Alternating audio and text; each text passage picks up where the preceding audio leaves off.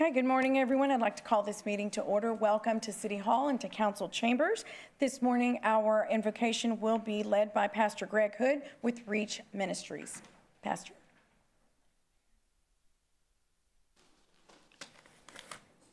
Good morning, servants of God and of the people.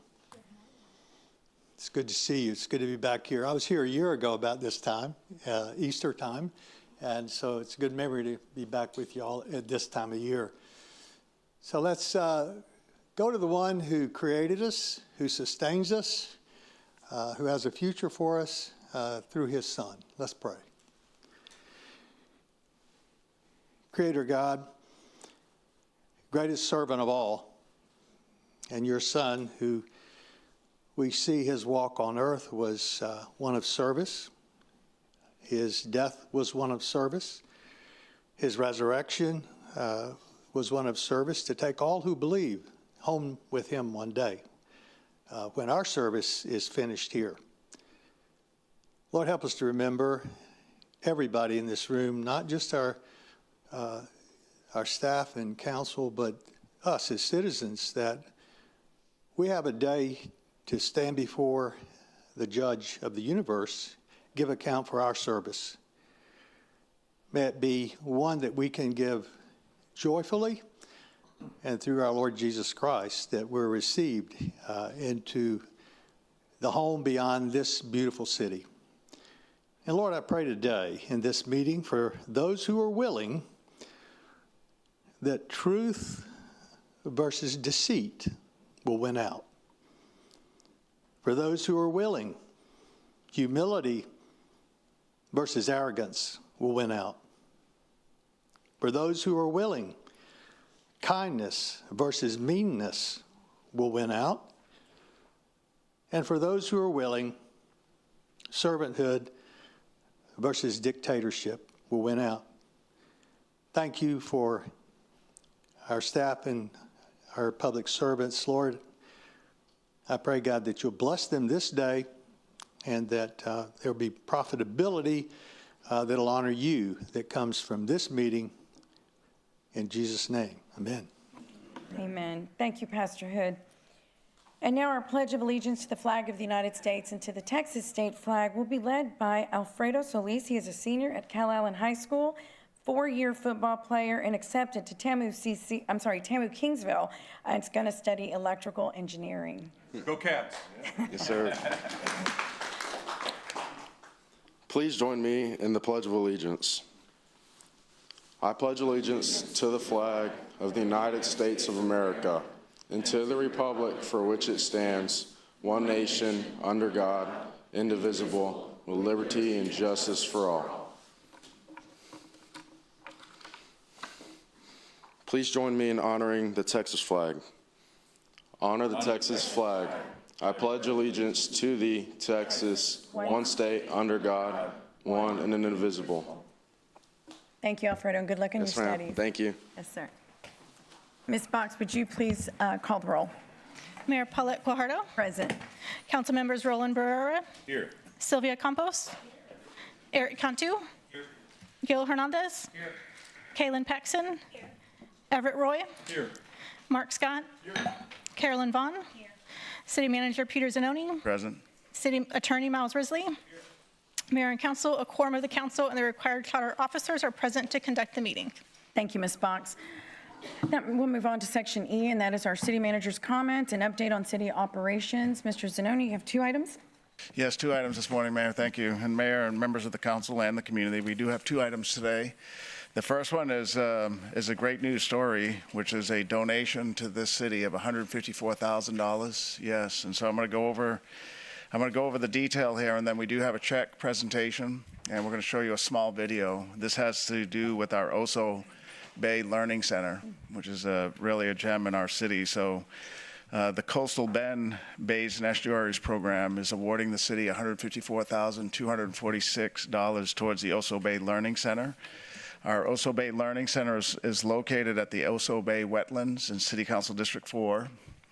And the Learning Center has been around for about 10 years. It was established in 2016, and it's comprised of 162 acres of preserved land that features 5 miles of trails and a 2,500 square foot educational facility. And it provides educational programs to visitors of all ages, focusing on coastal ecosystems and the significance of wetland protection for this generation and future generations. So in 2025, it attracted 22,000 visitors that went to the center and about 188,000 trail counts. And so there's a tracker when somebody walks on the trail, and so 188,000 trail counts at the center. So the Learning Center encompasses, this is the building, encompasses numerous adjoining amenities such as a playground, there's a pavilion, there's an amphitheater, there's a storybook century trail, a learning pond, a wildlife water feature, and a pollinator playscape garden. Didn't even know something like that existed, but we have one right here in Corpus Christi. So the Coastal Bend Bayesian Estuaries, we know them. They're a foundation here in our community. They have a long history of working in partnership with the city of Corpus Christi to both establish and enhance the Oso Bay Wetlands and Preserve. Over the years, the Coastal Bend Bayesian Estuaries program has provided significant financial funding for various initiatives at the preserve and citywide, really. They've been a partner with the city for many years in many aspects of what we do here. So the background is in 2024, as we were developing that year's budget, we did have financial challenges, and we were looking where can we reduce in various program areas. There was concern in the community about the impacts if we were to reduce the Oso Bay and Estuary program. So in response, the city considered a third-party partner who could kind of take over and manage the entity. Unfortunately, those agreements didn't come to fruition. However, since that time, the Coastal Bend Bayesian Estuary has, as I mentioned earlier, and as we're here to acknowledge today, for this fiscal year, for fiscal year 2026, they're going to present us a check with $154,246 so that this fiscal year we can have the exact program that we've had there for many years. So on behalf of the city, I want to thank the Coastal Bend Bayesian Estuaries for their generous contributions and their ongoing support and partnership with the city, not just here at the Oso Bay, but throughout the entire city. With us today is Dr. Kirsten Stanzel. She's the Executive Director of Coastal Bend Bayesian Estuaries. Can you stand up, Kirsten, just so people here? Kirsten's here. All right. And we thank you, Kirsten, for being here today. And we are going to have Kirsten say a few words, but first I'd like to acknowledge the city staff that's here that help operate the center. So Robert Dodd is here, our director, Jonathan Atwood, Sergio, and then Tanya Watley, our program manager. So thank you all, and Kirsten, we're just going to show this quick video, and then Kirsten's going to present to the city team that check, and then we'll let Kirsten say a few words. So just there's a nice little video here that the team put together that highlights the estuary. The Oso Bay Wetlands Preserve and Learning Center inspires visitors of all ages. The preserve is owned and operated by the City of Corpus Christi Parks and Recreation Department. This 162-acre nature preserve is filled with the wonders of our natural world. We invite everyone to explore the 2 miles of nature viewing trails. You'll walk away with a newfound experience and understanding. The Learning Center is open to visitors. Visitors of all ages will learn about coastal ecosystems' natural resources. Come and learn about the importance of protecting the wetlands for future generations. As a student of nature, you will find the preserve's live classroom truly fascinating.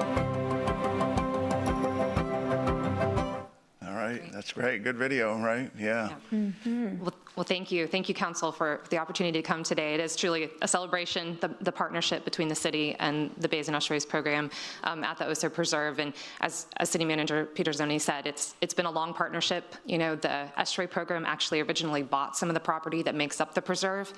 We donated that back to the city so the city could use that as match for grants in order to construct the infrastructure that's out there now. So those are the great types of partnerships that we can try to provide as a nonprofit that works in this space.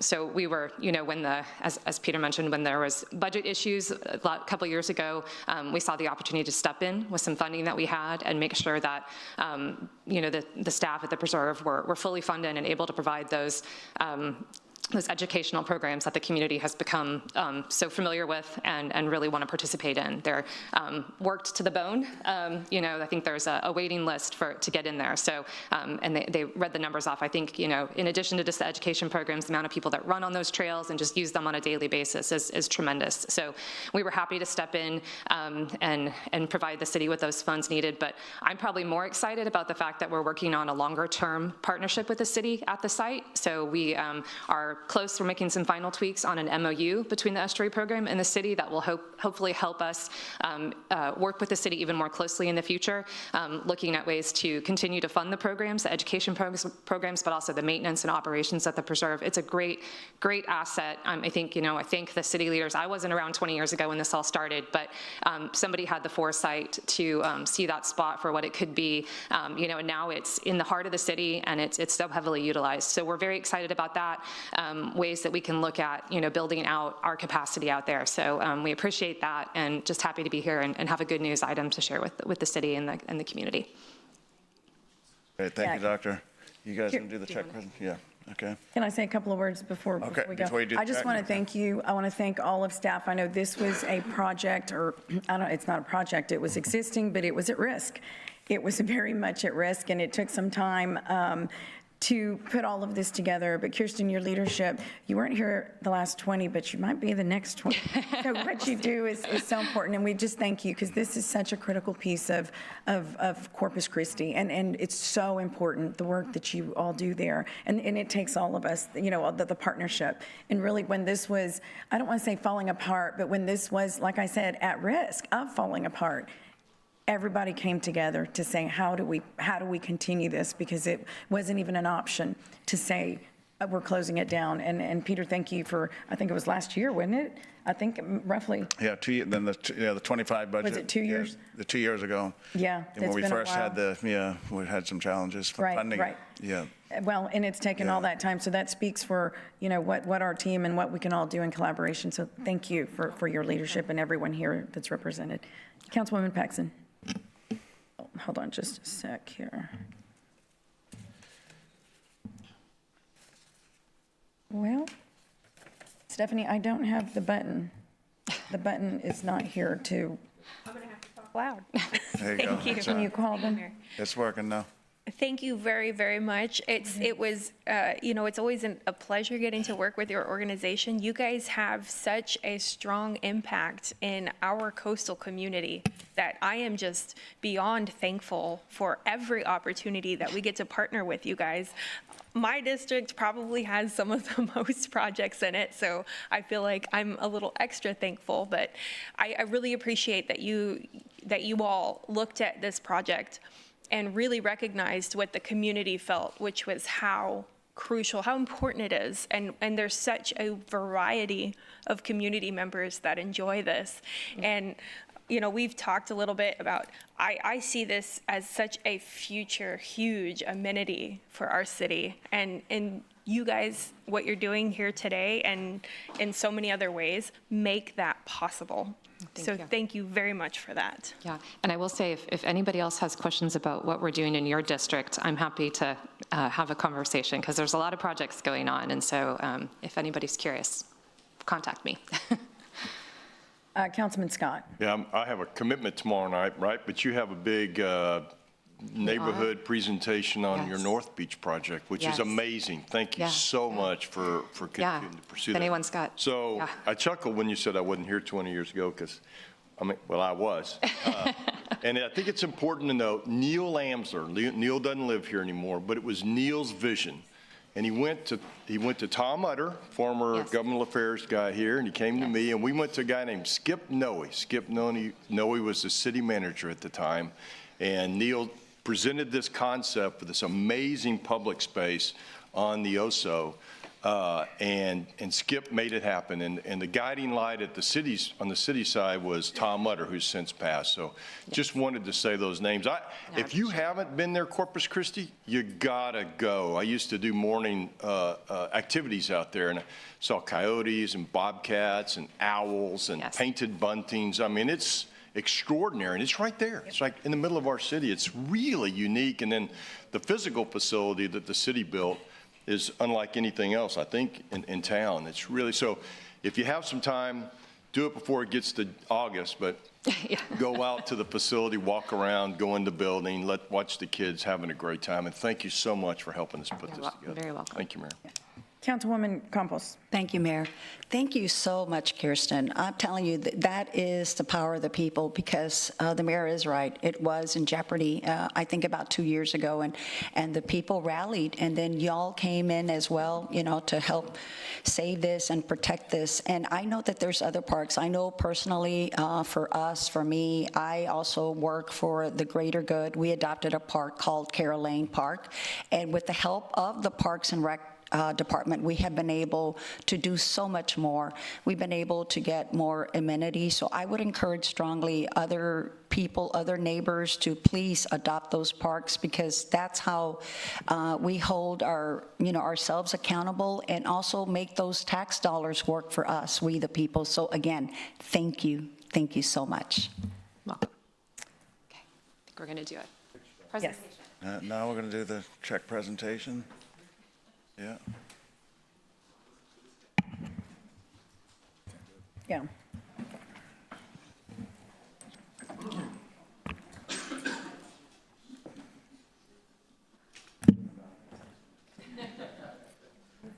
Perfect. You guys are good. Council members are still Yeah. coming together. Okay. Perfect.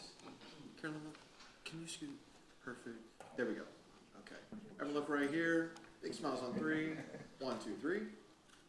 One more time. Big smiles on 3. 1, 2, 3. Perfect. Thank you. All right. Thank you so much. Thank you.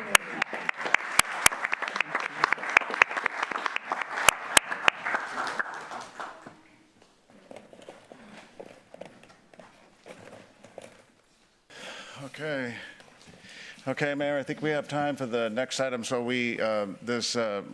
the Corpus Christi Economic Development Corporation provides a quarterly report on our economic status here, and that's in your packet. So if we don't have time to go through the entire thing, that's okay. Because the more important thing is to introduce to you the new president and CEO, standing to Mike Culberson's left, which is Aaron Bowman.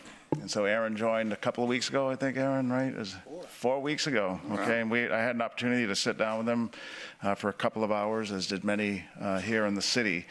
So Mr. Bowman joins the CCREDC coming from Jacksonville, Florida, where he led the Jacksonville's economic development efforts in its 6 surrounding counties as well. While leading Jacksonville, the region saw significant growth in logistics and manufacturing, financial services, direct foreign investment, and information technology. Aaron has a real interesting background. He is a distinguished retired Navy fighter pilot and was involved in naval aviation research and development, procurement, and logistics support. He was the commanding officer of Naval Station Mayport in Jacksonville before he retired. And Aaron also served on the Jacksonville City Council for 8 years. So he knows a little bit about what it means to be a council member, serving there for 8 years. And his peers elected him to be the city council president during that term. So at this time, I'm going to turn the microphone over to Mr. Bowman. Thank you for being here this morning, and we'll turn it over to you to introduce yourself a little bit more and highlight maybe you and Mike Culberson, the quarterly financial update for the council. Well, thank you, Peter, and council. It's an honor to be in your city, and I've been welcomed so much by everybody. It just feels like home. And my association with the Corpus started back many, many years ago down in Kingsville, and Corpus was where we went every weekend to experience the beaches, the life, and all the entertainment venues have. So it's a real honor to be here. I look forward to, and I'll be asking it on every one of your calendars to learn more about you, what your passions are, where you're trying to take this city, and of course, what my vision is of where we can go and where we will go with your support and everybody behind us. So it's an honor to be here, and with that, I'm going to turn it over to Mike. He said he wanted to be the last person to give one more brief to the City Council, but please, if there's anything I can do to you, please reach out to me, and I look forward to getting together with all of you. All right. Mike Culbertson from your Corpus Christi EDC. Here we go. You know what we do? It's, I've always been amazed that there are companies like us that go out and try to find companies to help regions grow. Housing's kind of just, we're reaching that steady state point. You can see the housing prices, active listings, closed sales, and then days on market. So days on market, we have months inventory. And months inventory, just make sure everybody knows, I know Mark knows this, but it's, you take a look at the active listings, divide it by closed sales, and that's the months. They say that anything under 6 months is a, what is it, seller's market, and anything over 6 months is a buyer's market because the sellers are trying to get rid of it. But really, if you're trying to sell your house, it's going to take 111 days on average right now. Sales tax, we're kind of flat. You can see the very bottom when you take a look at the whole region. You know, we're 127, 136. It's a little hard this from 23 to 24, but 25, which is, it's a calendar year. It's a calendar year total. We're going up a little bit. You can see the reds. You know, there are puts and takes. Take a look at Ingleside. Ingleside's based on purchases in Kiewit for projects. I would hate to have to be their budget. But most of the reds are just slightly underneath of what it was last year, so that's not a big thing. We're actually doing well in employment, 202,000. You know, we're up from November, we're up from December of last year. You know, we're just kind of looking good. Remember, whenever we talk school districts, those are in government, they're not in education and health services. Health services are almost entirely doctors and hospitals and all of those things. Unemployment rates were kind of settled down. The government got behind because of the shutdown, and so now they just released December numbers, and you can see at the bottom, July, August, no October. You know, we didn't just forget October. The U.S. government forgot it too. They were like, this is too hard. Let's just jump to September and keep going.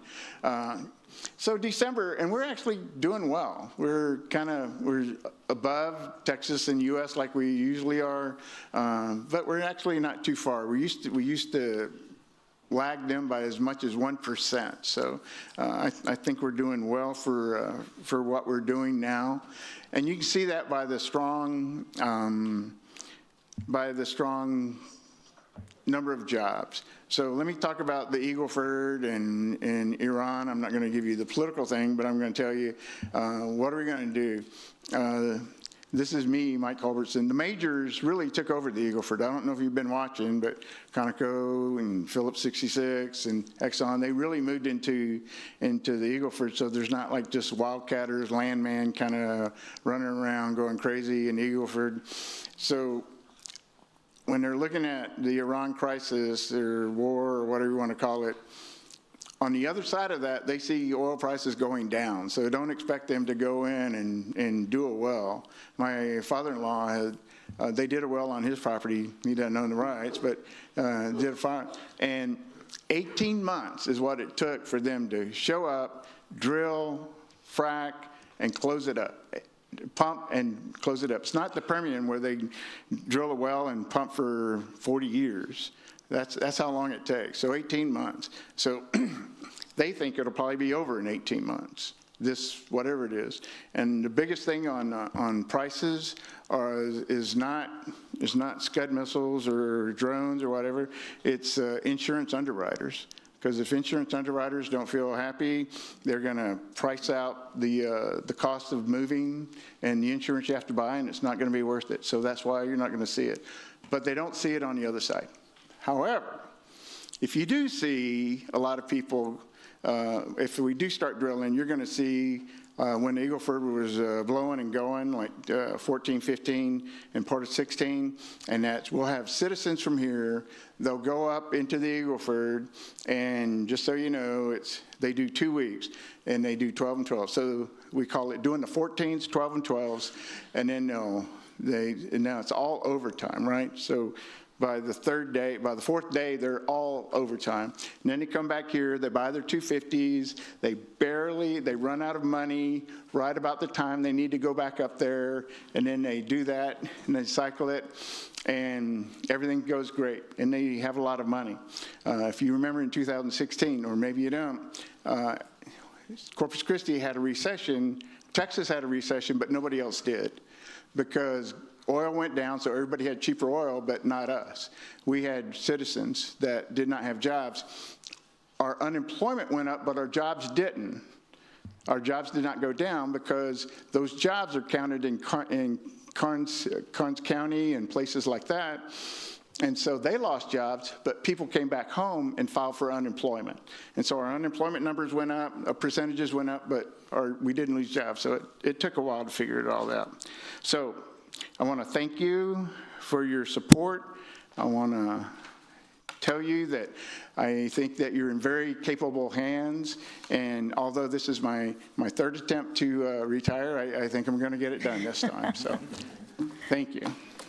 Any questions? No. Almost out of time. No? Oh, okay, I didn't know if Aaron was going to speak. No questions, but I want to thank you. We want to thank you for your service to the CCREDC. And I know this is a milestone. Like you said, you've been trying to retire for some time, but you know what? God has a plan for everything. And so as we welcome Aaron, we thank you for everything you've done, because you've done quite a bit. You have quite the history here with us, Mike, so thank you very much for your service to this community. Thank you, Mayor. Yes. Thank you. Sir. Thank you, Aaron and Michael. And Mayor, that concludes the city manager's report. Okay, wonderful. Thank you, Peter. Okay, well, it's 12. It's 11:58. So as we begin today's meeting, I want to take a moment to address the rules of decorum.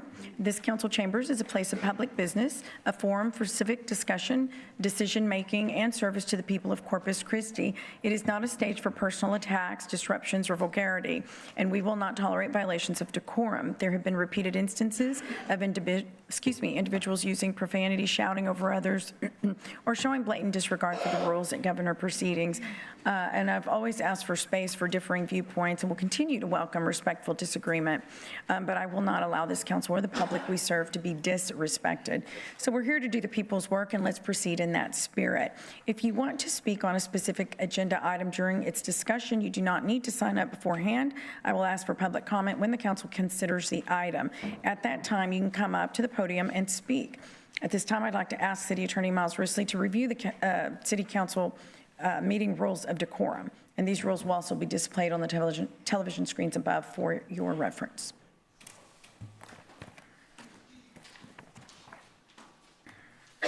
All citizens must be courteous, polite, and respectful of one another, including the city council and city staff. The mayor and council members shall be referred to by title and/or title surname.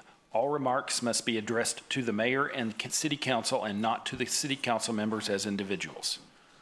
Citizens are only permitted to speak on city-related subject matter. Speaking on any non-city related matter is prohibited. Loud, boisterous, profane, or obscene language or behavior is not allowed. Citizens must refrain from any disturbing noise, demonstration, or other act disrupting to the city council business. Thank you, Mr. Risley. Please state name and city in which you live before beginning. In-person comments are limited to 3 minutes. For call-in or WebEx video speakers, Corpus Christi residents receive up to 3 minutes and non-residents up to 1 minute. A visible timer positioned near the city secretary's desk will help in managing that allotted time. If you have a petition or any relevant information that you'd like to give us, please present it to her before speaking, and she will distribute it to us. So this morning, we are going to start with Sharon Sedgwick.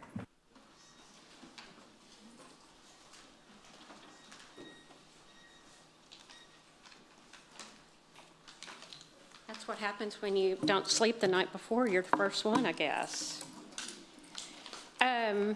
Good morning, Sharon Sedgwick, 5501 Saracen, District 3. First, I have something to say about what happened last week with the gentleman that said the horrible thing to our mayor.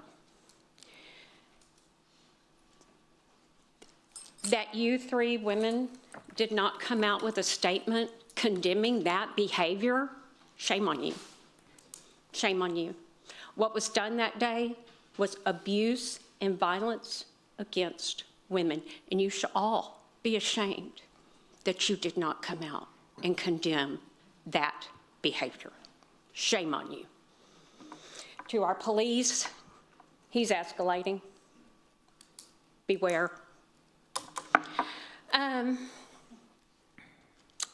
To the removal or sending to ethics of Mayor Paulette Guajardo, there was a really good article in the Caller Times on Sunday. Kristen Crow did an excellent job. And as was noted in that article, our very own CCPD, the Texas Rangers, the FBI have all investigated this. An independent investigation was done, which cost the taxpayers money. We love to talk about taxing the taxpayers until it's something we want done. And they were all found without cause, without merit. Yet again, you're spending time doing something that is not productive. I think a lot of this is noise. Am I boring you? I think a lot of this is noise for the job that you have not gotten done, which is desal and our water problems. Your individual pet projects are failing as we speak. Evangeline, despite one council member saying, well, we're just gonna go get their water, is falling apart like a cheap watch. Barney Davis, not gonna work. CC Polymer said this week, yeah, we'll sell it to you. So this is noise for all of the pet projects that are not happening. And I hope that our audience today will recognize that. We also keep talking about costing the taxpayers money. If this goes forward with a hearing, who do you think is going to pay for that? Who's going to pay for all the lawyering up that is done? Yet again, the taxpayers, but you love to talk about how we don't want to hurt the taxpayers. I'm going to leave it with this. It is often said, pride goeth before the fall. I would urge you all to check your pridefulness and arrogance in this matter and quit making Corpus Christi the laughing stock of the country. I support our mayor. Thank you, Ms. Sedgwick. Sandra Meyer.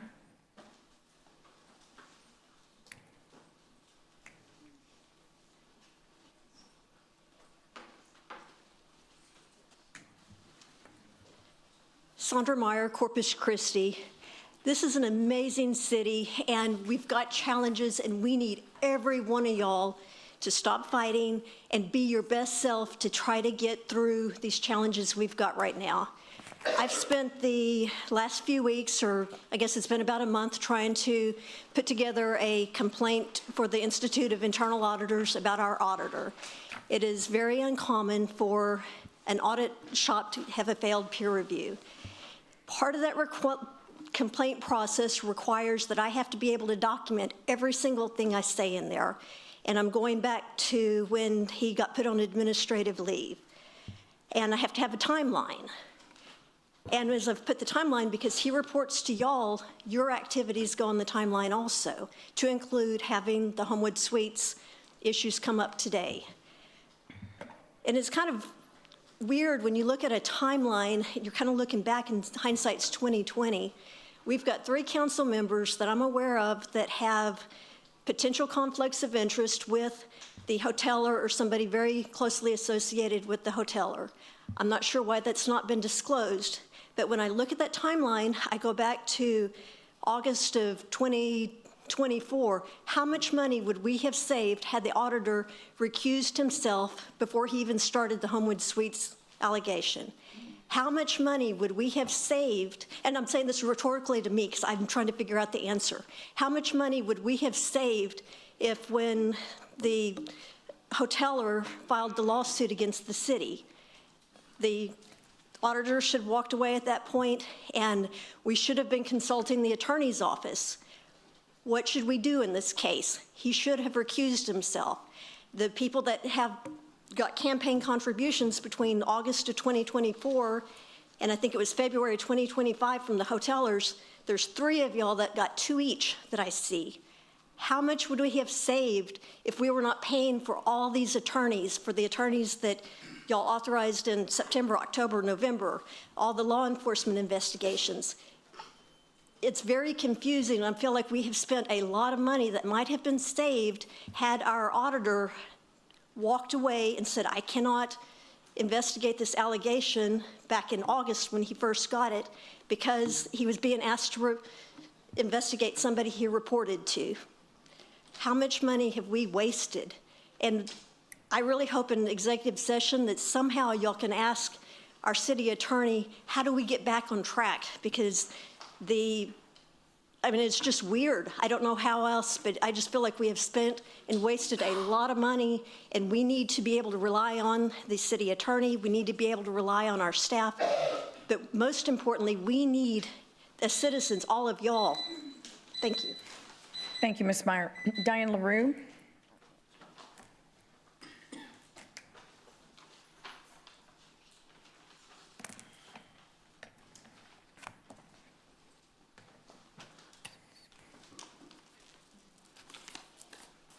Good afternoon, Mayor and council members.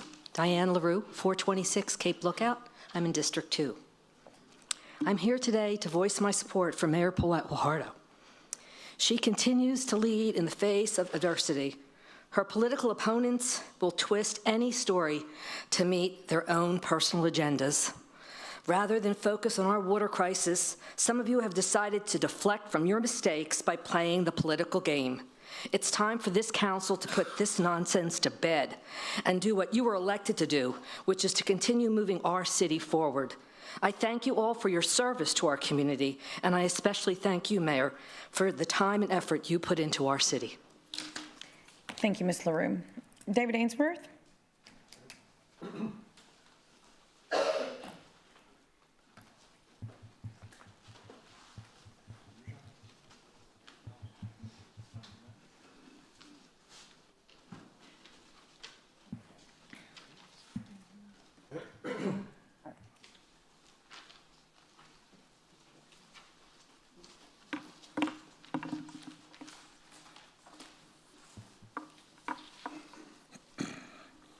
Good afternoon, Mayor and council members. My name is David Ainsworth, Senior, District 1, live in Castle River.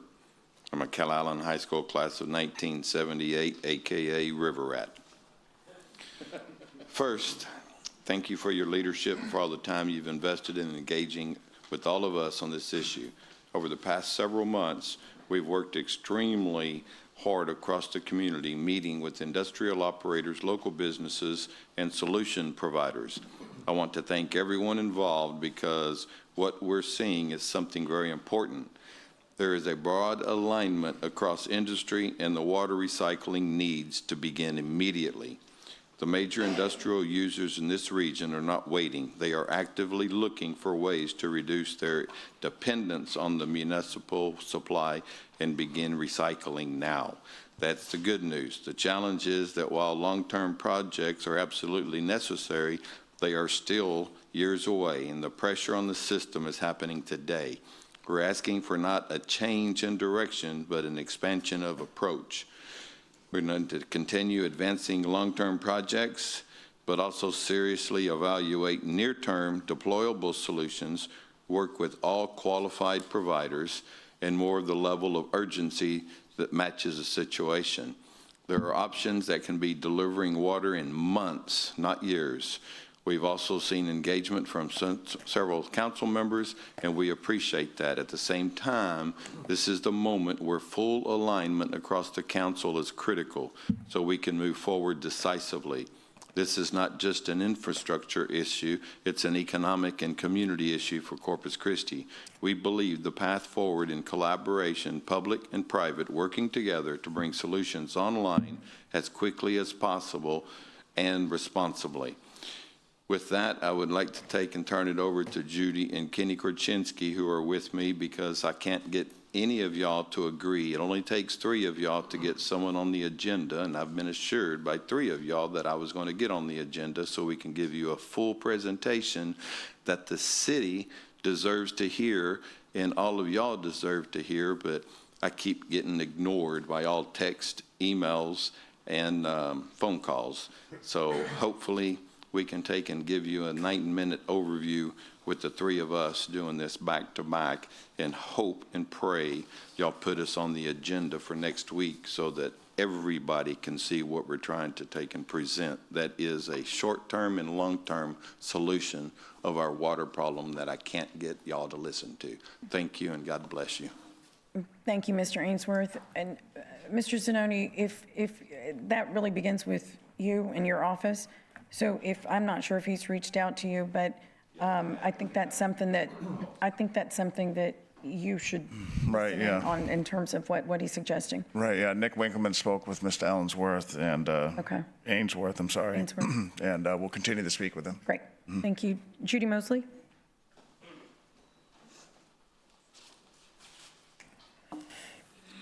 Thank you, David. Thank you, council members and mayor.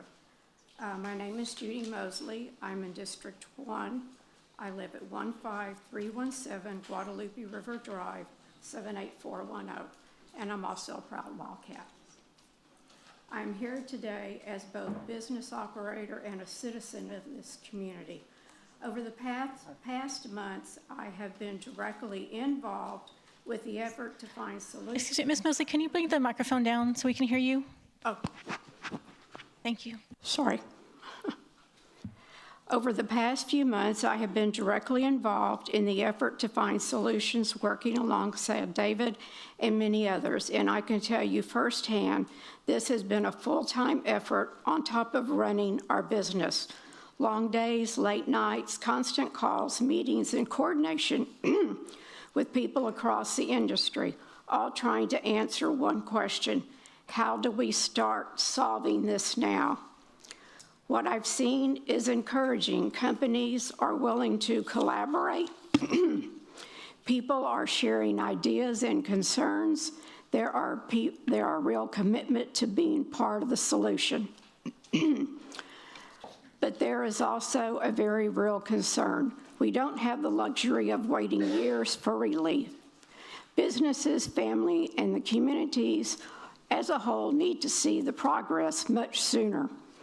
And the reality is there are solutions that can begin helping now.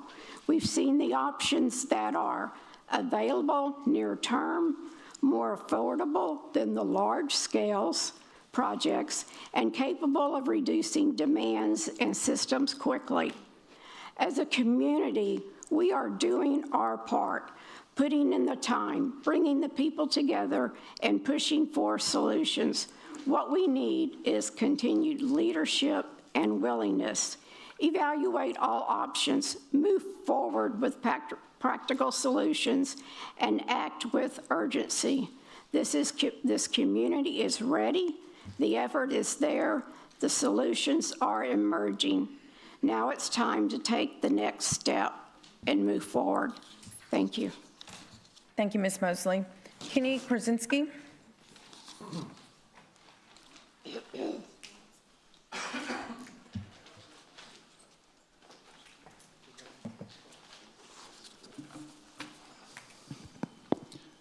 Kenny Krasinski from Spring Branch, Texas. Thank you, council members. Our team has spent the last 6 months commercializing a patented prototype water treatment system, and we are now positioned to deploy. We can deliver a full-scale unit in 16 to 20 months. We understand that the city is evaluating a 1 million gallon per day desal demonstration at approximately $10 million. We can deliver a comparable modular unit in under $4 million with lower operating costs, reduced chemical usage, with the ability to scale quickly through additional units. In addition, we reviewed the Nueces groundwater project and can treat the water to closely match river quality, allowing for direct augmentation. The approach could deliver 20 to 25 million gallons per day within the next 12 months at a significantly lower cost.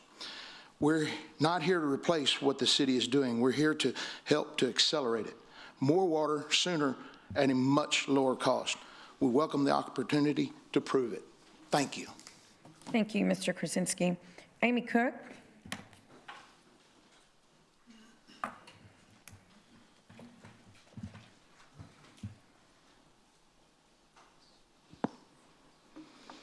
My name is Amy Cook, and I live in Corpus Christi, Texas. Good afternoon, Mayor and council members. I'm here to speak to you today regarding the petition to remove the mayor. There have been many accusations made and repeated in these chambers and online, but we all know that just because you say something out loud doesn't always make it true. As you all consider this issue today, I think it's important to remember that the accusations from the petitioners have been investigated by multiple law enforcement agencies and an independent third-party investigator. They all came back with the same conclusion of no wrongdoing. So at some point, all of those findings should be worth something. And for most people, it would be enough for them to feel confident in how to move forward responsibly. Our city charter gives the authority to act, but it also requires sound judgment, fairness, and integrity, especially when it's already been examined. Our city and this council have real issues that need your attention. Our water challenges are not going to be solved by staying divided, and it is time to put this behind us. Please move forward together. Focus on what actually needs to be done in this city. I'm praying for each and every one of you as you make this decision, and I fully support our mayor. Thank you. Thank you, Ms. Cook. Laura Dietz.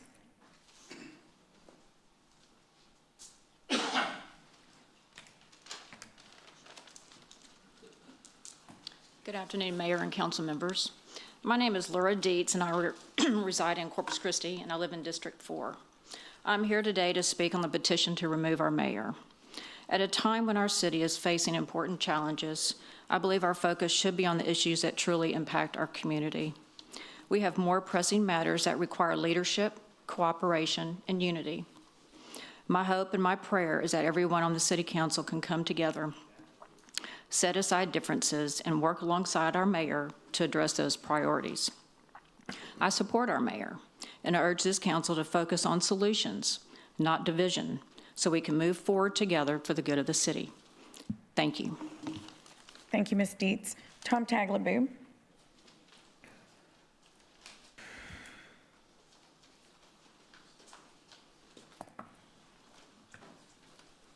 Hello, I'm Tom Taglabue, District 2, and I want to thank all of you for volunteering to serve the city. Being an elected local official is a challenge, and I know you make many sacrifices and do difficult tasks that we take for granted. Despite what some folks think, I know you don't get rich off of doing this. While we don't always agree on the issues before you, I want you to know you have my respect and admiration. I could not and would not do what you're doing. In my 30 years of working in government, the level of toxicity and public debate has grown exponentially, and it's disheartening. We've devolved to where every topic is now winner versus loser, us versus them, good versus evil, love versus hate, have versus have not, power versus weakness, rich versus poor, and neighbor against neighbor. I'm not asking you to be in lockstep with each other. It's always better to have legitimate public differences to ensure good policy. Where there is this much disinformation and public distrust in how we're governed, I think the answer is greater transparency and more communication about stakeholder roles and responsibilities. The mayor and council, city staff, regulatory agencies, consultants, consumers, bondholders, taxpayers. All of us need to understand the complexities of policy topics and how everyone's roles relate to actual governance and implementation. I encourage you to focus on transparency, fairness, open-mindedness, equity, equality, and yes, justice, not on performative political stunts like item 15 on the agenda. We are 7 months away from another election. Today, we need stability, consistency, and continuity of leadership. Thank you. Thank you, Mr. Taglabue. Nelda Martinez.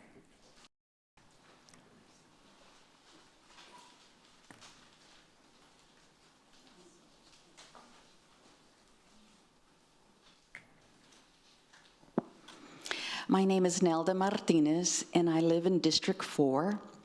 And I see all of you up there, and I know that you put so much work and time and so much sacrifice that you do, and I want to thank you for your public service. I'm also very concerned about the word curtailment. All of you are. Everyone, not only in the city of Corpus Christi, but also going beyond our city limits, our state limits, and frankly, we are known globally. People here that you serve are worried if they're going to have their job tomorrow. There have been businesses that have shut down. There have been businesses that now are planning their exit plans. There are people and entities that had decided that they're not going to move here, whether they were going to be a new business or expanding existing business, or whether they were going to retire here. We are at a crisis, and I'm asking each and every one of you to please rise above the noise, rise above the hate,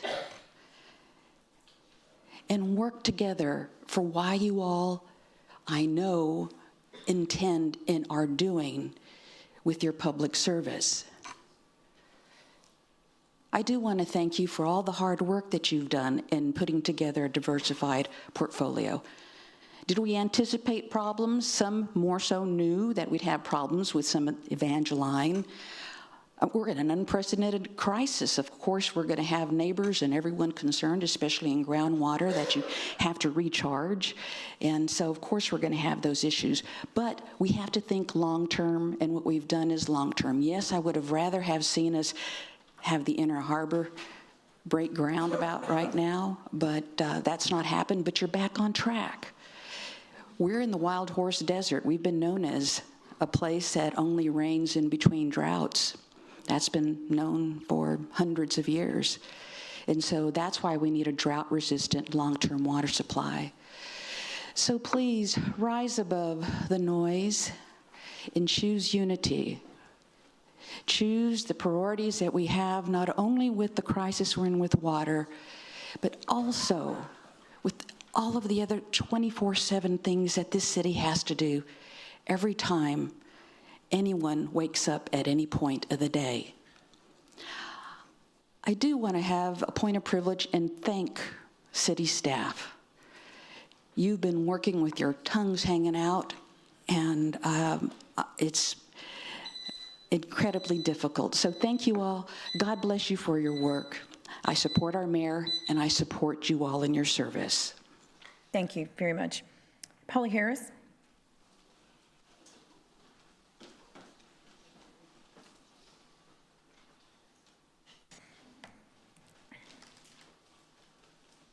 Thank goodness my phone didn't die. I'd be up the creek. Hi, Peter. Hi, my name is Polly Harris. I live in Corpus Christi, Texas.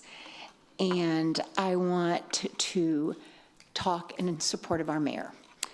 But first of all, I want to talk about a couple other things, everybody needs to look around what's going on. Our lakes are drying up, the cracked earth where water used to be. Everybody's seen pictures of Lake Corpus Christi. Pretty sad. We are staring down a real crisis. No rain, no reserves, and businesses. Our refineries, our jobs are on the edge. Yet 5 city council members keep voting no on the desalination plant. Every time, that plant could pump 30 million gallons a day, fresh water from the sea, no more begging the sky. It's not perfect, but it's progress, and they've blocked it while our taps run low. Now they are pushing a petition to oust Mayor Guajardo, the same mayor who fought tooth and nail for water solutions. She's focused, always putting our city first. She doesn't grandstand, she works. She didn't even have time to be my friend because she's so busy. Not true. She's pushed groundwater projects, rallied state funds, kept us from total shutdown. She's one vote, sure, but she's the voice saying yes while others are saying no. This isn't about politics, it's about survival. The 5 that want her gone, that won't fix our drought, she's not flashy, she's reliable, and right now, sorry. She's reliable, and right now we need reliable more than anything. So let's stand with her, not because she's perfect, none of us are, but because she's on our side. Vote no on that petition, vote yes on water, vote yes on Corpus Christi, and thank you very much. Thank you, Ms. Harris. Alex Harris.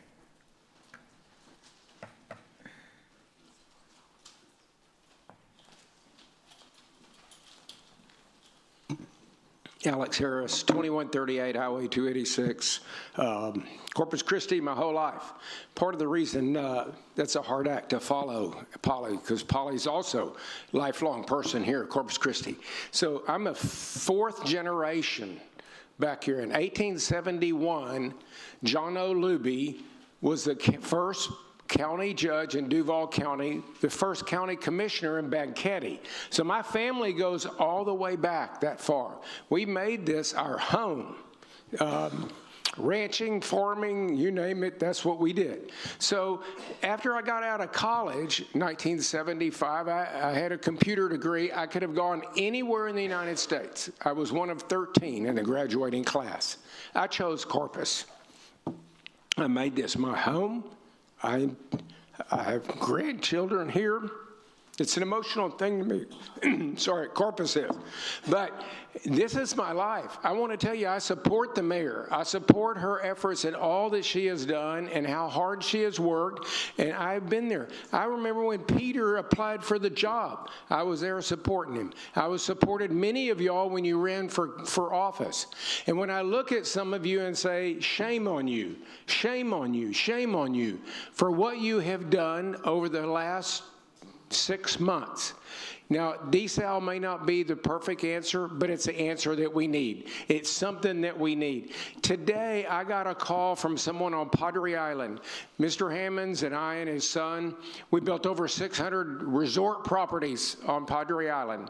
I got a call today because our rental management company got a call because they were asked, am I going to be able to take a bath after I go to the beach? Because I understand y'all are out of water.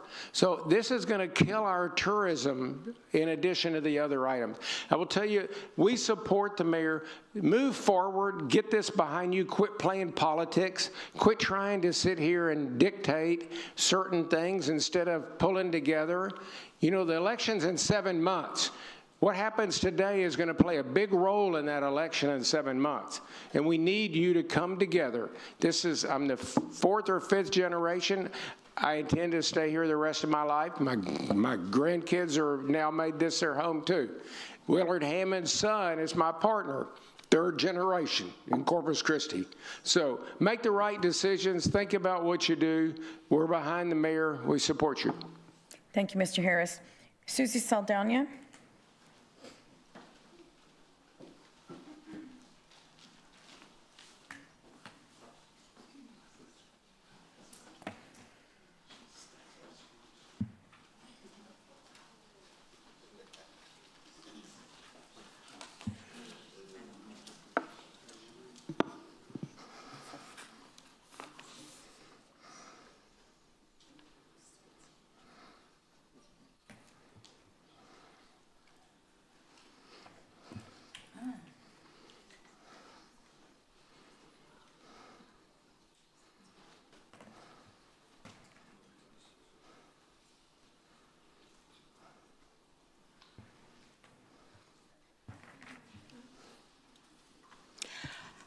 Good morning, Susie Luna Saldana, Corpus Christi, Texas.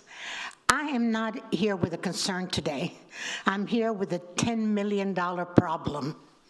A big lie about $10 million. And the public deserves answers. Not silence, not excuses, and not a spin.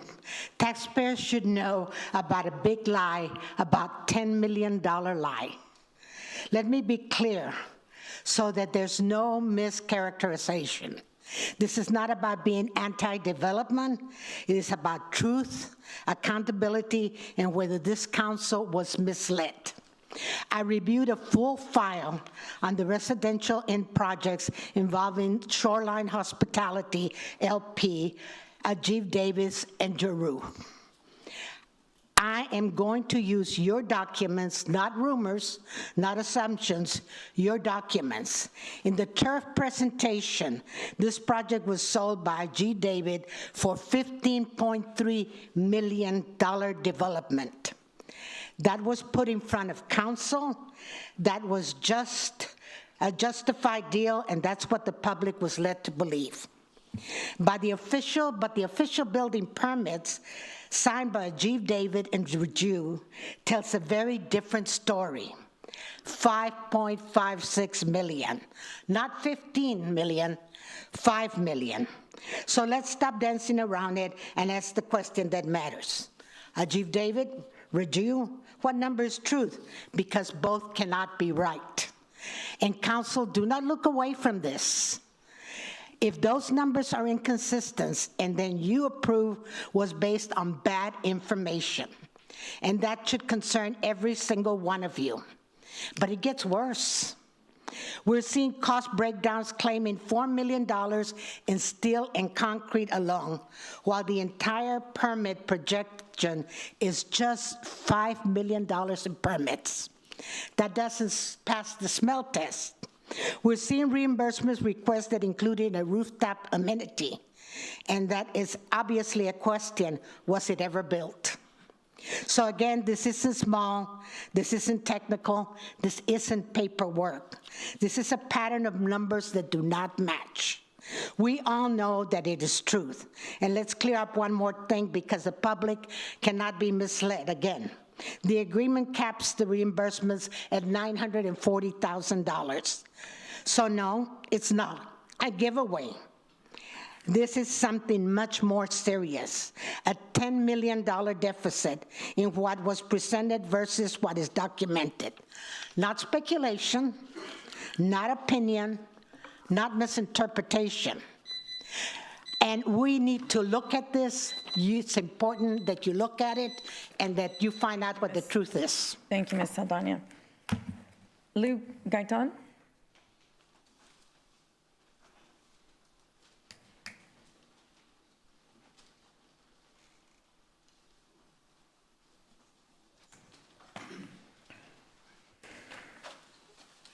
Hello. I see a lot of people got a lot of pressing issues.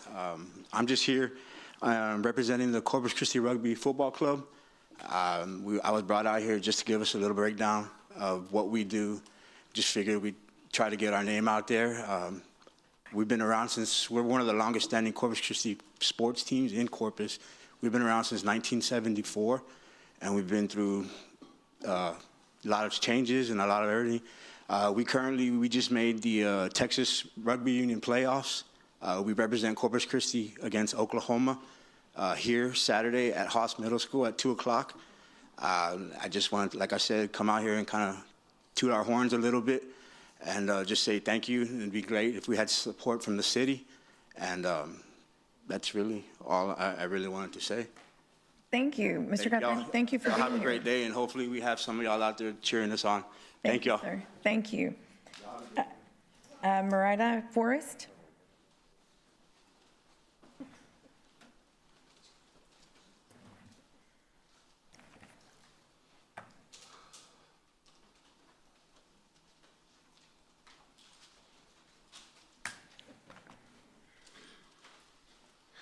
Hi. Merida Forrest, District 5 resident. I'm here today to ask you to not act on agenda item number 15, the discussion and possible action on the petition to remove the mayor. I greatly respect the individual who put together the removal petition and the articles of impeachment, and I respect the 2,200 people who signed the petition. While I have strongly disagreed with some of the mayor's decisions, especially on pushing the Inner Harbor Desal project before the far-field modeling is completed and reviewed, voters should remember that this petition is based on one issue, Homeward Suites and the altered screenshot by Philip Ramirez that others, city council members, also knew about. Since you will hear the petition details today, I ask you to take no further action. We must hold everyone involved accountable, not just the mayor, but other council members and the city manager. A petition targeting only the mayor does not accomplish that. I also believe this effort undermines local democracy and risks disregarding the will of the voters, including the 46,759 votes for the mayor that she received in November 2024 and the 14,284 votes in the December 2024 runoff. Coming a city council member these days, I'm deeply frustrated by the actions of the people in our city council meetings. The disrespectful behavior we continue to see, not only from public commenters, but also among some of the city council members on the dais. And at the same time, I also appreciate those council members who are making common sense financial decisions. Those are y'all who are speaking loudly about it and listening to us public. We appreciate that.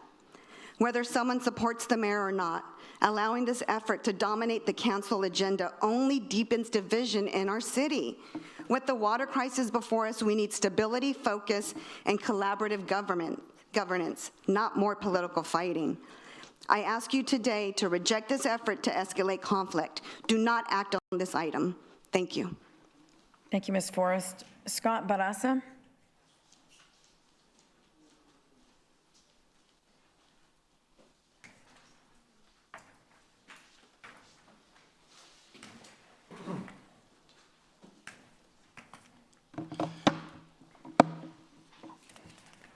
Good afternoon, Council. I just want to clarify some stuff that I was here from last week. Peter Zanoni said he wasn't aware of an interconnect in Nueces County. And just in January 27th, the council approved $1.7 million for an interconnect with WCID 3 due to the water in the river being wrecked with TDS and arsenic. But you got to ask yourself also, Alice, Mathis, and Beeville, they all get their water from the lake, and they do not have an arsenic issue, although it keeps being stated it's from the lake. Want to thank Councilwoman Paxson for her dedication for this Good Neighbor program. I appreciate it. I still haven't seen anything yet. Nick did explain it briefly last week. He went over the well level and water quality testing. That's all data collection that CCW wants. The well owner can get that other places. It doesn't really benefit the well owner when he has issues. He also stated that participation is low. Trust is part of the reason that the participation is low. We were promised no new wells, and then we had the ERF come about. We were also told these wells were going to be temporary, but then that turned out to be permanent. It turned out from a bridge to desal to water diversification. Nothing's ever been said about the well mitigation program. That's part of this Good Neighbor program. It's one of the special conditions on the permits that were required by the CCASRCD when they permitted those wells. They are over 30 days past due, and Board Member Jeff Edmonds stated that those permits are not valid, but yet the CCW is still pumping, and not only are they still pumping, they added new wells in production on the western well field. Why is that the Good Neighbor program, why is it late? Zanoni has also stated that it's not our wells causing damage, it must be the drought. He stated this several times. He stated this October 21st to 25, and again last Friday at the press conference. This doesn't inspire trust amongst all of us out in the country on wells when for Corpus to help solve the problem that they're creating. You don't get to dismiss the issue as another cause and then turn around and say, we have your back. The drought doesn't cause the wells to dry up. Overpumping does. Water is locked in the aquifer. Springs and pumping is the only way it comes out. More on that well mitigation program, I would like to know how much is allocated to it. Is there funding in it? Are you going to pay for new wells to get lowered for the pumps? What are the conditions to get that, to tap into those funds? Or wells have to go dry? Do they need TDS in it? What strings are attached? Do we have to sell our souls to the devil to get help, like WCID 3 did to get that interconnect? Again, it comes down to a trust issue. When you go to a bank and you get a loan, you sign that loan. It's not your signature that guarantees you that loan, it's your word. When you lose your word, you lost it all. You don't have anything. So never lie to someone who trusts you, and never trust someone who lies to you. Thank you. Thank you, Mr. Barraza. Did you have a comment, Councilwoman? Thank you, Mayor. I wanted to do a quick fact, and if Peter, is Peter in the back somewhere, Peter or Nick, if they could come out real quick. I do want to say that while we have been discussing diversification of our water supply, the intention behind that definition still very much remains on projects that we know have long-time sustainability. For instance, our studies on Evangeline. We have every intention to still follow through with our words at this point on our western wells, our Nueces River wells. For myself, and I know several up here, so that's a huge priority, that this is a temporary, short-term project. I was speaking to a member of our ASR district just last week, and they feel exactly the same, that we are going to continue to put things into place to where we can keep that promise, that the majority of those wells can be turned off when we reach water sustainability through our other supplies. And I wanted to take a moment to make that clear, that we don't intend to go back on that. Peter, thank you for coming back out. I wanted to get another time update where I'm still being told they still don't have anything in writing on the Good Neighbor program. Can you speak to that? Say that last sentence again, I couldn't hear that. The Good Neighbor program, they said they still don't have anything in writing. We talked about it last Well, we handed it out last week, so let me get Nick to give him a copy today, right now, if he can just hold, where is he at? Could you raise your hand? Yeah, where's the gentleman at? Okay, we'll Back take there. him way in the back. We'll take him a copy right now. Okay, thank you. Yeah, thank you. Joe Bettis. Oh, no, I'm so sorry, Nancy Vetta, and then Joe Bettis.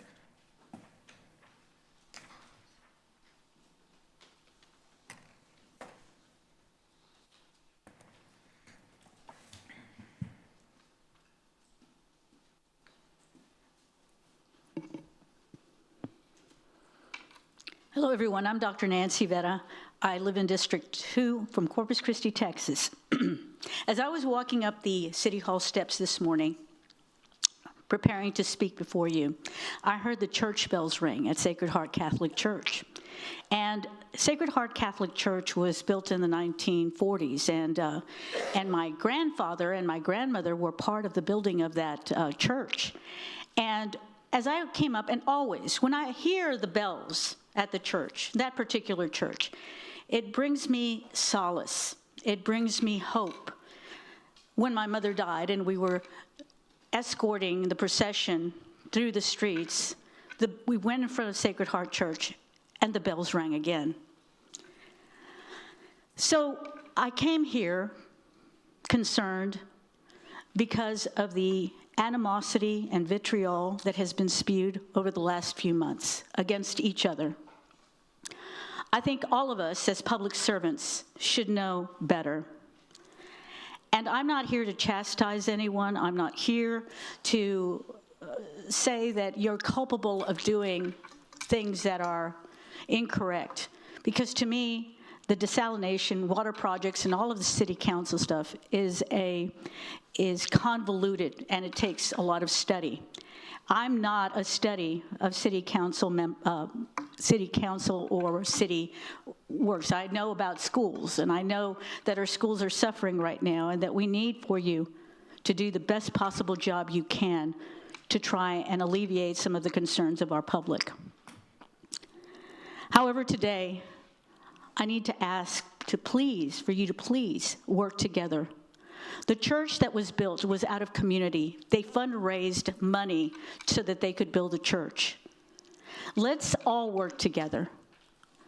I know that it's hard to be in these positions, but please, we cannot spend time blaming each other or chastising each other and throwing someone out when we have a business at hand to help our human beings survive in our community and to keep our city prosperous. We need to stop in this futile activity and continue with the work that you were elected to do. So please do that. And remember, the bells of Sacred Heart are always ringing, and that's to bring us hope. Thank you, Mayor, for all you do, City Council members, and know that we support you. Even when we fight, we support you. Thank you. Thank you, Ms. Vetta. Joe Bettis?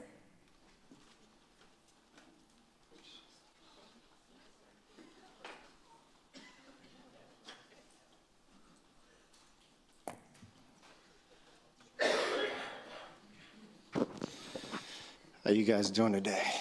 My name is Joe Michael Bettis, D4, Corpus Christi, Texas. So everybody talks about that this isn't political. I think it's all about, I think it's politics. Because when you have a certain individual who doesn't show up to an important rally, which is the President of the United States, and doesn't talk about what issues that we have that we have going on here at home. That's political. When you have 3 city council members, I'm here to talk about the petition. Let's get it out the way, all right? When you have 3 city council members who sign, not 1, not 2, but 3. When you have 3 of them who sign it, they see something suspicious. And I put my trust in that. When you have an individual, not just 1 term, 2 terms, 3 terms, and something's still not fixed, then it's time to, move on for accountability. Because if we don't have that, then the people in the background, our people who are here, they're gonna have a problem with that. Now, there's so many problems, guys. It's like parks, okay? I understand we want to be political correct. We want to talk about parks, yada, yada, yada, parks. But how many parks do we have where you have homelessness people out there sleeping on benches? Kids till this day, in this generation, they don't go to parks. You know what they're doing? On tablets, technology, right? I mean, I can go myself and do a quick little not brief, but day by day, and take pictures and do videos. Day 1, here's a homeless guy at the park. Day 2, they're out there doing something that homeless people are not supposed to be doing. We spend so much money at doing parks. So anyways, let me move forward. Guys, if we don't go forward with this petition, there's no accountability. There's not. We're going to have the same problem. And if you look at certain previous leaderships, look at Joe McComb. Joe McComb was real quiet. It looked like Barbara Canals was pulling his strings. What happened to Joe McComb? Run off. He's out. And then you had another person. Water was a big deal. What happened to that person? Couldn't get it fixed. Boom, they're out. Now, the previous election, right? A runoff, close, won by mail-in ballots. Now this time, 7 months from the election, I don't know. Anyways, let's get it done. Let's move on with the petition. Thank you. Thank you. Alejandro Chavira. Mr.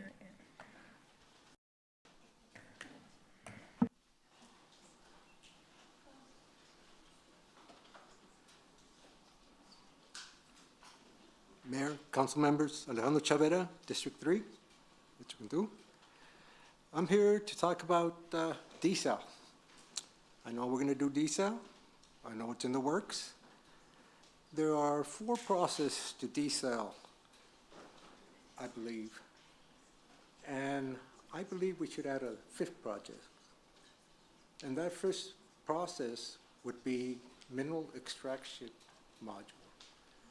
What a mineral extraction module does, if it takes all those rare earth minerals. Sorry, Mr. Chavira, can you speak more into the microphone? We can't hear you. What mineral extraction modules do is they extract the brine material. Brine is made out of ore. It's precious material. It's got lithium, magnesium. All these things that are in brine are considered dangerous, yes, but they aren't. We make batteries out of it. Tesla is right here close by making batteries. Why don't we extract these materials by adding another module to the desal? Not only will you satisfy the people that say, what are you going to be doing to the brine? You're going to be destroying all this and this, because you won't. Why not do that? Kuwait did that. Kuwait did a study. They extracted all these materials. They are doing this now. There are other countries that are also doing this. So if we're going to go with desal, why don't we take that extraction material and pay for most of the desal? Because that's what you're actually going to do. You're going to make a steady flow of money. So instead of being a problem, the brine will actually be, a commodity. Another thing, you do know that we can use salt water to put out fires. Why are we wasting fresh water? We live right by the ocean. I learned this from the Navy. That's what we used. There was no fresh water. We have to use salt water. Now, you're going to have to use certain materials, aluminum and stuff for the corrosion process, but hey, you won't be using fresh water. And another thing is fog nets. I already told you guys, we really need to look into these fog nets. Chile uses them, Kuwait, all these other countries, all these countries that are dry are using these. In the morning, I don't know if anybody woke up, and if you go outside and you look, you see all these dew that's laying around? That's fresh water. Fog nets actually capture this. I built my own, and it does work. I did not build a full-scale model, but I did a small model, and it does work. So I am actually going to build a full-scale model out of my own money, which will be about $150. Thank you very much. Thank you, Mr. Chavera. Encarnación Serna.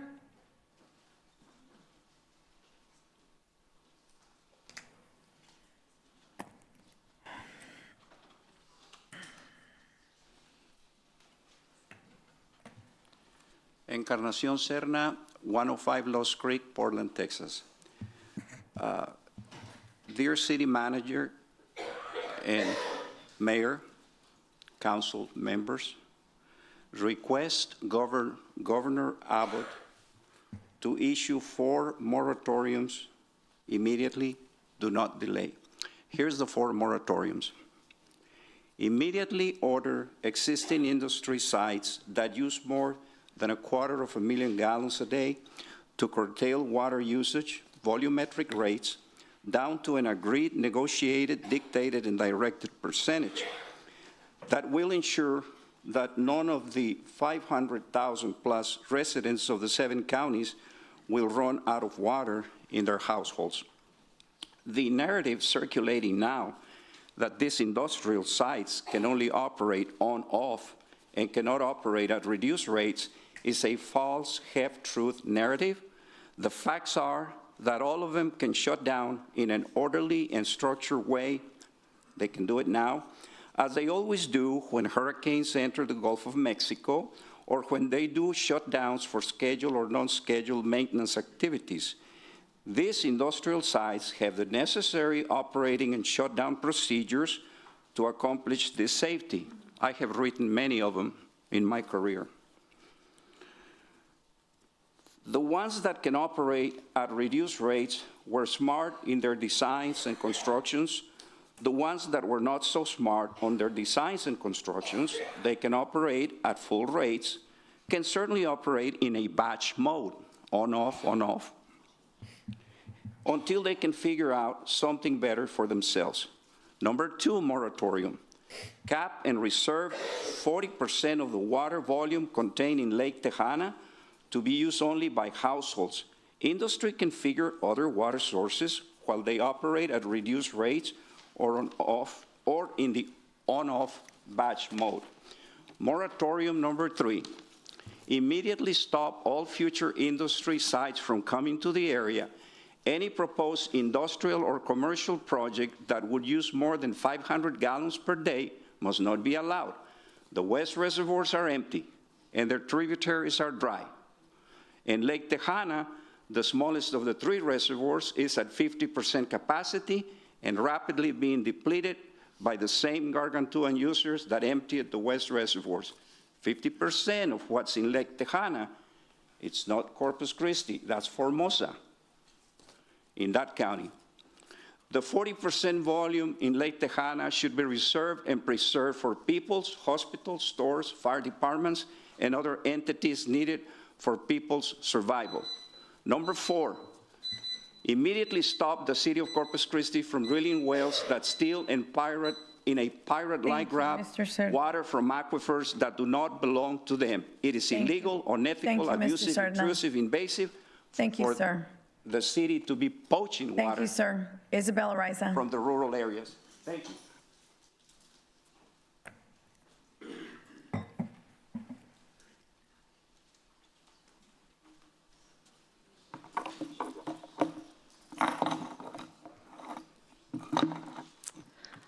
Isabel Araiza, District 2.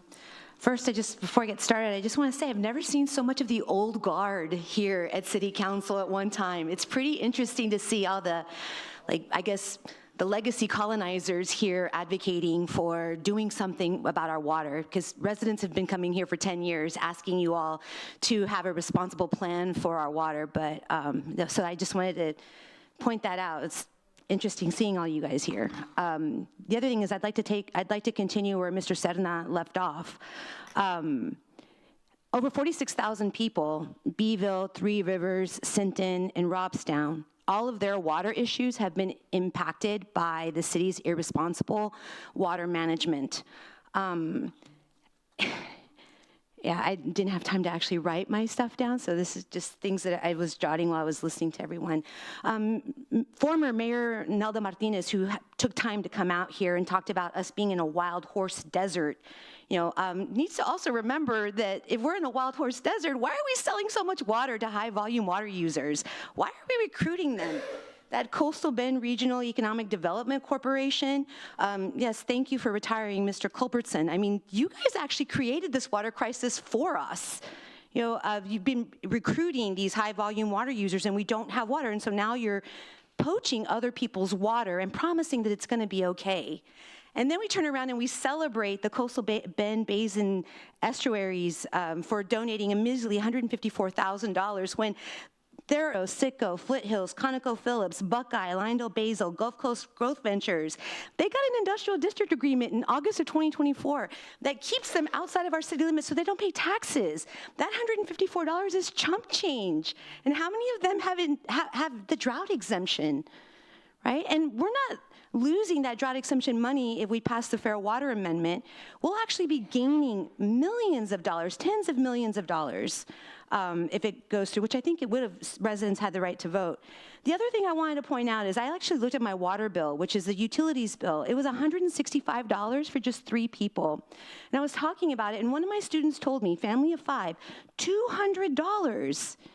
You spent $1 billion looking for water for industry. And that doesn't even count with the desal stuff. So what are you going to do? You're going to make people's water bills go up to $350, $400? We have 30,000 people waiting for affordable housing in Corpus. That is not economic development. You guys got to get rid of the Corpus Christi Regional Economic Development Corporation because it's a pillaging corporation. Like, if you want to be responsible city council members, center people in the environment. When we turn on our tap, we should get water. Water for people before polluters. Anything outside of that is irresponsible and malfeasance. Thank you, Mr. Araiza. Brandon Kuhner.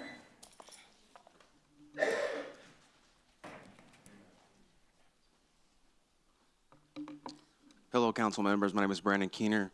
I work for TWC. I'm a state employee using my lunch break to come talk to you, and I appreciate everything that you do. I respect everything that you do. I'm a previous congressional district staffer, so I know the political sphere is very difficult, and there's a lot of things that the public doesn't always know that you have to keep to yourselves and keep it close to the chest. So I respect everything that you do. There's a lot of solutions that we're talking about. I think there is a lot of foresight that hasn't been done in natural remedies. It seems like a lot of what we're doing right now is reactive instead of proactive, and I know not everyone has been here for decades, so I do appreciate the work that you have done while you've been here. But one of the solutions is a simple but powerful one, is partner with landowners across the counties north of us, because it's not just us affected by this, it's everyone north of us all the way to the hill country. This is a problem. I'm from Seguin, Texas. I moved here for the TWC for a veterans rep job. And this has been an issue for Canyon Lake, all over San Antonio area. This is an issue all over a large portion of Texas. And a large portion of Texas receives the fuel, jet fuel, diesel, and gas that we make here. So when I hear the council members talking about how much money it's going to cost us, I feel like this should be spread across the state of Texas, because it's a global market. Energy is a global market. If this energy goes down here, it costs everyone everywhere more. We're already exacerbated by the war. This would only make it worse. So when our energy, and Three Rivers has a refinery as well. So if the refinery goes down, our refineries go down, everything costs more because our energy goes up, right? So one solution is simple. Landowners across the counties north of our reservoirs to remove invasive species and restore native grasses and vegetation Native grasses absorb less water and slow runoff, increasing the amount of water that seeps naturally into the aquifers. This approach improves the long-term water supply, reduces erosion, and supports local ecosystems. I know one of the major issues that we have in Corpus is Lake Corpus Christi is a very shallow reservoir, and a lot of sediment has been built up into it, so the shallower it is, the more evaporation that we have, right? So one of those things that can mitigate that is removing these brushes, planting native perennial grasses that will prevent that. Now, there are grants set in place, so this isn't all on the landowner. There's multiple grants already set in place for the state of Texas. I think one of the best things this council could do is coordinate with all of the counties, and I mean all the counties all the way up to the Hill Country, and coordinate with them and push a marketing campaign that basically highlights these landowners and what they can do, because we're all Americans, we're all Texans. We're all pushing in the same direction. So if there's a marketing plan where everyone can push in the same direction, say, hey, all hands on deck, all landowners, if you can get people to come out and clear your land, here's the grants that you can stack that will help you eliminate the cost on you, and you can incentivize that. Thank you. Thank you, Mr. Kuhner. Blanca Parkinson?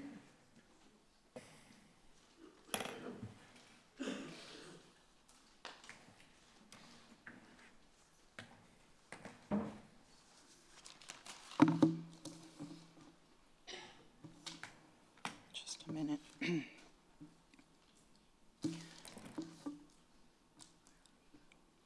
Blanca Parkinson, District 1. I'm here today to share a little bit from a news article that what came out last week. It's called Water Shortage May Hit Corpus Christi Within Weeks. It was an article written by Dylan Baddour. And also, I'd like to take a moment to say that most of my comments are directed towards the City Council, but Councilwoman Campos has been aware of this issue and has been on the right side of this issue. So I'm sorry that you have to listen. Anyhow, this article, which was in regards to our current water crisis, states, Charles McConnell, a former assistant energy secretary who now teaches at the University of Houston, said local leaders should be planning how to shut down refineries and chemical plants. You don't design a refinery or a chemical plant to start squeezing off your water supply, so it's going to be a rather awkward dance, said McConnell, who worked 3 decades for the chemical company Praxair. They're going to have to do some pretty significant planning. As someone who's been watching this water crisis unfold for years and years and years, while some of you were, I don't know where you were, with your head in the sand somewhere in this community, I'm here to tell you there is no way in hell that Peter Zanoni is going to come up with the amount of water that we need by what, April?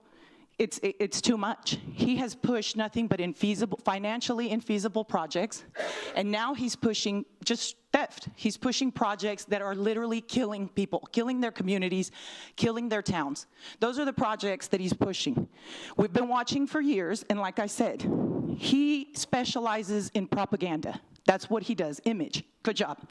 He does press conferences, press releases, briefings, meetings, social media campaigns, billboards, new city logos, shirts, outfits, clothing lines, commercials, radio shows, podcasts, cosplay trips to go pose at desal plants, and endless spin on your local podunk news. He is not going to be a good neighbor. He is not going to give you a piece of paper that's going to save the rural counties. He's not. We've been watching. He's incompetent in that, okay? The governor is gonna look out for his crown prince friend and his billionaire pedophile friend. That's who he's gonna come look out for. You all need to bring the leadership together and start talking. This is coming from an energy secretary in Houston saying they're gonna have to shut down. There is no way that we are going to survive. That's where we are. Is industry going to come for our 16 MGD or 15 MGD or 12 MGD, whatever you have the entire coastal bend running on now? You're not going to kill an entire coastal bend. And he's not going to be a good neighbor, and he's not. Go talk to people in Three Rivers. Get out of your echo chambers. Get out of your ponds of scum and go talk to your neighbors. And the mayor, hold her responsible. Thank you, Ms. But hold the city manager. Otherwise, this is optics and show. Thank you, Ms. Parkinson. Jared Suarez. Jared? Oh, come on.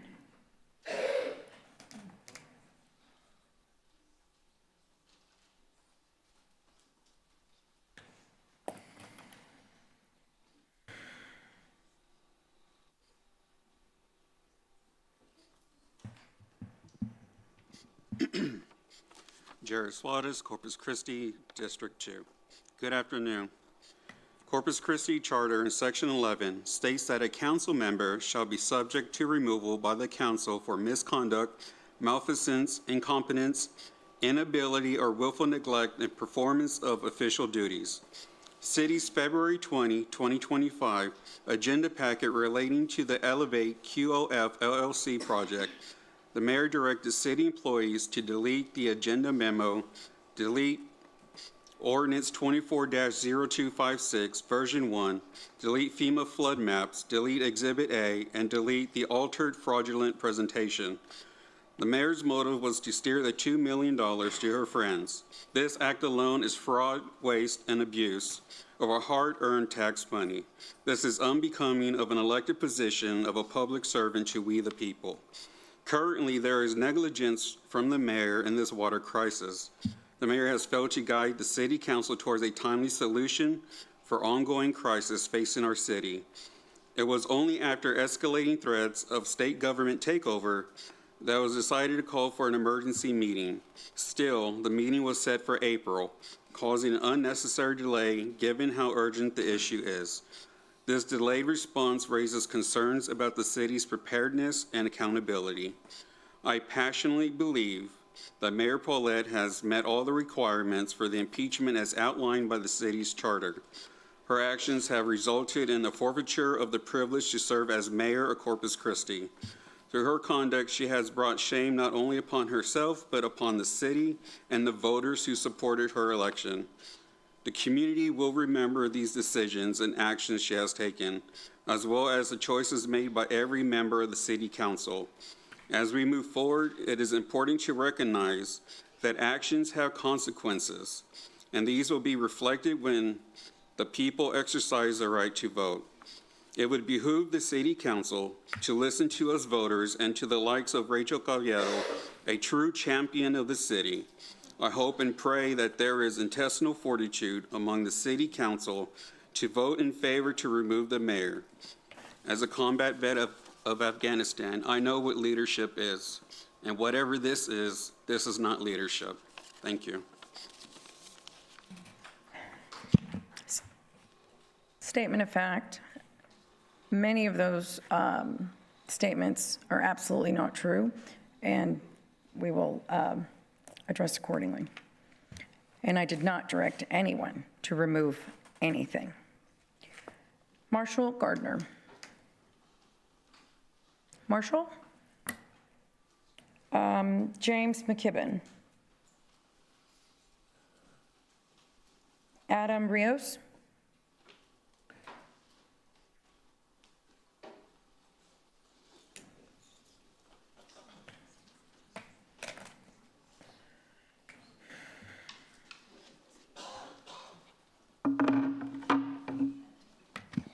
I brought props. I got to pass these out for you guys real quick.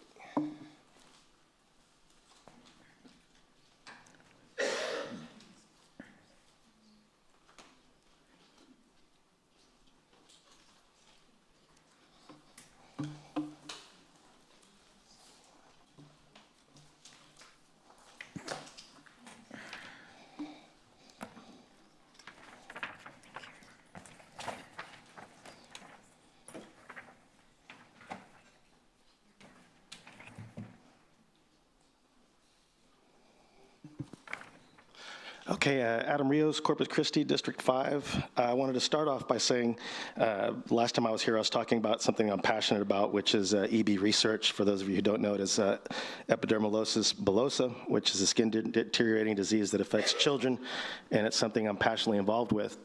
But that's something on a global scale. As you know, I like to do things that support local as well. And so I want to take a brief moment. By the way, the skateboard, we're going to talk about BMX. The skateboard is something that I'm donating to the Free Store for them to donate at an auction. And I'm also delivering a couch to them after this because they've got some new offices. And, you know, everything helps. What I passed out to you is something that most of you know about, which is the NEPA mitigation presentation, et cetera. It involves something that I've been passionate about and ties into Salinas Park, which is in District 3. It is the BMX park that I've been advocating for now just over 3 years, I believe close to 3.5 years. When I got here at that time, I had gotten together with CCBMX and some other local BMXers, and we figured it would be feasible to have a working BMX track sanctioned that would be in the estimate from our figures, and since we ride these and we build these and we know them, should have been in about the $50,000 to $85,000 range. A grant was presented, and unfortunately, most of the grant money went towards design, which left no money left over to actually construct the park. Again, keep that number in mind, $50,000 to $85,000. What I have before you, we put this together. We had a meeting last night, do PR for CCBMX. This is just a quick background on why we're asking for what you have before you, which is the Harbor Bridge mitigation dollars for the Salinas Park BMX track. NEPA is the federal law that says any big highway project like the new Harbor Bridge must first study its impacts on the neighborhoods and parks. When they couldn't avoid or fully fix the loss of recreation space on the north side, the law required compensatory mitigation, that's roughly about $29 million, to the Make It Right Fund that the city now controls. It's not discretionary. It's the exact money the feds made TxDOT set aside because the bridge took parkland. The city already used, I think, $16.5 million of it successfully on 6 other projects and trails.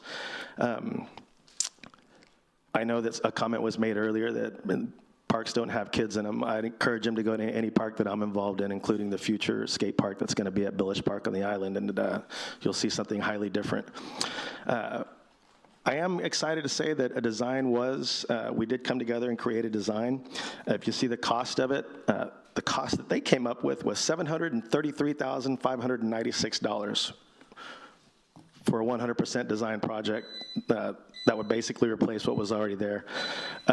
We are asking, and I'm asking the district representative and any at-large Thank you, Mr. Rios. councilman to please reach out because we'd like to make this park happen. Thank you. Mr. Rios. Kathy Fulton.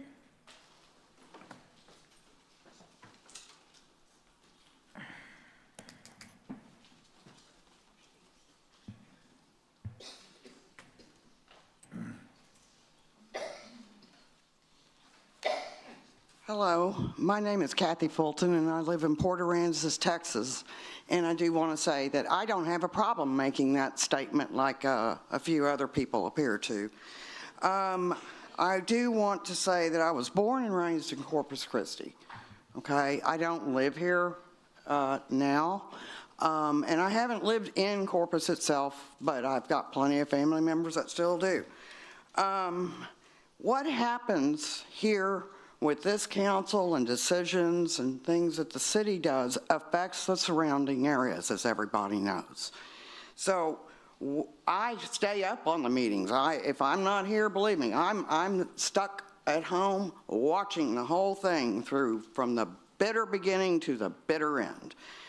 I want to say the reason I'm here is I very much oppose this item 15, and I don't think it should even be considered. And I support Mayor Guajardo. And I don't understand why what's going on here with some council members that seem to want to have a bit of a Caesar kind of play going on here. And so what I would like to say here is that it shouldn't be on the agenda, but it should just be ignored or done away with. This agenda item to me is smoke and mirrors on an issue that has already been said. It has no legal standing by not just law enforcement agencies, but by outside agencies hired by the city. And so what I suggest is that, I want to admonish the council members that put this on the agenda. But what I also suggest is that all this council, everybody stop their childish playground behavior and start working together to deal with the issues that need to be dealt with, and as we all know, water is one of them. There are different solutions being worked out for water, and I commend Mr. Zanoni and others for looking at multiple options. Nobody's looking at just one. So I think this council needs to get refocused, try to play nice with each other, and stop stabbing each other in the back, because that's what's been going on, and it affects us in Port Aransas, and believe me, we're worried too. So we need to see cooperation and work together. Thank you. Thank you, Ms. Fulton. Richard Pittman.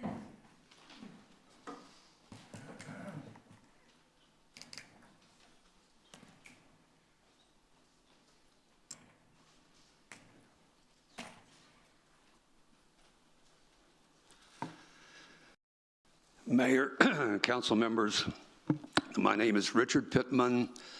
I live in District 4 on Padre Island, and I've lived there since 1987. I'm here to talk about item number 15. I'm here to support my mayor, your mayor, our mayor, the mayor that we voted for. We have got problems in this world, we've got problems in this country, we've got problems in this city. The world and the country, I don't know how much control we have over, some maybe, but we certainly have, you certainly have control over what's going on in this city. A mayor cannot support and get things done if she's not supported. That goes the voters, and that goes with the council members. So I encourage you to support so we can get some things done. I also, and I can't really say it any better than the lady that I do not know, well, a couple of them actually, but the lady in the blue that talked about the church bells, I thought she expressed it perfectly. We need to get some things accomplished, and it's time to move on. This item number 15 needs to go away. And while I'm here, because I know I still have a little bit more time, I want to speak in favor of the Inner Harbor Desalination Facility. Most all my neighbors, all my colleagues, are in favor of that project. It's been studied for years. It is time to move on. It is time to bring that to closure and for us to end up getting our water that we need here so desperately. So let's come together as a council, let's get some things done, and let's get this water issue resolved. And I think there are many more people that are in favor of that Inner Harbor project than those that come to this council meeting and object against it. Thank you. Thank you, Mr. Pittman. Alex Benavides.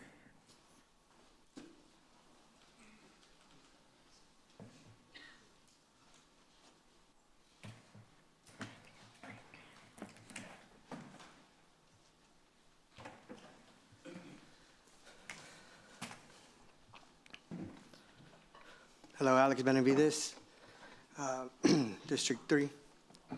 The city charter, I'm here to speak on the item 15, and this isn't political, but what we are is, this isn't a political thing, but the city councils for decades have been tying us to industry and selling us out.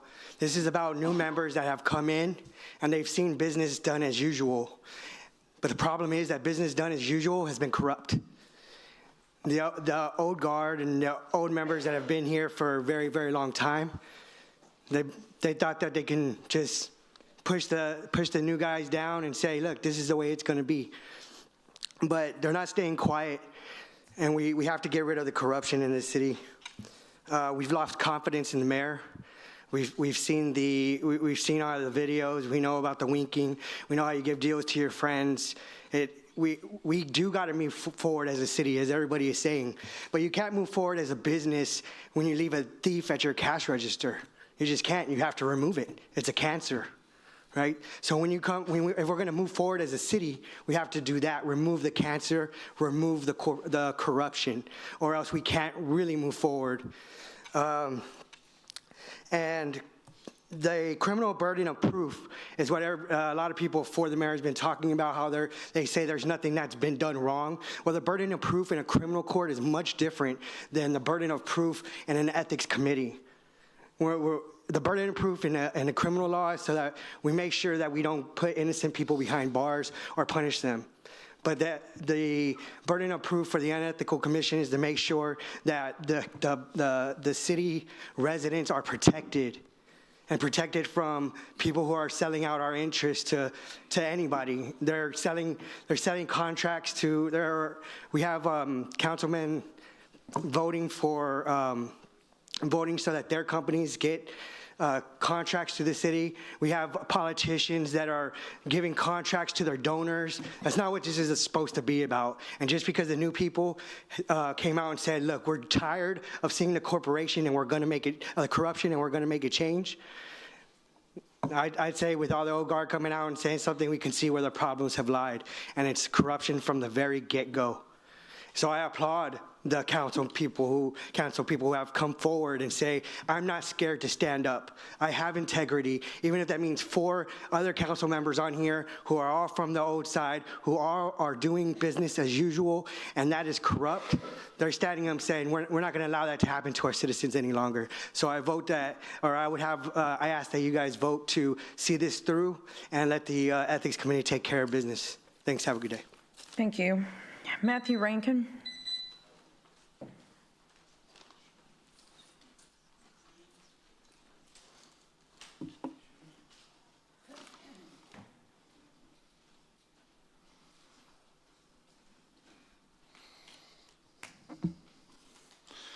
Matthew Rankin, Corpus Christi, Blatantly Armed Media. I'm going to do Constitution 101 and talk about the city attorney today. But to start things off, as I promised, yesterday I filed charges for criminal oppression against the mayor of Corpus Christi. Corpus PD made that a little difficult because they refused to even take the report, so I had to go a little higher up the chain.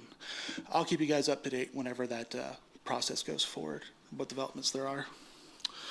So, Miles has told you guys if he wrote a rule down, it's a rule and it has to be filed.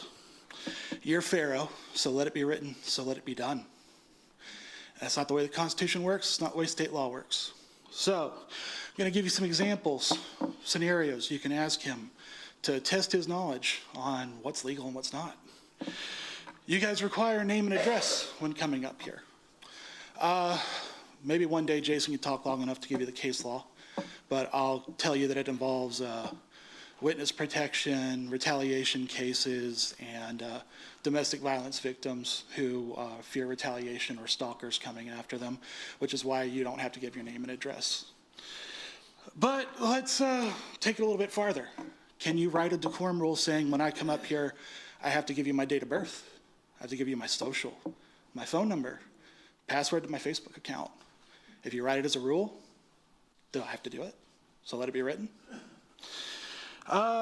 You say we have to come up to the podium and address you by title.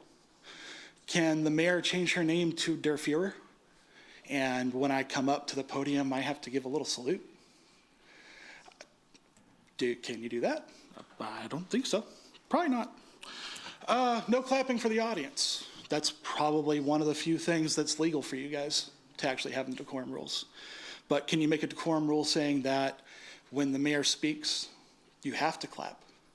There's dictators in history, quite a few of them, that there's little apocryphal stories where the first person to stop clapping got sent to the gulag, that kind of thing. So can you require somebody to come up here and clap? No. So I see there's pretty much 3 reasons possible for why Miles is telling you this kind of stuff.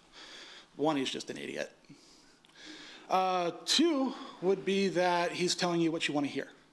In that case, he's violated his oath he took when he joined the bar because he's ignoring case law. 3 would be he's one of the dozens of city attorneys around this country who favor tyranny if it increases their power or increases the power of the city government, sees local government as the people serve them instead of the other way around. I don't know which one it is, but ask him the questions, find out for yourself.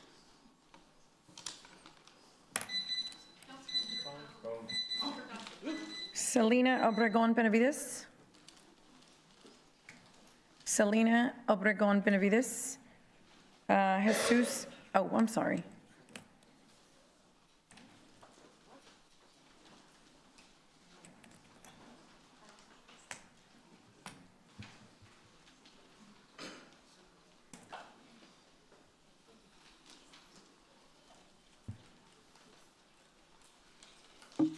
Selena Obregon Benavides, District 3.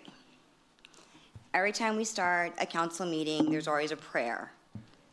And I can only assume it's because of tradition and not for any reverence of the God of the Bible, because the Bible is really explicit on how to treat immigrants. Yet we welcomed ICE into our community. They say if you don't learn from history, you're doomed to repeat it. And I thought it was universally understood that what happened with the Gestapo and Nazi Germany was an atrocity. Yet we welcomed ICE into our community. It's not a secret that children are going missing, people are being denied health care, children are being raped. Let me say that again. Children are being raped in these detention centers, getting pregnant, but we welcomed ICE into our community. Shame on us. Let me read a scripture.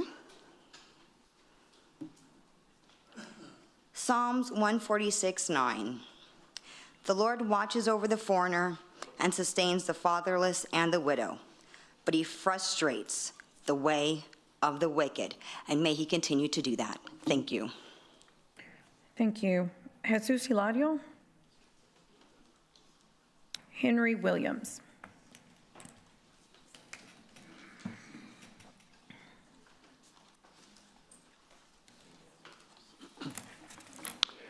Henry Williams, District 1. And my respect to the mayor, city managers, city council members. I had written some notes as to what I wanted to speak concerning, but what came to mind to me was from the Gospel of John, chapter 8. And in the Gospel of John, chapter 8, these people came to Jesus and they brought a woman to him and they said, she has been caught in the act of adultery. The law says that we should stone her. What do you say? And Jesus was writing on the ground. And he picked up some stones. And he said, let him who is without stone, let him cast the first stone at her. And they all began to walk out. And the woman, and Jesus said to the woman, where are those who condemn you? And she said, they're not here. And he said, neither do I condemn you. Go and sin no more. Okay? I think we must be very, very careful about casting stones. The water problem, if we will pray, and if we will be a people of prayer, God will solve our problems. There's a scripture, 2 Chronicles 7:14, if my people, which are called by my name, shall humble themselves and pray and seek my face and turn from their wicked ways, then will I hear from heaven, will forgive their sin and will heal their land. We need to pray and ask God to bring healing to our land and to our city. We are the body of Christ. and we must conduct ourselves accordingly. And I would also like to add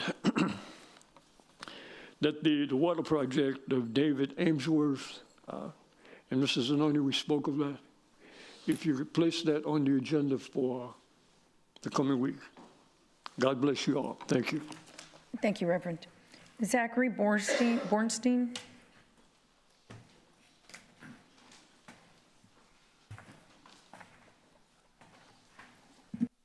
Good afternoon. Zachary Bornstein, District 1. I stand before you to address a critical oversight in our long-term infrastructure planning. For too long, we have witnessed the squandering of physical and natural resources on short-term fixes while neglecting the fundamental necessity of water security.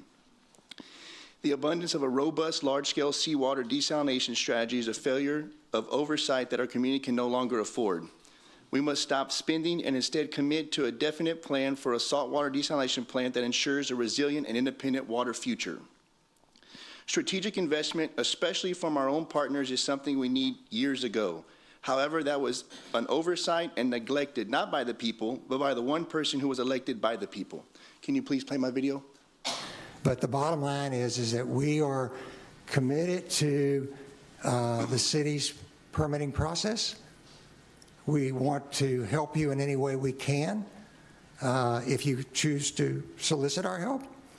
I know that the port worked very well with the city back during the days of the Mary Rhodes pipeline. In fact, our staffs who engineered and built the pipeline.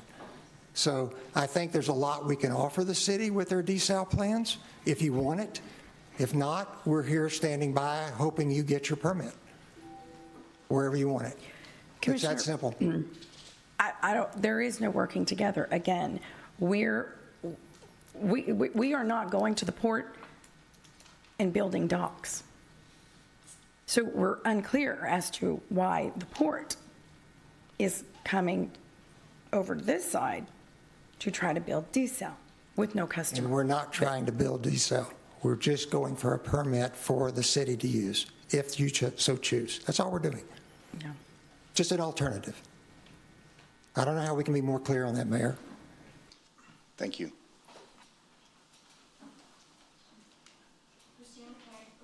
Christina McCabe.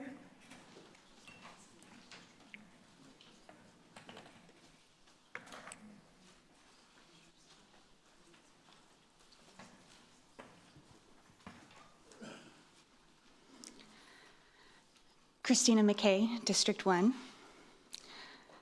Facebook is for pictures of your grandkids and for promposals.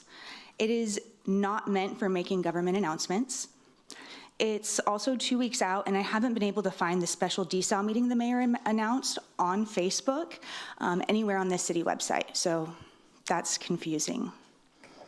I also don't want to be friends with the mayor on Facebook to be able to follow the city. I'd like to encourage the council and mayor to take item 15 seriously. Please dismiss perceptions of community drama or personal feelings you may hold about the people involved. Instead, focus on the fact that each signature on this petition represents a person who is trying to communicate with you. Each name is a person expressing that they do not want to be represented by a documented liar. I'd also like to remind everyone that Bill Clinton was not impeached for having an affair, for participating in sexual relations, or even for sexual harassment or abuse of power. Bill Clinton was impeached for perjury and obstruction of justice, lying under oath during a deposition. We often remember him ultimately beating that case, but collectively we forget that he was fined over $100,000 and his law license was suspended. He received consequences. I will not apologize for wanting to spend time or money in pursuit of ethical governance. I also noticed that the mayor didn't comment on the outburst after the mention of Rachel Caballero's work in the community. Selective enforcement of decorum is a hallmark of this body. Public comment should be held on Monday evening, Tuesday at noon, and at each item. Virtual participants should have equal access at each of the time we're able to do it, and it's disgusting that we don't. Richard Gavala.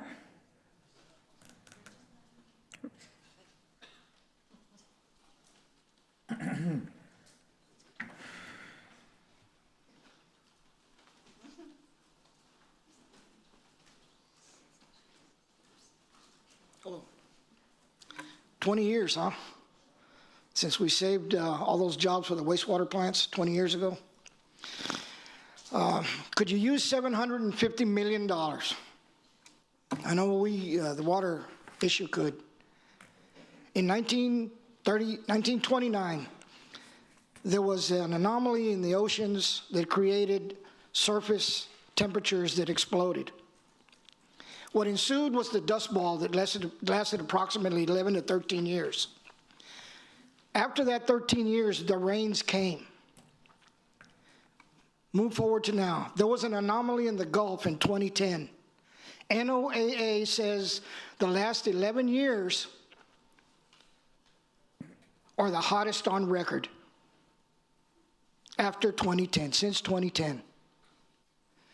This is a 10-state problem.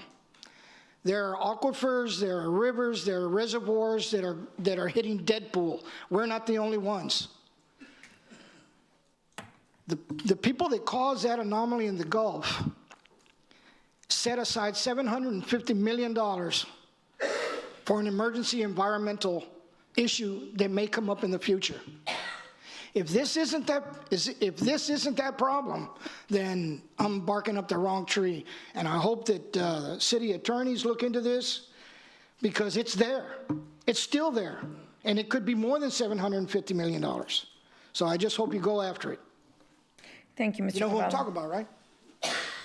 Jason Hale.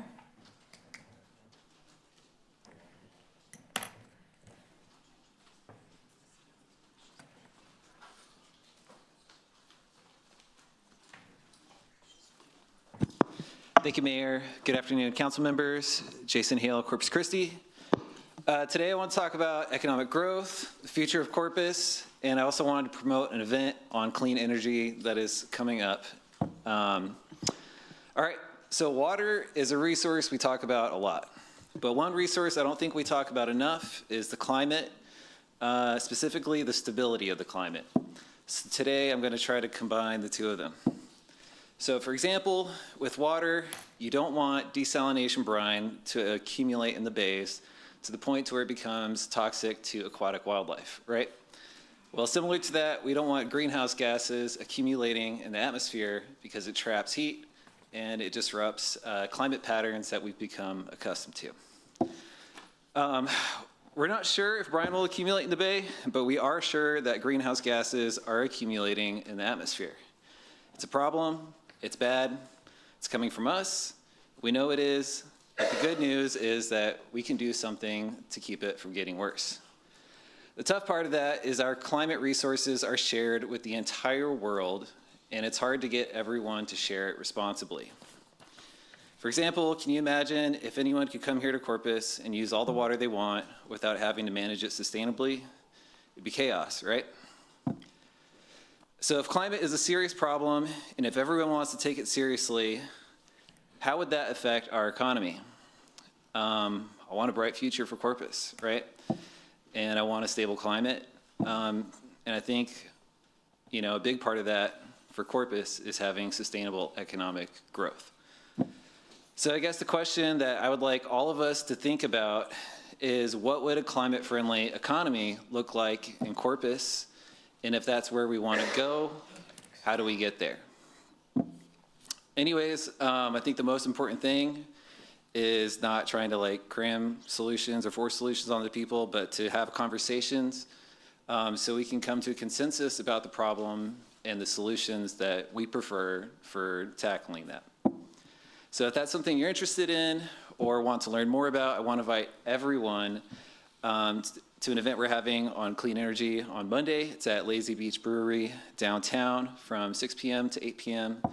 And we'll be talking about offshore wind farms, battery storage, and solar.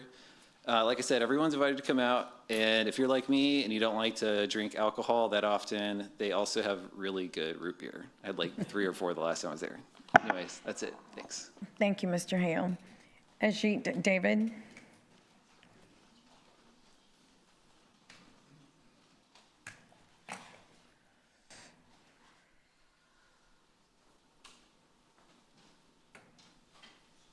presentation. I think it's 2 minutes, 35 seconds. Mayor, council, city manager, city staff, and members of this community. You can play my video, please. Thank you.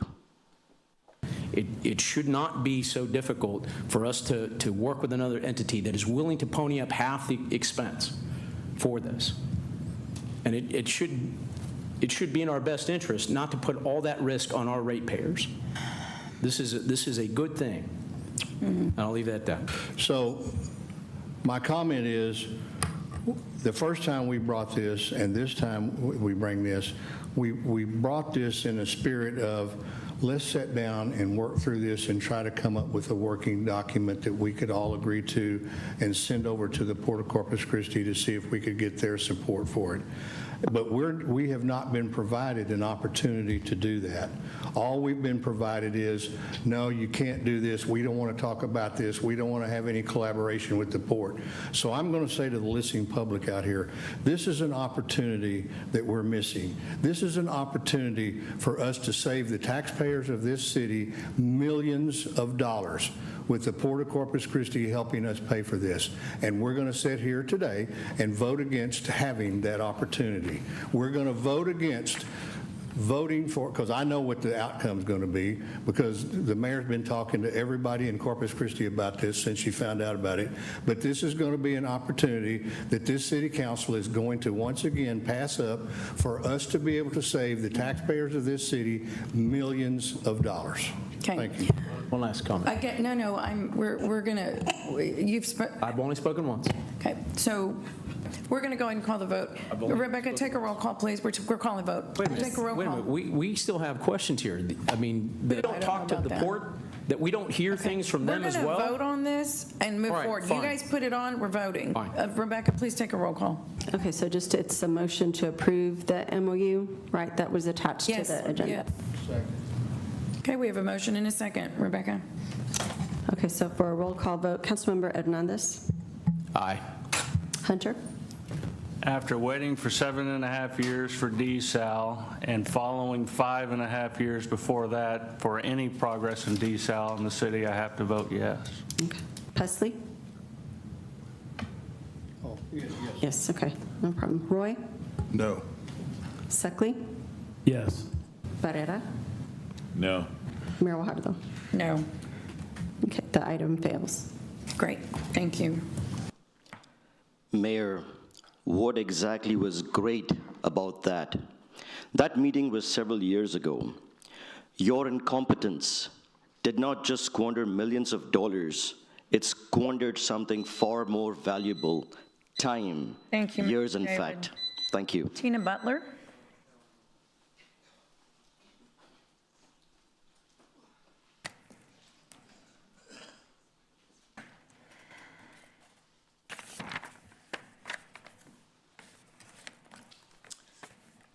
Tina Butler, District 3. Actually, I don't even know where to start. I came down here about something else, but after listening to all these housewives of Corpus Christi that showed up today, it's just unbelievable. But if the desal was in their backyard, I doubt that they would be coming down here and making these comments today. But my reason for coming here today is to ask the question of how does recipients of the Arts and Culture Grant be able to promote on the city's website as one of the only entities are being able to do right now. The association that I'm a part of, we have received the grant for the past 4 or 5 years. We've never been allowed to advertise on the city's website, so I'm wondering how, and I'm talking about Bay Jamming, nothing against Mr. Nelson, I'm just wondering how we can get on there as well. And not only us, any of the other recipients of the HOT grant. How does one get on there? Now, I have asked the staff, and I know that they have to go up the chain, but sometimes that chain is very, very slow. My event is in June. We bring over 23,000 people to this festival, the only African-American Juneteenth festival, coastal being wide. We are bringing Grammy-nominated and recipients, artists, to this city, and we don't even get funding from the city or sponsorship. Well, take that back. I did get $500 one year, but I'm spending more than that in my park fees. I'm putting 3 hotels on blocks for people that are coming to the city, but we don't get city support. So I want to know, how do we get on the city's website? And like I said, nothing against that. I have worked with Mr. Dodd. He does work with us as well. But this year, we are bringing an even larger person who has been doing a lot of stuff for the city of Houston, who did not get contracted this year, and we were able, me and my daughter were able to get him for the city of Corpus Christi. So we expect a big influx of people to this area. I've always worked with Omni, but and that was my question that I had, but I also want to make this comment as well. For the people who are here on behalf of the mayor, and as I said before, the housewife, and you talked about the quorum, everything is always supposed to be directed to the mayor. So one thing is that young man, I've seen 2 people that came up here that did not give their name or their district. I've seen some that said they don't even live here and they got 3 minutes. Let that man speak so he can get out what he needs to say. And for the other ones that came up here and said shame to the other females out here because they did not write something in the community, shame on her. Because she just sat up there and talked about that gentleman that just came up here with the hair. What happened to your hair? Shame on her. And shame on the rest of them sitting with her. Call the decorum back there. Okay, Ms. Butler, if, Peter, could you address what her, I mean, not in this moment, but could you have somebody speak with Ms. Butler? I'll work with Robert Dodd. So she's referring to grants that we have funded with hotel occupancy tax. And she sounds like her agency may be a recipient and wants to advertise the event probably Juneteenth on the city's city's website, similar to Bay Jam. And so we'll look into it. Yeah, well, any of her issues that she has in questions, if we can please get with her. Right. Yeah, we'll look at resolve that. Butler, we'll call you, Ms. Butler. Yeah, we'll call you. All right. Thank you, Peter. Robin Cox.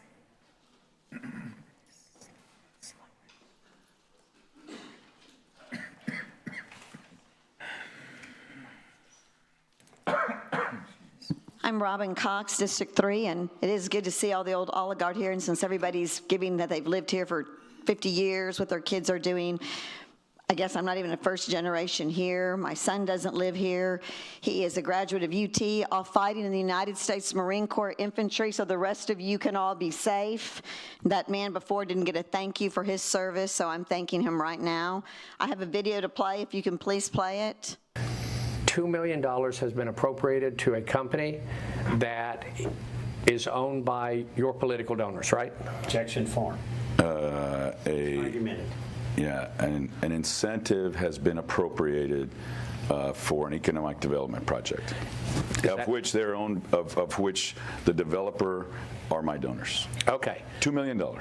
And your city manager and your assistant city manager have testified that, in their opinion, and I know you know they're not, you don't think they're qualified, but in their opinion, it's a forgery, right? You've seen that testimony. Yes. And you've seen the testimony where Peter, I know you think he's not qualified, but he says law was broken, right? He said there was an appearance of the law. Okay. And so, and then, of course, Ajit came in front of you twice and made the accusation as well, twice, right? And showed you where the document, where the federal FEMA website had been altered. He showed that to you, right? Yes. And all of those things have happened, and you've told me that the only person that's qualified to investigate it and make a determination about whether or not there's been a crime is somebody in law enforcement, right? Yes. Okay, so are you going to turn it over to law enforcement to be investigated? No. Okay, that's all I have. Thank you. All right. Any other questions? When Councilman Barberetta is laughing, he's not laughing, I've said this before, at the attorney. He's laughing at every one of the taxpayers. He's laughing as I got away with it. This is insulting. And y'all call me disgusting? And for those of you who've come up here, people, and said that your voters are going to see you, I want you to know something about the voters in Corpus. There is a reason there are 5 Walmarts and 1 Julian Gold. So there's a lot more of common people, single moms, and working class people. For the lady who spoke about the church, I'm a good Christian, but I got to tell you, in the words of my dad, just because you stand in a church every Sunday doesn't make you a Christian any more than standing in your garage makes you a Cadillac. Thank you. Trevor Slowick.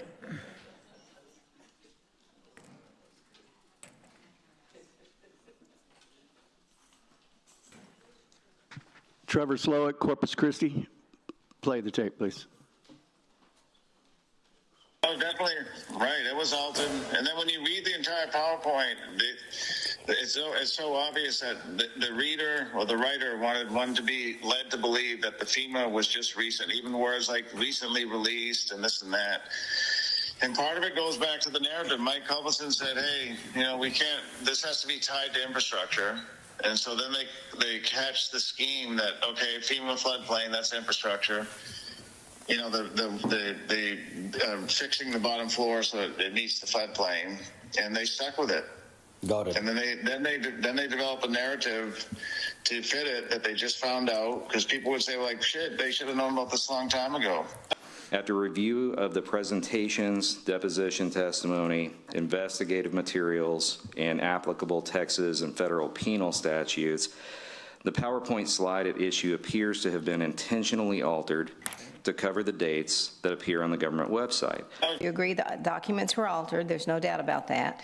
The screenshot was definitely altered, yes. Did it look intentional? Can you, as a police officer, you look at stuff like this, you can say. So it would be hard to argue that it was not. Thank you. Did let the city council know that there were some some improper information, some tampering and all that involved also. You let them know? I let them know. We're going to let them know again tomorrow in executive session. I already have an executive session posted. And then you go on, you said that, however, because the council wanted this on the agenda for them to consider, it's on. And so my question to you is, when you are saying in that conversation with Ajit that the council wanted it on the agenda, who are you referring to? Yeah, I'm not for certain, but I know the mayor and I think possibly were okay with the issue at hand of not having an explanation and wanted to proceed with having it on. Both of them, you had informed them that there had been this altering or tampering or forging of a federal document, but they were still willing to support it, right? Correct. I think what you're telling me is during that time frame, you were not in the loop as to what the findings were for the investigation. Correct. And so, therefore, you had no knowledge that it was something illegal in the process that you were voting on. Right. There was, right. Okay.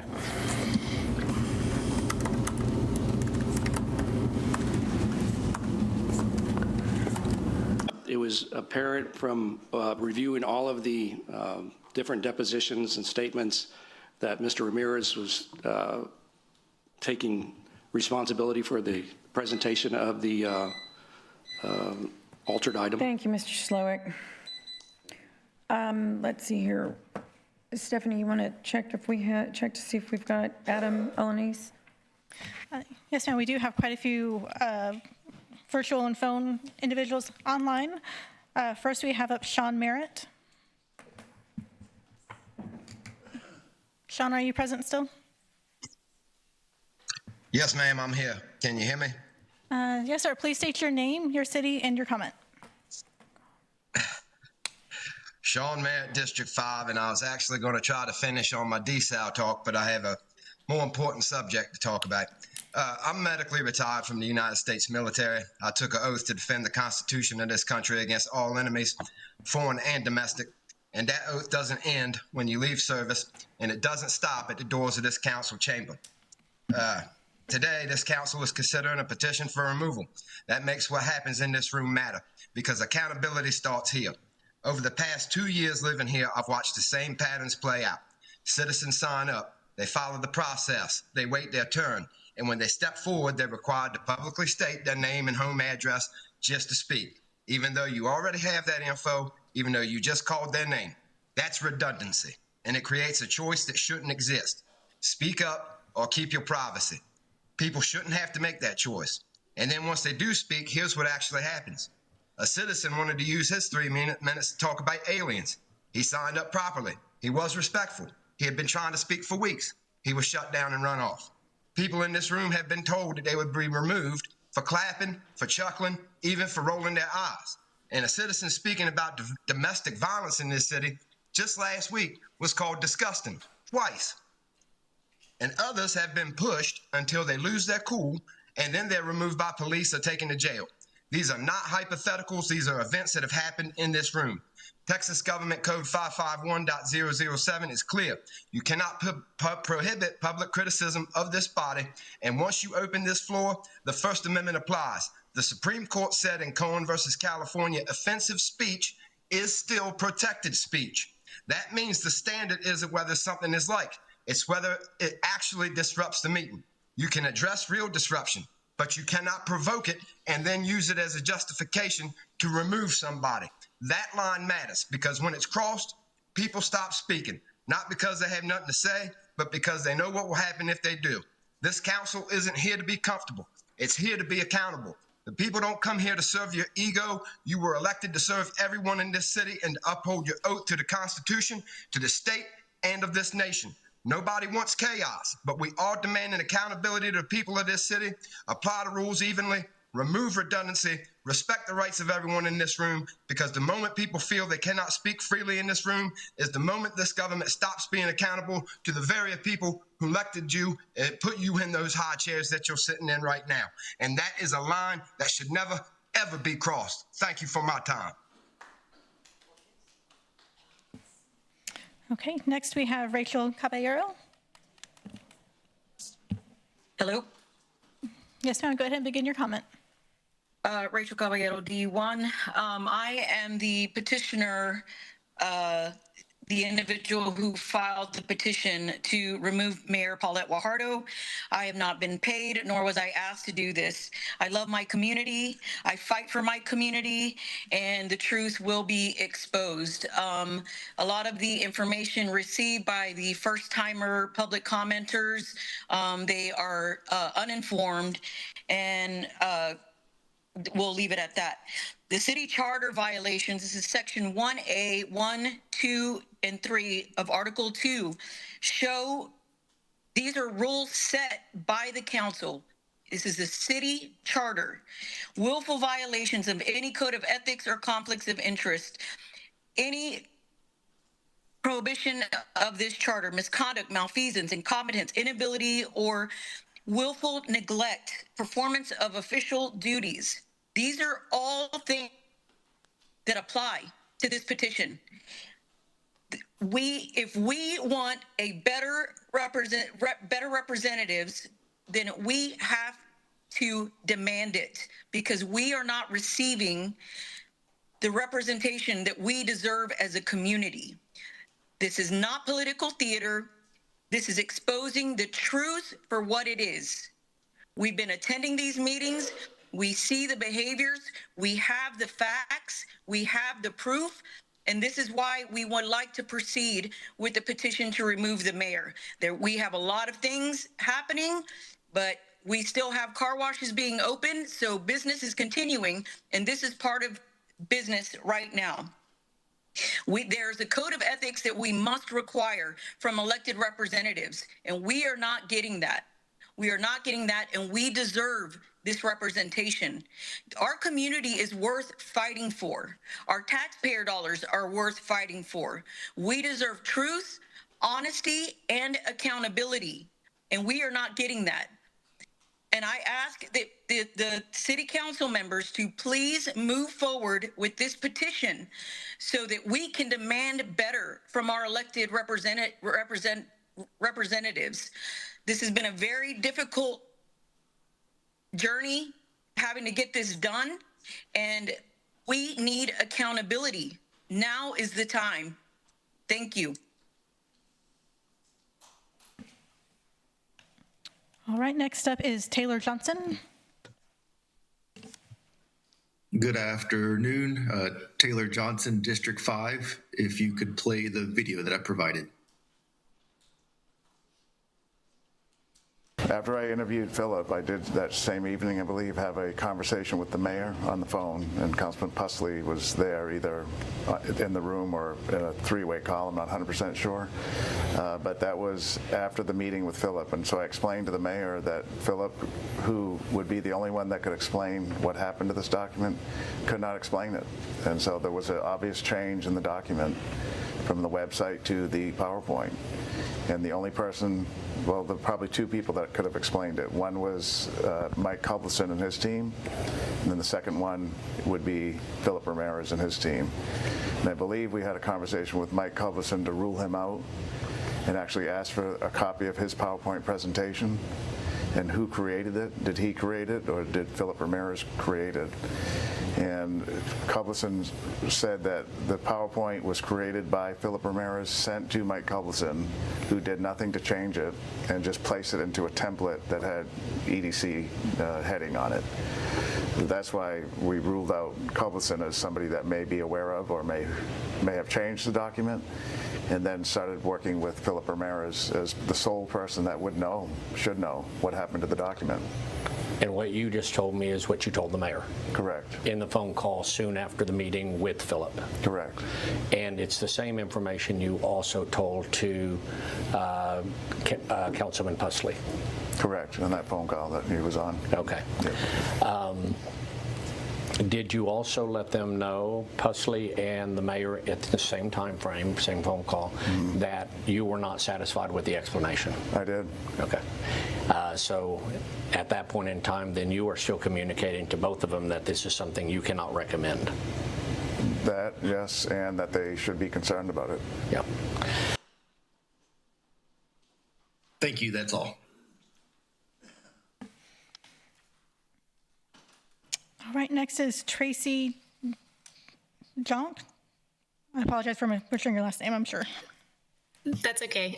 Good afternoon, Tracy Jank, Corpus Christi, District 5, and I'd ask the video submitted be played at this time. It sounds like, though, the mayor never offered any argument to you as to why she was, because let me back up. We see the mayor at the first reading repeatedly telling Councilman Hunter, it's changed, it's changed, it's changed. She's clearly advocating during the meeting for passage of this ordinance, right? Right. And you made it clear that she was communicating with you between the February meeting and the April meeting, that she was communicating with you about wanting to get it back on the agenda. Correct. And that the mayor was also communicating with you in that same time window and letting you know that even though it's a federally altered document, she's supporting it. Correct. Okay, I mean, without an explanation on why it is that she was supporting a ordinance that had the taint of forgery on it, did you ever come to any opinion about why she would be doing that, why the mayor would be doing that? No, I did not. I did not. Okay. Generally speaking, most of the hoteliers in town were against Proposition A? Yes. Yeah. Okay. And do you remember that there was one hotelier who was for it, and that was Devin Bacta? I don't know if it's one, but I know he was for it, as Philip was. Right. Yeah. Philip and Bacta, Devin Bacta, both supported Proposition A, as did the mayor. Correct. Yeah. And on that signature attempt at passing signature for the mayor, she made a big deal out of it being her baby, right? Not necessarily, but she supported, yeah, she made a big deal out of it. Yeah. Yeah. Okay. Hi, I'm Mayor Paulette Guajardo. Proposition A is on the November ballot. Early voting begins Monday, October 23rd through Friday, November the 3rd. Or you can also vote on Election Day, Tuesday, November 7th. Go to cctexas.com/Proposition A for more details.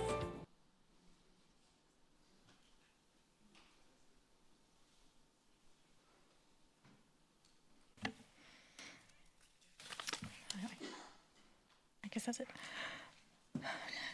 Next on our list is Captain Dave Heasley.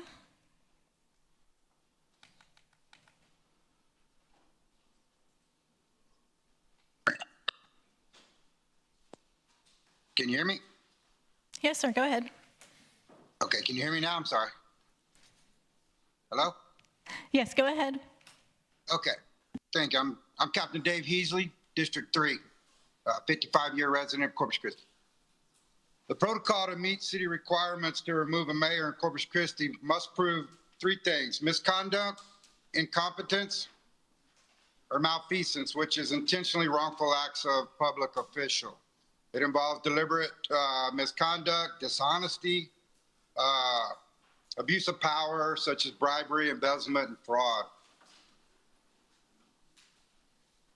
Mayor Guajardo spent about $130,000 plus campaigning, promising Corpus Christi citizens she was going to bring Costco here, she was going to bring Bass Pro Shops here, but in the same breath and in the same ads all over TV, all over Corpus Christi, she failed to mention that bringing Bass Pro Shops here was going to cost the taxpayers $40 million plus, that they were going to have to wait 40 years to get the money back.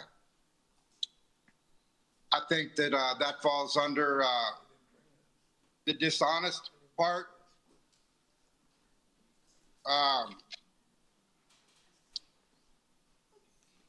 Stage 4 water. We're in a serious drought. She votes yes to build a $9 million swimming pool. Also voted yes to drill water wells next to the Ballard Pits, a very well-known toxic waste dump from the 60s, where refineries and oilfield companies and everybody else were dumping these chemicals into this 360-plus acre open-top pit. They drilled these wells right next to it and then start pumping that water into the Nueces River and into our water supply. I believe that falls under incompetence, and probably even worse. I think it should fall under a criminal act, in my opinion. I didn't want to get involved. I'm a busy guy. I'm running 2 different companies, and I got 3 different jobs. But when I watch this woman berate and belittle and censor and shut down these people that are the very people that voted for her in the beginning, I voted for her when she first came in. I had big promise for her. I've even been in some selfies with her. But after seeing the way she treats these people that are complaining because of her bad behavior, and then she just shuts them down, I believe that falls 100% underneath our clause of malfeasance, because in the beginning, and if she's 100% denying their rights to free speech. She's she goes all in on this, tells everybody about Bass Pro Shops with very little information on it. Kingsville's or Harlingen's in a big lawsuit now over that deal. They didn't Right, generate thank you. That the sales tax. concludes your time. That's 3 minutes. Yes, sir. Okay, our next public speaker is Nishi George. Can you please play my presentation? Dania 4710 Hackle. I come before you today because I'm really appalled that our city is being sued. It's being sued because of all the lack of process from this council. Our illustrious mayor is named 31 times in this lawsuit. Also, one of the things that really bothered me in looking at this lawsuit is that it says Mayor Paulette Guajardo privately solicited a fellow councilman's vote during the public meeting in violation of Texas Government Code Section 551.021 and 551.143. You know, to me, you are the keepers of the process of Corpus Christi. Your job is not to run the city, it's to set up policy. I was also appalled that Councilman Barrera went on television and chastised the city manager, which would, to me, is a violation in itself for publicly reprimanding an employee in public on television. So it seems to me that these council people need to go back and review what their job is, to set policy, not to run the city. Set policy not to run the city. So I am very appalled at this behavior. I'm grateful that the person filing the lawsuit is not asking for money from the taxpayers. He's making a request to get it straightened out in your process. It's a shame that we, the citizens, have to go through this extreme in order to get things done by this council, and especially the people who I've named. So have a great day. You too, Ms. Saldana. Thank you. All right, we will next move to phone comments. And first up is Laura Madden. Can you hear me? Can you hear me? Yes, we can hear you. Laura Madden, District 1. I'm going to read a quote from Joe Biden. Corruption is a cancer that eats away at a citizen's faith in democracy, diminishes the instinct for innovation and creativity. We really need to take a closer look at that, especially with what's going on with the citizens in this community. Let me get to my notes here. This petition that is presented today is worthy of discussion and/or action by this council in a timely manner. This petition should have been addressed months ago. This is an injustice to our community by ignoring it. This petition is addressing misconduct, and I ask that you address that too. All of the research, attorneys, PD, FBI, etc., only scrutinized Homewood Suites for any wrongdoing. They did not look at, nor did they conclude or clear up anything about council members' wrongdoing. As if it were bad enough, I'm asking for respect to be shown to this community. Respect is earned, not given, and unfortunately, it's up to us to earn it. This isn't the town square where our citizens come to be shamed, mocked, humiliated, or flogged. Please remember, mics may be on and we can hear you. I understand that although it may be difficult at times to maintain composure and professionalism, there is no hall pass for bully behavior from our public servant. All eyes are on you. You were elected to hold a public office, administer your government duties, and represent the public interest, not force us into a battle because you sit there and now act as if we are voiceless. To be honest, decisions need to be made by this council, whether or not there is enough evidence to move forward with this petition. Citizens are talking about the noise. You simply cannot keep moving forward by turning up the volume. We need to be heard, considered, and supported. There are too many projects, too much money moving around for one person to keep track of. We ask that you are a unified city that clearly knows what direction we're going. This is about ethics. These are the facts. We are going to contend. Are we going to continue to overlook this behavior? Where's your integrity? It is not, I'm not here to convince you, but to ask you to make the right decision and let this petition proceed. We know that perjury has been committed, depositions that were taken as a joke, wink, wink. At a minimum, this council should vote yes on this petition and follow through or make a recommendation to turn this over to an ethics committee, whomever that may be, so that as a council, you can proceed with your focus on the issues we know you desperately want to solve. Thank you and have a great day.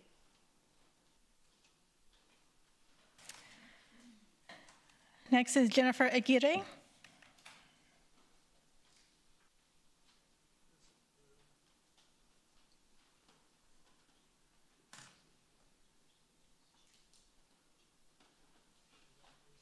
Hello. Yes, we can hear you. Go ahead. Okay, hello. My name is Jennifer Aguirre, District 1 and 3. I was unaware of all the corruption, mismanagement, and oversell of the water until I started attending city council meetings. We can no longer allow any of these behaviors to continue. We need a leader, not a follower, not someone who has been paid for or bought. To misuse one's authority is not acceptable whatsoever. She's had long enough to come up with the solution with all her fellow members. However, all her eggs were put into one basket, the Inner Harbor. You have had years to do research to find the most reliable and responsible way to get us water. However, industry comes before people to certain council members. We are now stealing water from our neighbors. We cannot trust someone who has allowed families, not once, but multiple times, to get away with certain things. No accountability. We need to move forward with a true leader, someone who truly loves our city, not someone building a mansion in Pomona County ready to hit the road when all else fails. To care less how she leaves Corpus Christi and its people. Being a leader is more than smiling and taking pictures with people in the community just for likes. It's about truly caring about the residents and listening to what they come here to say. The difference between us is that you get paid for your positions. We do not. The least you can do is listen to every resident that comes in with any city concern. We need a new leader. You can't work as a team with someone who has been bought. Someone who was voted in when she was against Inner Harbor, but has a change of heart. That's my comment. All right. Thank you. Next up is Alberto Zartuche. Can you hear me? Yes, we can. Go ahead. Albert Sartucci, District 3, owner of Hard Life Bait and Tackle. I can remember seeing Paulette running for office saying she would be against the Inner Harbor desal plant. Now, years later, she's been fighting hard for screwing over the city, selling it out to industries. We have seen too many times where our city council has sold us out to industries for too long. The mayor should have been fighting for our city the way she promised. She started paying attention. We have started paying attention, and we, the people, have started to fight for our city because that's why this is up on your agenda.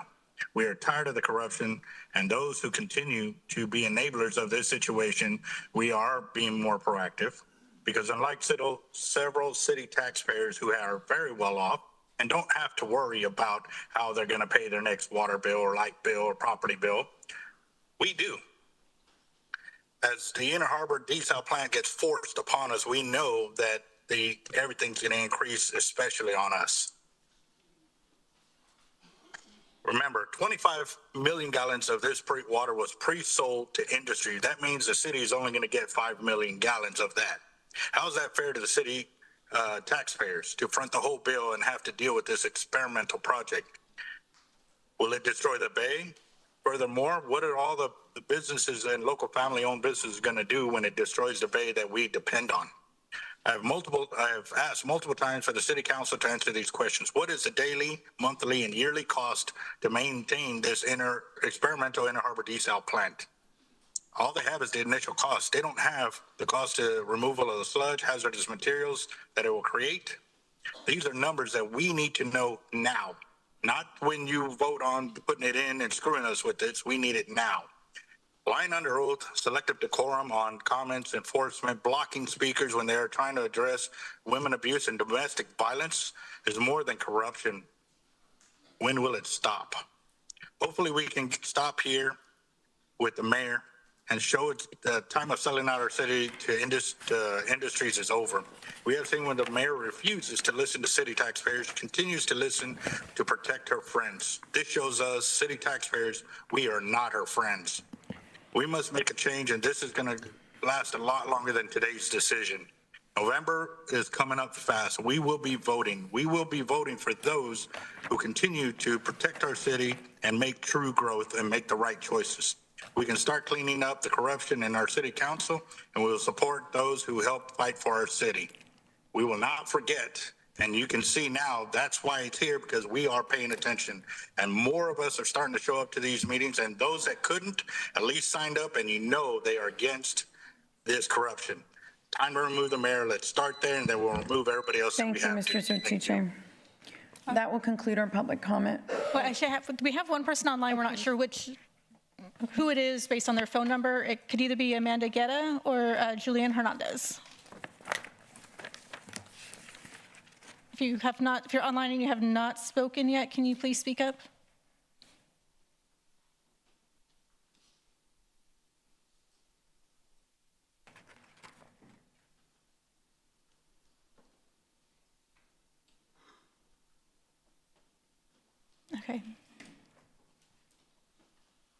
Okay, they may have dropped offline. Okay. That will conclude our public comment, and we are going to go into, I'm going to go through the consent agenda. Are there any requests from the council to pull any item for discussion, items 3 through 14? 7. Number 7, 8, Any other ones? Item 12, 11 and 14. 11, 14. Okay, is there any request from the public to pull any item for public comment outside of items 7, 8, 11, 12, and 14? Just confirmation, item 7, please, Mayor. Okay. Mayor, Any? sorry. Yes. We're gonna pull 14 for this week and we'll bring it back. There's still a Okay. bit more work that has to be done. That's the financial policies. So item number 14, okay, the financials, so we're going to pull We'll bring that. it back the next council meeting. So we don't need to pull, okay, great. So we've got items 7, 11, 7, 8, 11, and 12 pulled. So I will entertain a motion to approve consent agenda with the exception of those items I just mentioned. So moved. No, we're going to pull 10? Okay, I'm going to add 10 to that. We have a motion, do we have a second? Second. All in favor say aye. Aye. Any opposed say no. The motion carries. Item number 7 is a zoning case number ZN 8771. Was that Councilwoman? No. Who pulled number 7? Councilman Cantu, your question or comment? What's city staff on this, Peter? Nobody's here? Here they come.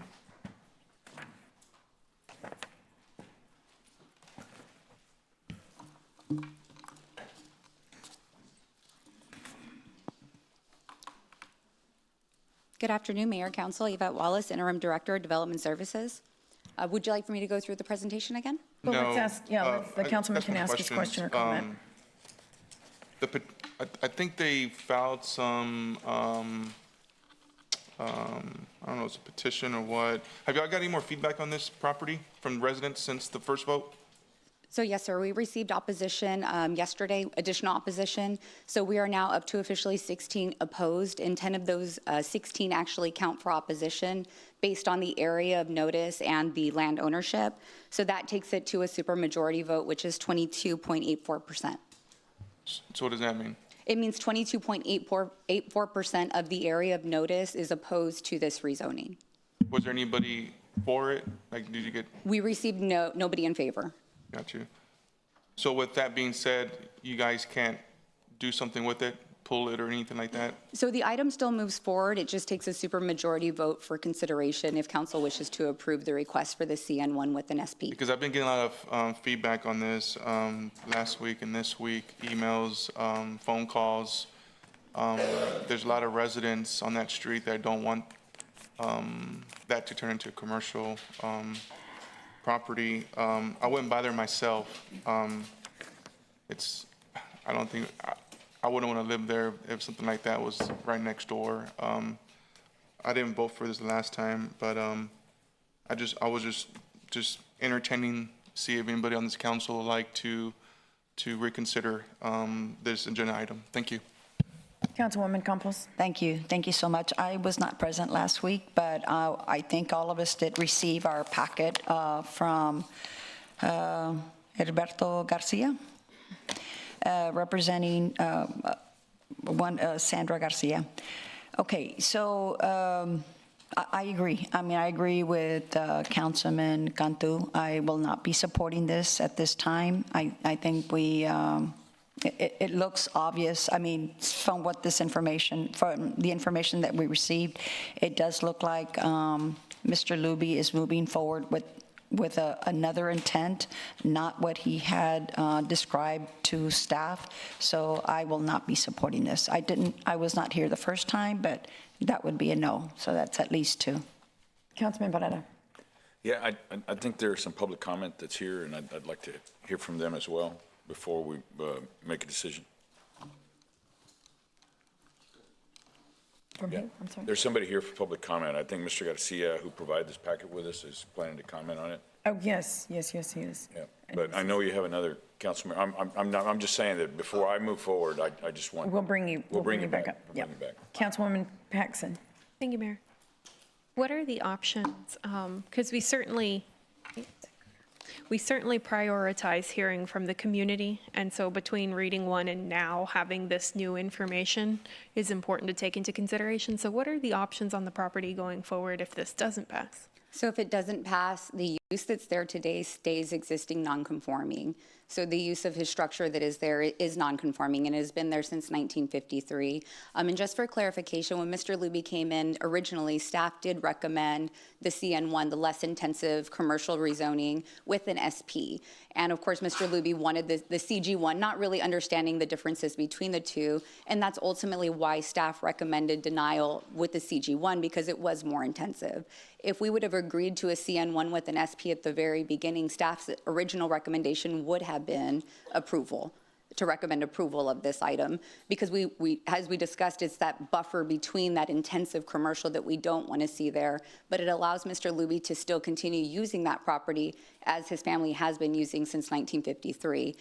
In regards to the sale of the property, again, this special permit goes with the land. However, if that use discontinues for any such time in 6-month period, so if this gets approved today, let's say it does, in 6 months, that use is not utilized for that, specifically what the SP says, then it reverts back to the CN1. And if I was to, I'm not making an accusation or an assumption, I'm just asking for all of the potential parameters.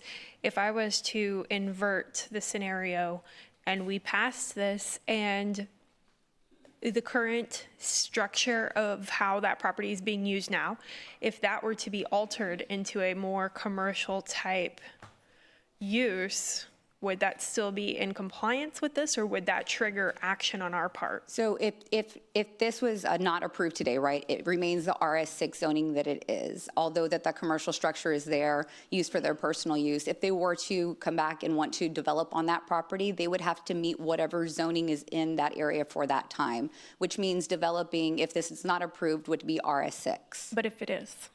If it is approved, then I think I heard a couple comments that upon visiting the site, it looks like there may be intentions to further develop the commercial side of operations.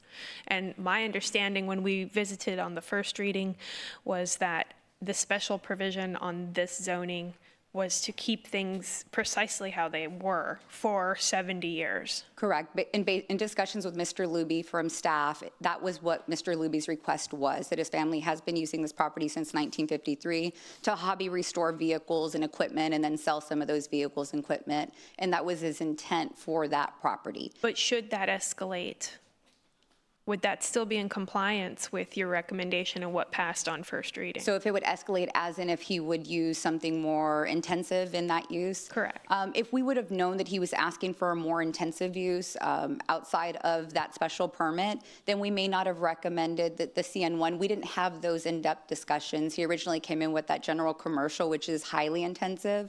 And of course, we didn't recommend that because we didn't want to destroy the integrity of a residential neighborhood. Okay, so I do want to clarify, I'm not making an accusation and I did not visit the site.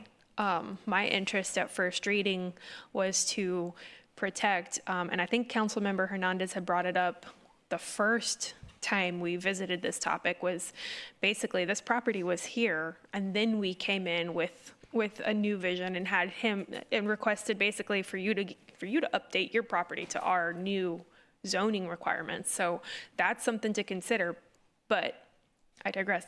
At first reading, my interest was, if he's been doing this 70 years, acknowledge his use, but protect the residents in the area. And I think that's what we had all decided we were passing. And now if there wasn't those sort of in-depth conversations with him about all of those options and parameters and future cases, then that may be something that we missed and may have to go back and do, because I still want to protect the residents in the area, but not overburden his property. And we may need to have those discussions with him. So for clarification, he didn't specifically say he was planning on selling it. That was asked quite often. Mr. Luby has been in our office several times since this started. And of course, we ask a lot of questions. And if you were to sell it, what are you looking at? What are the potential uses? We discussed all uses in the CG1. We discussed all uses in the CN1. And at the end of the day, when we went back to have that secondary discussion with him, he said, I'd like to go to the CN1 with the SP. Even though he says it's going to remain in the family, he said that at such time, if it does sell 10 years from now, 5 years from now, that he would like to see it redeveloped into those uses. So he knows specifically what the uses were for the CN1 and was looking for those for future years, but said that they planned on keeping it in the family until it's only him and his 2 brothers, so he doesn't know how long that is, but he anticipates keeping it in the family for as long as they're alive. I'm just concerned that perhaps I know that there's been a lot of discussion on this, but perhaps somewhere between what was discussed as the allowances in each of those zoning options, maybe there could be a little more discussion on what cannot go into each of those zoning classifications. Again, I haven't been there myself, but it sounds like some people have traveled, and it looks like there could be plans to further increase those services. So that's a concern to me, that maybe we need to talk to him about that before moving forward. So, and we did have those discussions on how intensive CG is, and he specifically stated he doesn't want the CG uses, which is smoking lounge, bars, nightclubs, mini storages, and auto dealerships. So he is aware that that is not something that can be used on that property. And the neighborhood commercial is more hotels, offices, small retail development, if you will. Multifamily would also be allowed in those areas. Again, that's if such time that he would want to develop it or sell it. Right now, there needs to be replatted. There's a lot of other steps involved in that process if he did choose to sell it or if he did choose to develop it. Thank you. Councilman Hernandez. Okay, is the CN1 with a special permit was kind of the compromise. So there was no heavy commercial there, but it would allow him to, I mean, it's not about allowing him to use his property. He's already been using the property this way for the last 70 years. So even if the zoning doesn't change, he's going to continue using the property this way because that's what he's been doing for the previous 70 years. We as a city cannot go in and tell him he can't use it because the zoning changed on him, right? I don't know when that happened. When did it change to RS6? So the annexation was in 1951, and they purchased the property around the same time and built the structure in 1953. Again, our record keeping from the 50s is really not there, so it's hard for us to determine if they were aware. We didn't really have zoning like that back then, right? It was something that was more of a new concept, so to know whether they were notified or not, whether they switched to an RS6, that's unknown to us. We have no records of anything? Just the ordinance that went forward listing every single property, all of the ordinances, but we don't have the details on how they were notified, what that public comment looked like for that annexation, what his building permit process looked like from 53. I wasn't able to find any of those records. And he's been using it, that structure that's on the property has been there for how long? Since 1953. Since 1953. I don't know what changes if, you know, I mean, he's still going to use the property the same way. Because of the lack of documentation on all this, I don't know how we can enforce anything. And then, you know, the street comes in and behind him, Archer Drive, dead ends right at the end of his property. You know, I don't know. There's not a great solution for this. I thought the CN1 with a special permit was a decent compromise. I just didn't think this would be, you know, such an issue if he's been using this property the same way for that long. Okay, thank you. Councilman Barrera. No. Did you have it? Oh, I'm sorry. I'm still. Okay. That's your first time, Councilman. Okay, so that is, that's all the public comment we have, but Councilman's not here. And I know he wanted to. Councilwoman Paxson? Did you want to say a word? Go ahead. Yeah.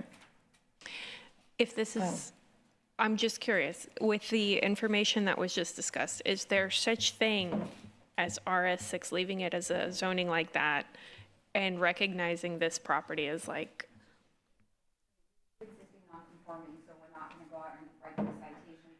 Right. We can go to a less restrictive. It's on. Sorry, is it on? We couldn't go to a less restrictive zoning district, and like an RS6 with an SP, we couldn't do that.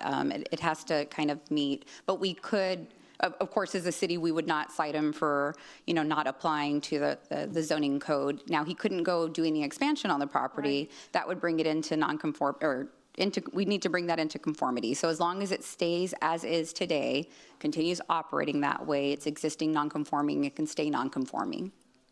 It kind of like leaving our new zoning, but it's grandfathered. Grandfathered, if you will, yes. Okay, thank you. Okay, I'm going to go ahead and open public comment. Is there anyone in the audience that would like to make comment on item number 7?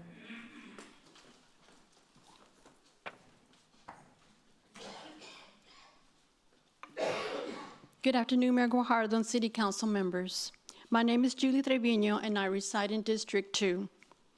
At last week's City Council meeting on March 17th, during the 30-minute break, Mr. Jason Luby approached me and introduced himself. While I was already aware of who he was, he did not know who I was. Once he learned that I lived on Viola Avenue, he made 3 statements to me that I feel compelled to share with you. First, he said that living in our neighborhood is not a good investment. Second, he stated that if zoning did not pass, Section 8 housing would likely be built and that we would be in trouble. He concluded by saying that he was there to accept his win. I listened respectfully and simply responded, "We'll see," to which he replied, "Yes, we will."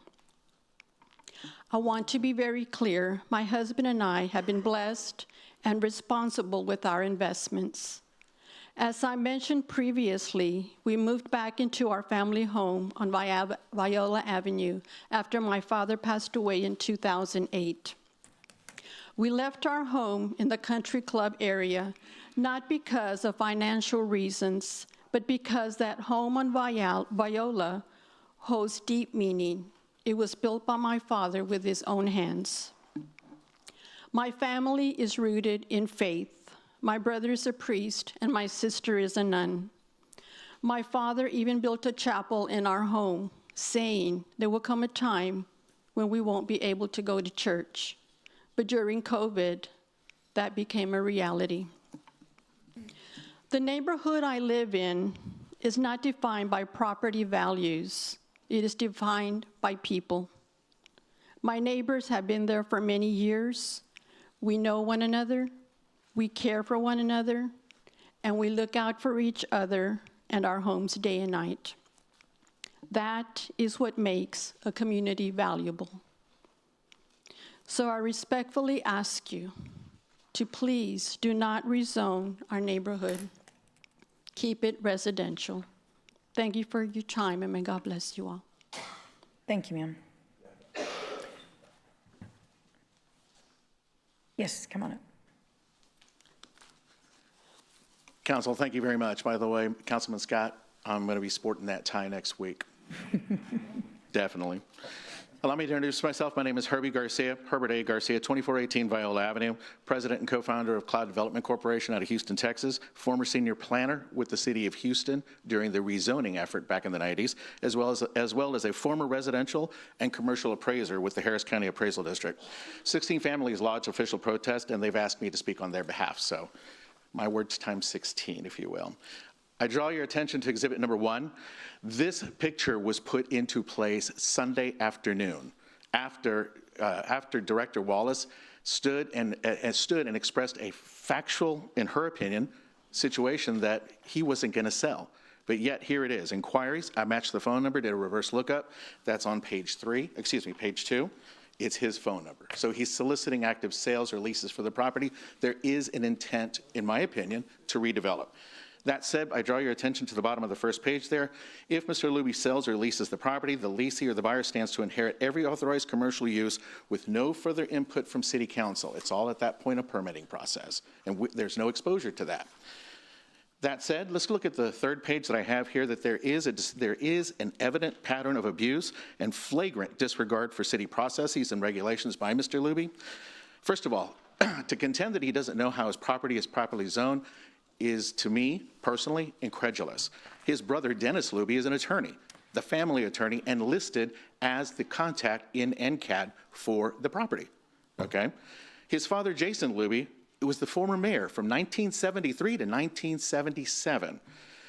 They've had decades of opportunity to address this situation, decades. Consequently, Jason Luby Sr. owned the property when it was annexed and was properly noticed, okay? Nobody gets notification after annexation and doesn't have the opportunity to challenge it, period. Back in the 50s as well. Would have received plenty of documentation, and as mayor, Mr. Luby Sr. had access to the mechanism by which it could have been adjusted, but yet there was no intent to do so. It's obvious. That said, what do we got? We have property that's been residential zoned and historically residential zoned, so there's precedent there. However, NCAD has it as residentially taxed. And by the way, for those that are listening, there is no connection between how NCAD classifies it and how the city classifies it. The taxing authority is a completely different entity, and city is all about land use. That said, we have over the decades observed boat repair and sales activity. All right, clearly for-profit driven activity, car repair and sales activity, equipment supplies and storage spanning multiple lots, and including by the city. He was remunerated by the city for allowing those lots to be rented. That said, we're very, it's already 3 minutes. Well, thank you very much. The rest of my notes are in there. Please, I had this rehearsed. It didn't work out, but thank you for looking. Thank you, sir. Thank you. Anyone else on item number 7? I think we've got somebody else.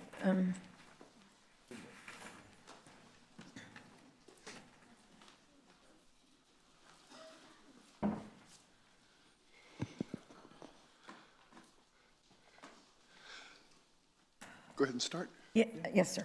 My topic is on this book, Where Did the Towers Go? By Dr. Judy Wood, a PhD quantum physicist with over 60 peer-reviewed scientific publications. She was removed from Wikipedia when she came forward. She took the National Institute of Science and Technology and many military contractors to court in New York Southern District Qui Tam case. She published this book in 2010 with the irrefutable evidence. Last year, they I'm passed not sure this Senate is related bill. to this zoning case. I gave a speech yesterday at the school board on Senate Bill 13, Texas new law on the books. Well, sir, yeah. So This public comment must be related to the item itself, which is a rezoning case. I'm sorry, it's about the school district that I have a topic on Senate Bill 13, this book. Well, to if be you will, reviewed. they will explain, the city secretary's office will explain that procedure. Right now, it's just about this particular item, sir, but they can explain it to you. Thank you. Anybody else?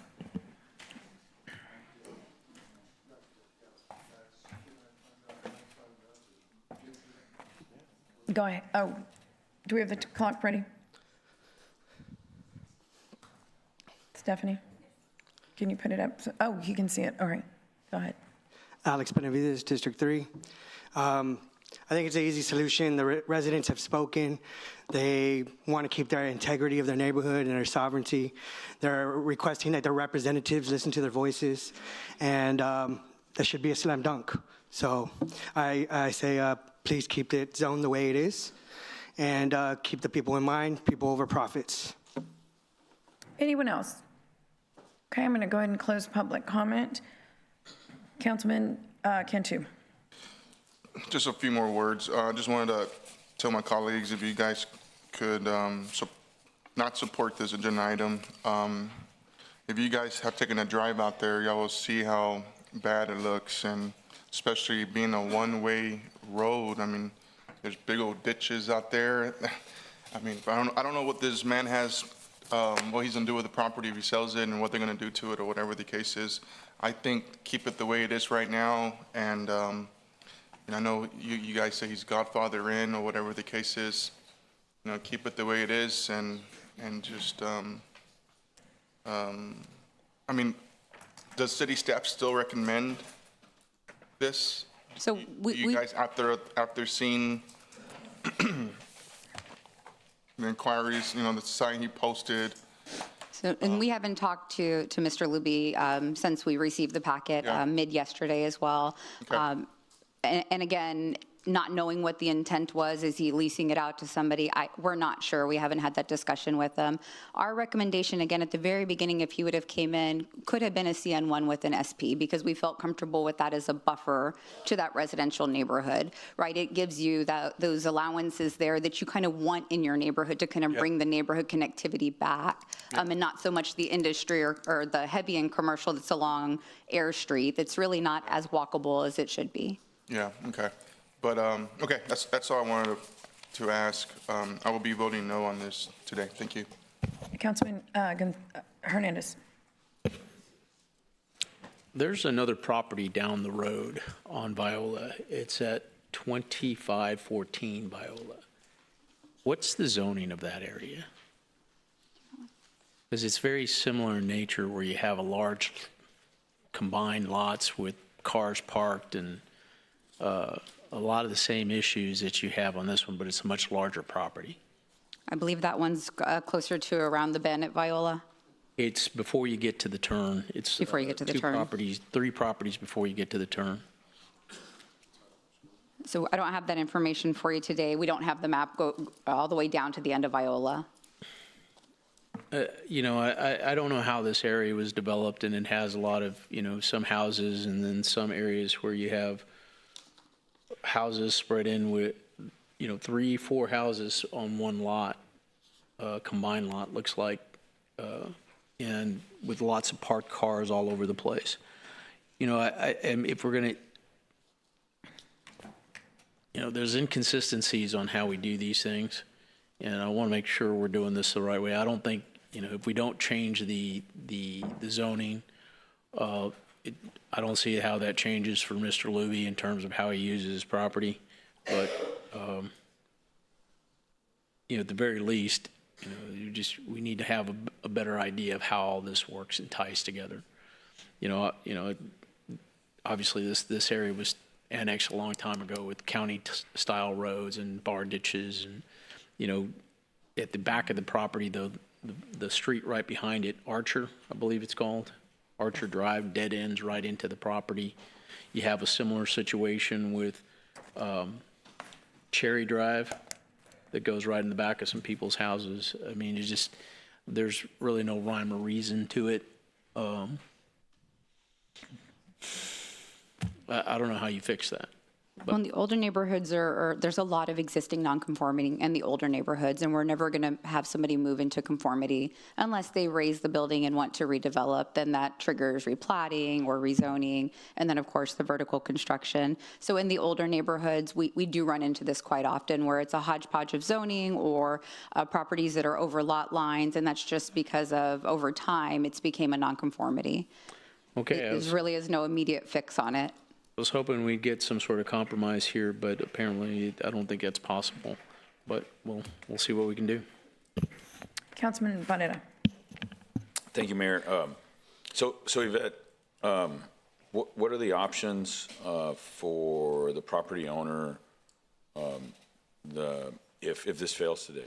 If this fails today, it would be the RS6 use, and then he can continue the existing nonconformity as operating today. He couldn't expand that with any additional rezoning request. And could he reapply for what the staff had recommended? He could always reapply for another rezoning. I don't know how long he has to wait if it fails.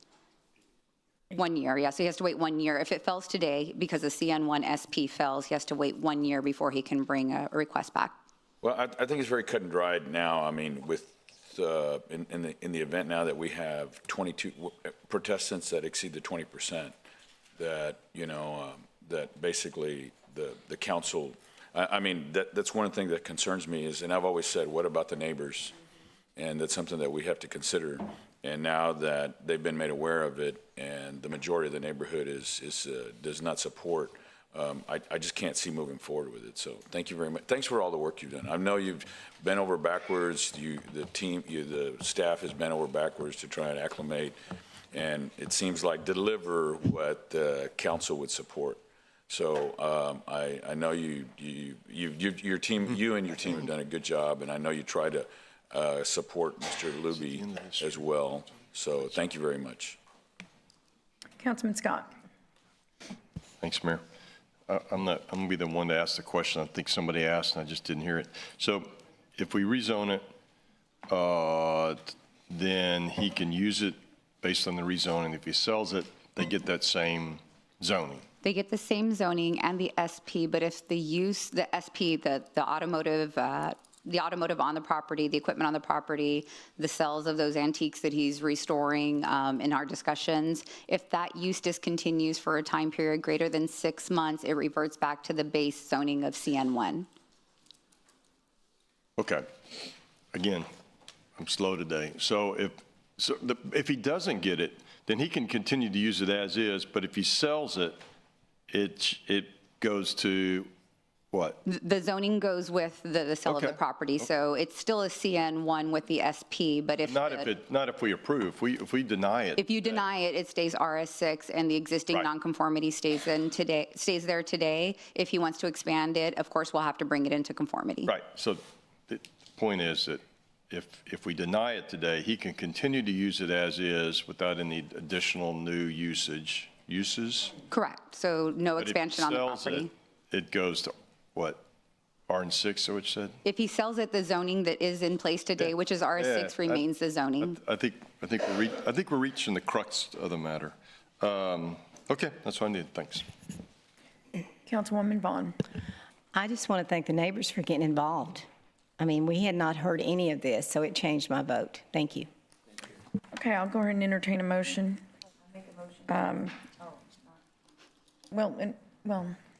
You vote, yeah. So we're entertaining a motion for item number 7. Okay, there's no motion.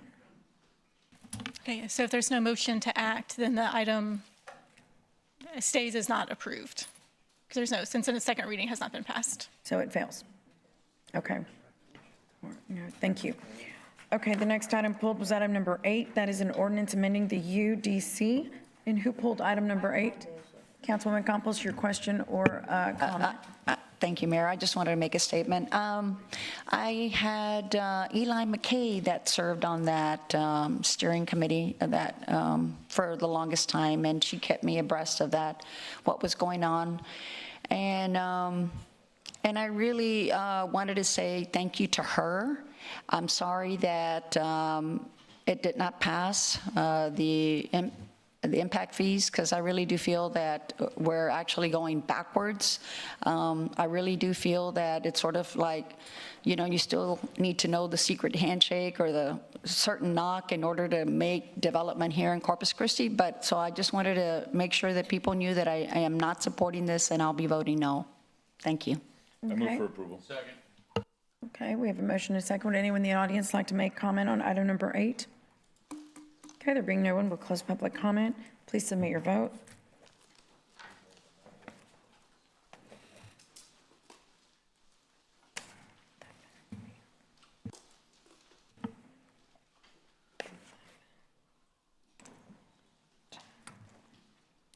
Okay, the motion carries. Item number 10 is a resolution authorizing amendment number 1, to service agreement number 6533. Who pulled, Councilwoman Paxson, your question or comment? Thank you, Mayor. Just real quick question. I was looking for the original contract with it because I wasn't sure if this isn't like an IDIQ, like where they have a contract to service everything and the amendment is just authorizing the sections of the overall contract. Is my understanding correct on that? Why we're doing the amendment right now? It's just authorizing the next phase?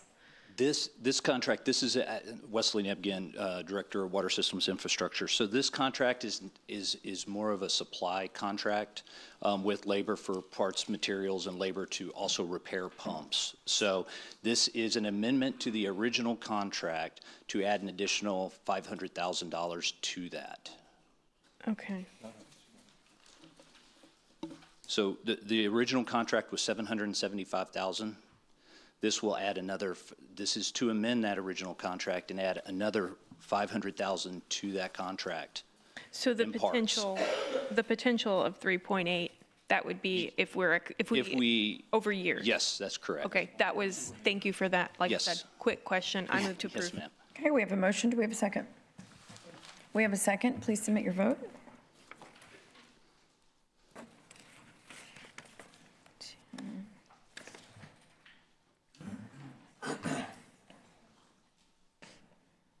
Okay, the motion carries. The next item pulled was item 11, that is a motion awarding a construction contract to CF McDonald Electric for the Ben Garza Gym generator. Councilwoman Paxton. Thank you, Mayor. I am in full support of a generator at the location, and I commend staff for finding one and an incredible cost savings on that project. I just want to be sure that we're going to be able to bring this back in a way that we can honor the original ordinance. Perhaps you can speak to that process a little bit, because I did bring it up last session, so I just want to circle back. Sure. So we are opening the annual action plan back up for public comment. It will get posted on Sunday. It has to be open for 30 days. We'll be able to bring it back after that. I believe that's the first meeting in May. In addition, before that happens, we're going to bring the $160,000 back, and then if council wants to take action on the $160,000 of unrestricted funds, then council can take that action before the annual action plan, the federal funds come back. But neither one of those impacts the availability of the funding for the generator today.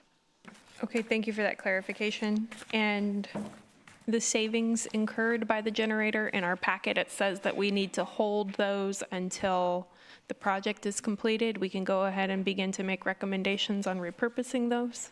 No, the annual action plan funds that go into public facilities, when there's savings, it goes into the next public facilities. That was approved in the annual action plan, and that was a change based on HUD's recommendations. So the next annual action plan item for public facilities included the Oak Park Recreation Center roof, and other items that were on that alternative list.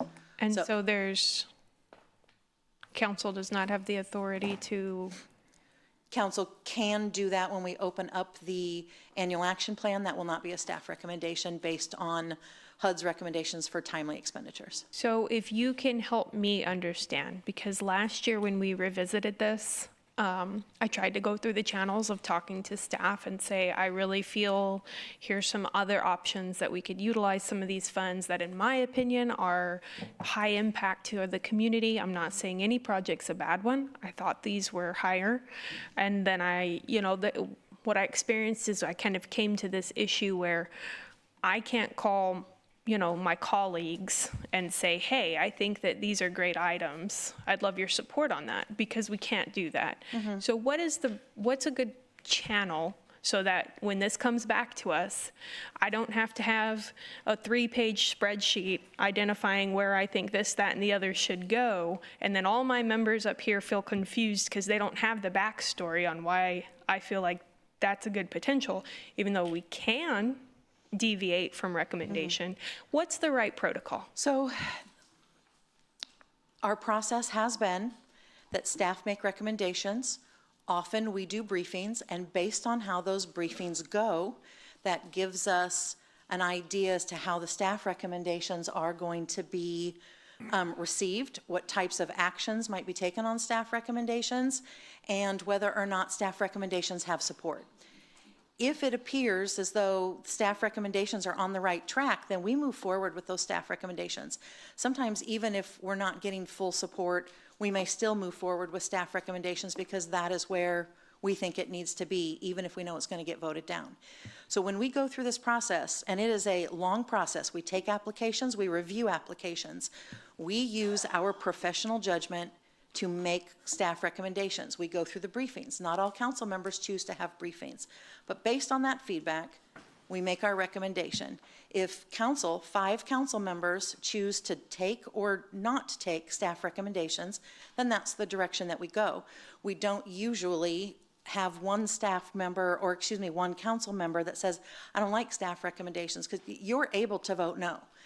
You're able to make your case in front of council, and that happened back in July, is that staff recommendations, it went a different way from staff recommendations, and that's part of kind of how we are where we are, but there is a process. So a couple of things there. I think my experience has been both scenarios where if you do hear a direction of a majority of council, that moves forward as a staff recommendation, but I've also experienced a lot of cases where I come to my briefing and I say, you know, these are my ideas, and I think that this would have a lot of support, but I am bound to not gather that support because of quorum rules. I can't go foster up 5 supporting members for an idea.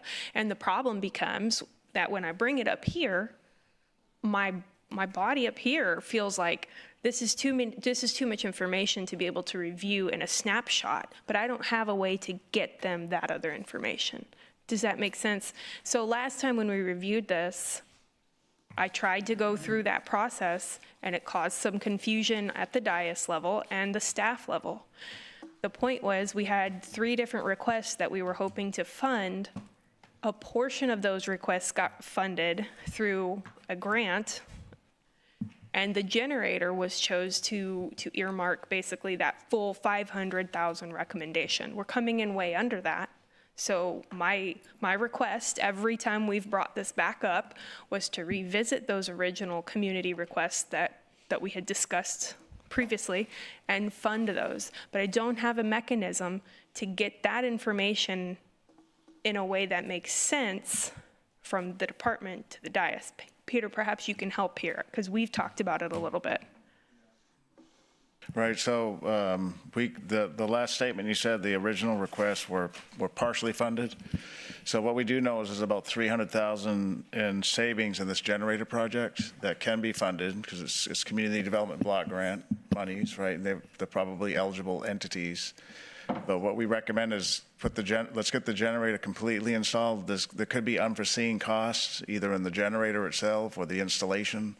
And we want to be able to get this done. So the recommendation is let's get the generator 100% or nearly 100% installed, and then we'll come back to the council to say, okay, this money now we're confident is available, and we can bring forward that recommendation as an option to the council. I appreciate that. I talked to Michael Dice, and he said that they have a pretty good cost certainty. So I feel, based on his recommendation, that the cost is pretty certain at this point. However, I don't think it's a big difference to wait for the project to be done. Right. But what I'm trying to speak to is, regardless of how many times I've tried to bring up this concern, the feedback I continue to get is that's not what's going to come to the dais. It's going to move down the chain in facilities.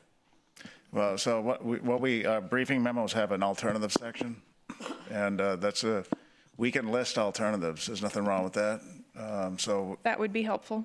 Yeah, so I can work with the team. We can list alternatives. We can say, as Jennifer did a good job saying, staff has a reason to recommend something. Sure. But there's alternatives. That's why every briefing memo has in the template an alternatives section. And as we hear individual or a minority of the council wanting something, we can list it as an alternative. And then that way your colleagues, like you said, are fully aware through the briefing memo. I appreciate that. That would be helpful. Thank you. And then my last question, as we move forward with the posting status, we are good legally to move forward on the generator. We can continue to expense that fund. Yes. Okay. Thank you very much. Okay, I will entertain a motion. Move for approval. Okay, we have a motion and a second. Please submit your vote. Did I do public? I thought I did. Oh.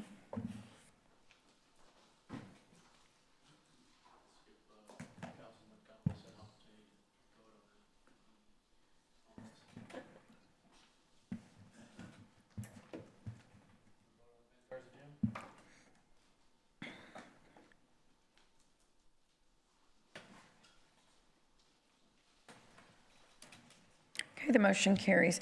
Our last item pulled is the motion to authorize city staff to collaborate with Aquatech to develop options for seawater desalination at the CC Polymers plant.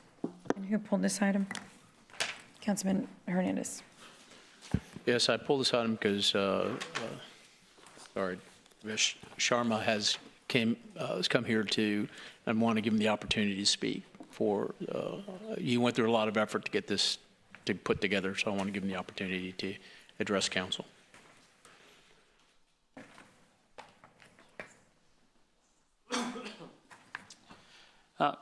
Councilman, thank you. City Council, thank you for the opportunity to speak. My name is Devesh Sharma. I'm the CEO of Aquatech International. We're a 45-year-old desalination company based out of Pittsburgh, Pennsylvania. We do also have quite a footprint in Texas with a major office in Houston. We've been following the Corpus Christi desalination story for many years. And to keep things short, we have presented an option that I think could be win-win for a lot of people, where we can develop the existing desalination plant at Corpus Christi and expand it and provide, through phases, desalinated water to the city, starting with 9.4 MGD, probably within a year of coming to an agreement, and with an expansion that could go to 14 or even up to 20, 25 MGD, depending on details that need to be worked out. But we have a plan. We could discuss it in detail offline, but we look forward to the opportunity of presenting that to council in the future. Thank you. Appreciate that. Okay. Councilman Scott. Yeah, are we working to amend the permit? Or does the permit tie to the operation of the plant? And if so, what's the timeline of the plant? Sure, Councilman. Nick Winkleman, Chief Operating Officer, Corpus Christi Water. I can provide my comments, and Sharma, you can probably add to it as well. So there is an existing intake and discharge permit for the CC Polymers location. That's a TCQ permit. One thing that I do want to be clear, so for the plant is not operating today. The desalination facility can operate without the plant, but the plant operation has to include the operation of the desal plant because the discharge is combined. So the waste for the CC Polymer plant has to be combined with the brine discharge. Both permits are for industrial use. What we've heard from previous consultants, there may be an amendment required from TCQ, and certainly Aquatech will work through that process with TCQ. The other thing that is definitely required from TCQ is the permit and approval to operate a potable water treatment plant for a public utility system. So the permanent, so the desal plant can operate, yeah, is that right? The desal plant can operate without the chemical plant being operational. Yes. But the chemical plant cannot operate without the desalination plant being functional. Correct. The discharge permit is essentially a combined permit for both the desalination plant discharge and also the wastewater discharge for the CC Polymer manufacturing plant. And is the agreement going to be for industrial water or potable water? No, the agreement is for Aquatech to furnish potable drinking water to CCW in the city of Corpus Christi. And that would require an amendment to the permit? It possibly could, and I think I can honestly say that's for Aquatech to work through with TCQ. Under this agreement, it's a water sale agreement, and the city would be purchasing treated potable water. So the permitting requirements, the operation, that's the burden of Aquatech. And then we would provide the funds to the interconnect. That's not the right word, but we would connect. Who would pay? So I guess they would have to pay to build whatever's necessary to make it potable, right? And there's a number there, which I guess we don't have a number yet. This is the conversation to develop a number. It should be nice to know what we're talking about. We don't know, right? Do we know what's the price per 1,000 gallons? Well, so what I can say is that, I mean, the motion is to negotiate a contract, so we've got to go through that. Some of the initial numbers that Aquatech has provided is in the $7.50 per 1,000 gallon range.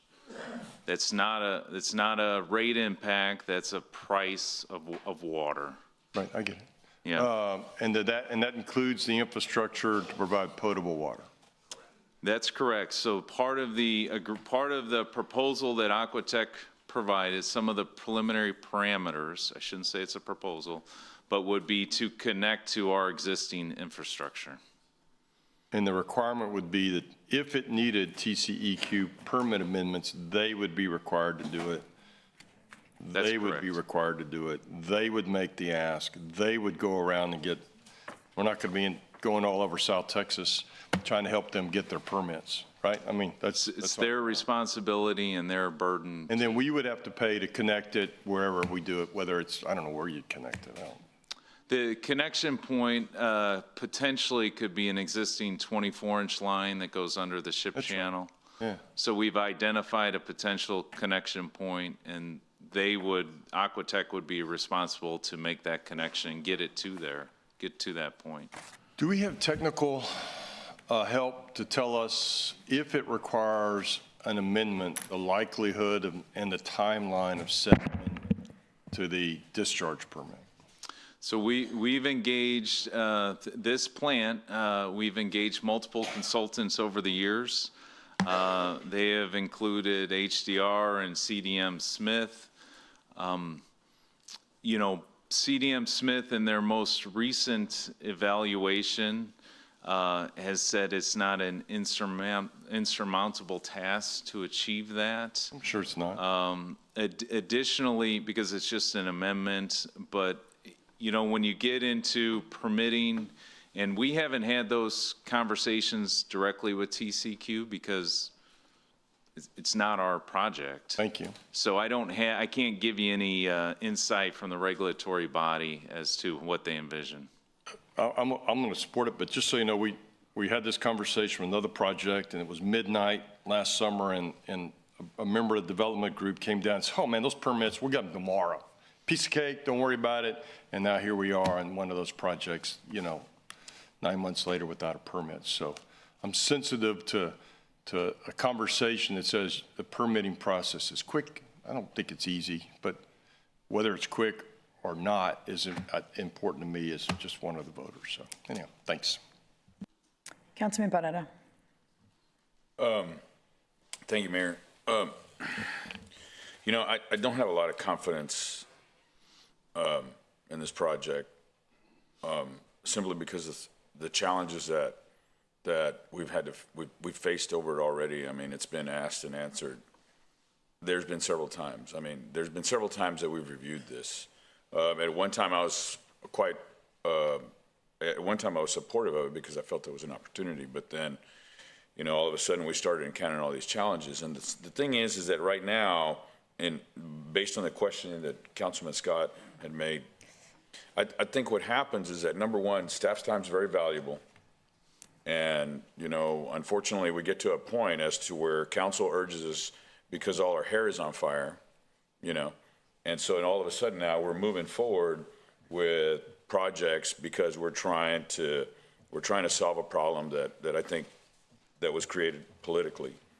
And, in my opinion, So I think the challenge is that now we're having you once again engage, and my frustration with the project in San Patricio County is that we're putting all forth this energy and effort when the developer, in my opinion, as I stated in the last meeting, really should have taken, the owner should have been on them. And that's the thing that I'm afraid of, that now all of a sudden, maybe I could agree to just a term sheet that basically says, come up with these deliverables and then we can talk. I think, and I think I could agree to that. But I think the challenge is right now we've really got no data. We've just said it's just so broad to authorize staff to negotiate with Aquatech to develop a water sale agreement to purchase water produced and treated by Aquatech. So I'm really, really reluctant, because I know you guys are working weekends. I know you're working long days to try and, work on projects that are meaningful. I'm not saying this isn't, but I think the onus should be on the developer, or the in this case being Aquatech, to be able to come to provide that for us. Other than that, I think it's just getting very, very difficult. And all we're doing, and then we create confusion where now, then all of a sudden, you know, Peter's in a position where he's trying to deliver, okay, this is what we realistically have available. And then all of a sudden now we're being told that we're not being transparent. Because now if we're adding this, I mean, I heard numbers 12, 14, 20 MGD, and it gives the public a false sense of hope when we're not anywhere there. It's still, as I said, the term I used last time, it's overly speculative. And so once they come up with a good deal, then I would support it. And I think that's the other thing. I've obviously been very supportive of Inner Harbor, and I think it creates more confusion for the public, and then it's another thing they're going to throw out with us. Okay, now you're going to have another desal facility, which I see Councilmember Campos is right behind me, is probably going to bring up those comments. So right now, I just don't. I think this is overly ambiguous, and I can't support it as it is. All right, thank you, Mr. Winkleman. Councilwoman Campos. Okay, thank you, Mayor. It's really strange that we're here with CC Polymers. Back then, I don't know what was it called, MGM or I don't know, something like that, the name of the company that had it, because that's how I started in public comments. It was back in 2018, and I had said to the city, there's already a desalination plant. Why is it that we weren't purchasing it back then? That was 2018, so that was, 8 years ago. So this deal that we're looking at now, it is still, though, we still don't have a clear picture as to the discharge. I mean, it's further into the channel, I believe, right? From the Inner Harbor? Yeah, I mean, the discharge exists. There is no diffuser on the discharge. So there are some market differences between the initial design of Inner Harbor and this plant. The discharge permit is in hand and exists, and anybody can review that discharge permit. Okay, and the diffuser itself, just to inform all of us, what is the difference between the Inner Harbor desalination plant and this plant that we're considering? Well, a diffuser on the discharge would be used to ensure that salinity levels return to normal in a quicker manner. So we really don't know if the salinity levels are going to be safe. Is that what you're? Well, one thing that I do want to remind everybody is that the CC Polymer plant will be modeled by the Farfield modeler that was approved. You know, those inputs into the ship channel, you know, they call them inputs. That would be part of that study with CC Polymers operating as well as Inner Harbor. That's an established part of the Farfield model. So could this plant be looked at as like a test pilot? I mean, because it's not going to produce as much water as the Inner Harbor. Yeah, my comment to that, Councilwoman, is engineering-wise, I would say no. It's a different plan. It's designed differently. The plan at CC Polymers is not fully operational. Yeah. It was never completed. Designs have changed. Membranes have changed. I would caution all of us from considering the CC Polymer plant and the potential plant at Inner Harbor as apples to apples. Yeah, I really am conflicted with this, so I'm waiting to hear what the rest of my council members have to say on this project. So thank you. Councilwoman Vaughn. Can I ask him a question? So are you tasked with getting the plant up and operating? Is that what you're going to be doing? Yes, actually, to fully answer your question and also address Councilman Barrera's comments, to be a bit more specific, there's a well-planned phase-wise approach. The existing plant is 9.4 MGD. To bring that up, last year, Aquatech completely audited the plant. We have a very clear plan of how to start that up and make it produce water. We do have to address the potabilization permit, and we have a plan for that. Parallelly to that, we would add an additional train of reverse osmosis, taking it to 12.5 MGD. So that's phase 2. And then parallel to that, we would be expanding the plant to eventually meet CCP's needs, because they will eventually start their PET facility and will need to take desalinated water. And the net to the city would be 14 MGD, which fits the 24-inch line that Mr. Winkleman talked about. So upon, the offline discussions, we can present a very detailed step-by-step plan. And the other thing I want to mention is that this plan does not involve any capital expenditure from the city. We would make that investment. The city would just need to pay for the water when it is produced. Okay, so you have a lot of experience doing this, correct? We do. Because I believe this name is from Kiewit. Weren't you going to be working with Kiewit? We were the selected technology Yeah, provider that's what I thought. for Kiewit at that time. Yeah, and this council up here, so many of them had a lot of confidence in that company back then, so I think that speaks for itself for you, so thank you. Mr. Sinoni, what do you recommend? I recommend we proceed forward with developing a contract. This is another no-cost proposal to the city, so we don't have to invest any money except our labor to work with our city attorney and Nick's team to develop a business contract and bring it back to council. Even if, excuse me, even if city council does approve the contract, there's still no payment due until they perform and send water. So it's for 9.5 million, and then all the way up to 14 million gallons. It's no risk to the city because 100% of the performance is on the company. And I was hoping you'd say that, because I agree with you. I think we don't lose anything by doing this. You're going to go in negotiations with them. You'll find out what they can and can't do. And then if it's possible, you'll bring it back to us. Right. Okay, thank you. Okay. Councilman Cantu. Couple questions. If we don't do anything with them, they're still going to have a plant, correct? You're still going to do water from there? Well, I think CC Polymers plans to operate at some point in the future. And it's going to happen no matter what. To operate, they need that desal plant running. Got it. Peter was saying it was 9 point what millions? 9.4. It's 9.4 MGD in 12 months, and then it could ramp up to 14 MGD in another 6 to 9 months or so.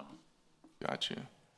And it costs us $0 to talk, do a contract, all that good stuff. It's not going to cost us no money till we see water from there if we approve the contract later on, correct? Right, so this motion is to authorize staff to negotiate a contract, and then that contract would then be presented to council for consideration. Got it. I'm all for other water sources. We're turning down business every day supposedly, so we need all the water we can get. So I'll be voting yes for this. Thank you. Councilman Barrera. Now, but we'd have to still pay the cost of conveyance, correct? That's one thing that we'd have to analyze and recommend to council. So there is a line that goes under the ship channel that we put in as part of the dredging project, but it's meant to be a redundant line. So if we use it, we take out redundancy to that area of the Joe Fulton corridor territory. So that's something we have to look at. Part of the business deal would be ground storage tanks, any type of treatment that has to be done in the tank. That would be part of their expense, Aquatek's expense, and it's all included in the 750. That 750 does have inflation, by the way, so every year going forward, the 750 keeps going up. But what factor? we have to analyze, what's that? Have we determined a factor? So it's just I think they 750 just off said the- general inflation at this point, but that's part of our negotiation. Be part of the contract terms. Right. Yeah. I still think it's premature. I think, you could, I'm being facetious, but you could call the bishop and say, we'd like to negotiate with you with regard to praying for rain. I think that's the frustration that we've had. This council put us in this position. And so now we're looking at every opportunity. I think if the onus is on them, if they've got a product to sell, then I think that their homework needs to be done, and I don't think there's been enough information. Now, obviously, the council supports it, but I just really frustrates me that we go to this thing and all of a sudden somebody brings it to our attention, and I just, once again, your time is very valuable. Yeah. Your time is very valuable, and I know, and as someone who obviously has a service to sell, I basically have something to deliver, not to the point as to where we're going to enter into negotiate. I think they have to have something to deliver until then, because we're still going to have the costs of conveyance, where obviously there's an electrical cost involved with that. I mean, I'm not discounting their qualifications. Yeah. I just, once again, I think we should move cautiously, because we put a lot of time and energy into the Evangeline project, of which it's still speculative, in my opinion. It's still speculative, in my opinion, because we were told that that it would be very easy and very simple, and now we've obligated, what, $60-70 million? 400 million, Councilman, on the construction. No, for construction for right now. Well, I don't Just know for if today, that- just Yeah, I today. don't think it's that much. How much have we spent, Nick? How much have we spent? How much Our we obligate? expenditures to date are like 2.6 million. That's what cash out the door, what we spent. That's right, but we begin on the long lead items with the construction. Oh, absolutely. So that, like the city manager said, it's approximately $400 million. Yeah. Right. So I guess that's the whole thing. I mean, but just from the pipeline, and okay, so $400 million, fine. But that's the thing. I don't want to put us once again where because we're in a position of desperation, and then all of a sudden the developer comes to us and says that it can be done in a year. Then I think it would be prudent just to set up milestones and require deliverables, because staff's time is very valuable. Right. And then I think that's the thing. And then I think it frustrates me that one council member can bring this up, and then all of a sudden now it's an initiative that we're going to move forward. And we shouldn't, I mean, what is it? We need to be cognizant of what provides certainty. And this just provides a lot of ambiguity. And I think it's disingenuous to let the public know, to have the public feel that all of a sudden we're searching for solutions, and then to say, well, we might have 9.5 MGD within 12 months. You know, so that's my concern. And I mean, I've obviously overstated it.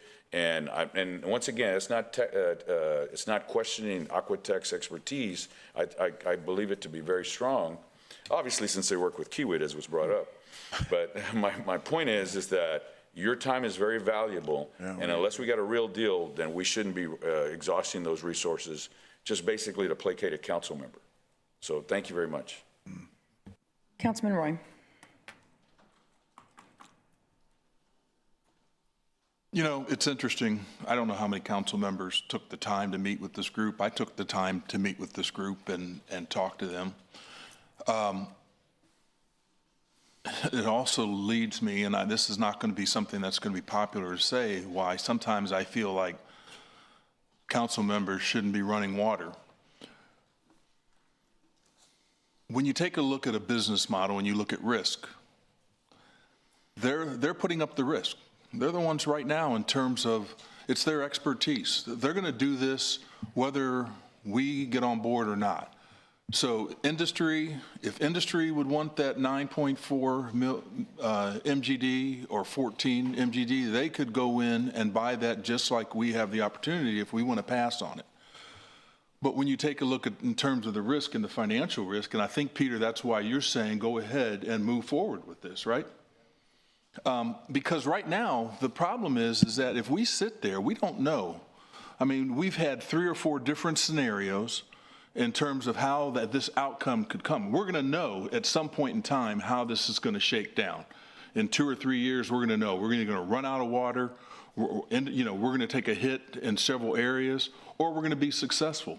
And the thing about it is that I don't want to sit there and take the risk of a project that we really don't have that much risk on and turn it down, and then all of a sudden we're having to answer to the community and say, oh yeah, we were close, we missed it by 7 MGD. You know, we missed it by 6 MGD, I'm sorry, but we're going to have to go into this phase. So again, that's why I really try hard to meet with all of the, and there's a lot of companies that are coming out of the woodwork. I mean, you know, we hear it every day. We had a guy today that sat there during public comment and said, well, we hadn't met with him, and we have met with him. But the problem is that unfortunately the track record that they have, it's an experiment. Am I right? Yeah, for that one person that was here today, yeah. These guys have been doing this for a long time. They're going to be successful because they know how to do this. This isn't an experiment. Anyway, I think it's a good project. I'm for it. We need to move forward. The last thing I want to be is the one that's going to sit there and say, we missed this thing, and we missed it by 4 or 5 MGD. City staff recommends it. We're talking about your time and efforts in terms of putting together a contract. Is that a valuable use of your time for the return? I think so. So anyway, thanks for looking at this. I want to appreciate you guys for taking the time to bring this to my attention, and I support it. Councilman Scott. So, did you guys invite me to, you may have, because it's a busy world in my world. Did y'all invite me for a briefing? I don't recall being asked to be briefed. So just so you know, Councilmember, I wasn't asked, and and that's fine, that's fine. I got a lot going on in my world, but if I'm asking questions here today, I apologize if I could have asked them, when we met, that's fine. Think the world of you. I'm a little sensitive to capital costs because my sense is we're going to pay the capital cost plus some number, right? You're going to spend $10, you're going to roll those costs into the rate, and we're going to pay that 10 back plus whatever your rate, your internal rate of return, and it's going to we're going to hold them to that 750, Councilman. Yeah, they were working for 7, but they couldn't do 7, but 750. I just want to be. I want to be. Right. Since I wasn't with you before, I want to tell you where I'm at now. Yeah. So I'm sensitive when somebody, hey man, you don't have to pay any money. If we're going to spend all that, we're just going to roll it into your rate. Okay, well, the ratepayer is going to pay that, and they're going to pay that plus some increases on some regular basis. That's the way the world works. I'm not angry, but I just want to point that out to the public if they're listening. That, hey, you don't have to spend any money. The developer will. Well, the ratepayer is going to pay it back. I am a little concerned about the lack of diffuser. And again, I'm in title insurance. I can barely spell diffuser. But what I have learned is that's a really cool, newer technology that didn't exist when M&G first got their permit. I appreciate that M&G put a deal together with y'all, and y'all can go out and shop it. I would actually be okay if you cut a deal with industry and just sold it to them. It would take them off our system, which puts less pressure in our new water supply. They would pay the rate, which I assume that they would love to pay, $7.50, because that's probably about what our blended rate would be when we do it. So when people say, hey, if we don't do it, industry will, I mean, do I care? I don't think I do. Maybe that's worth a conversation. The last thing I would say is that there are a lot out there, and just for the public, I got a call from someone who's connected to cloud seeding, and I need to forward them on to whoever. I ran into someone who's got a project in southern San Patricio, a well field project, and they would like to have a public conversation about that. 6 months ago, there was a guy that said, hey, we should take all the oil wells and retrofit them because I guess there's water pockets. I don't know that stuff. And so I passed that on 6 months ago, and nothing ever happened because I think you guys are busy. Someone reached out yesterday, and they have some software that detects leakage much faster, and then you can fix it faster, and then you improve your leakage percentage. I'd like to just tell me where to send that to. And then there's this conversation about drilling more wells further up the river system. So at some point, do we talk about those? I mean, do I need to go out and get 3 signatures to talk about it? Not that I could, but. Councilman, I can comment on a couple of those. Okay, great. You mentioned a project with reinvigorating old oil wells. We met with him. We discussed it with him. There's a lot of complications there because they're old oil wells. And there's other constituents in there. It was risky. It was a risky endeavor. The gentleman north of us with the water along the river, staff has reached out to him and talked to him a couple of times, trying to fully vet and understand that project as well. The one in southern San Patricio County? I'm not aware of that. Is that the one that there's two persons on that one? Yeah, that's the one we met at Christmas on, Nick? Oh, that one. Yeah. Yes, so we met with them at, thank you. Yeah. Yeah, so we met with them, and we were waiting for a business proposal from them. Yeah, they have to bring us a business proposal. That makes sense, and I think Yeah. that's one of the things these gentlemen did that others haven't, which is, hey, we have a proposal, let's talk about it. Right, I and they have get a that rate, yeah. If somebody doesn't have a proposal, it seems like a lot of work on our side that they should develop, right? Yeah, that's correct. That's why the San Patricio one, we've asked them to bring back to us a proposal. Got it. Much like the Aquatech has done. I will just say that this one has been, as Councilwoman Campos said, there's been numerous iterations on this plant. We've spent, I don't know how much, $50,000, $100,000 with a consulting firm. So we understand this project more than all those others that were just listed that are brand new. So time investment is less here because we know the project. We know how to get it in the distribution system. We know what's there. Many consultants have advised us. And so there's been, just to caution to Councilman Barrera's point, the public, there has been numerous iterations on this plant. I think going back, Councilwoman Campos, how many years? 10 years.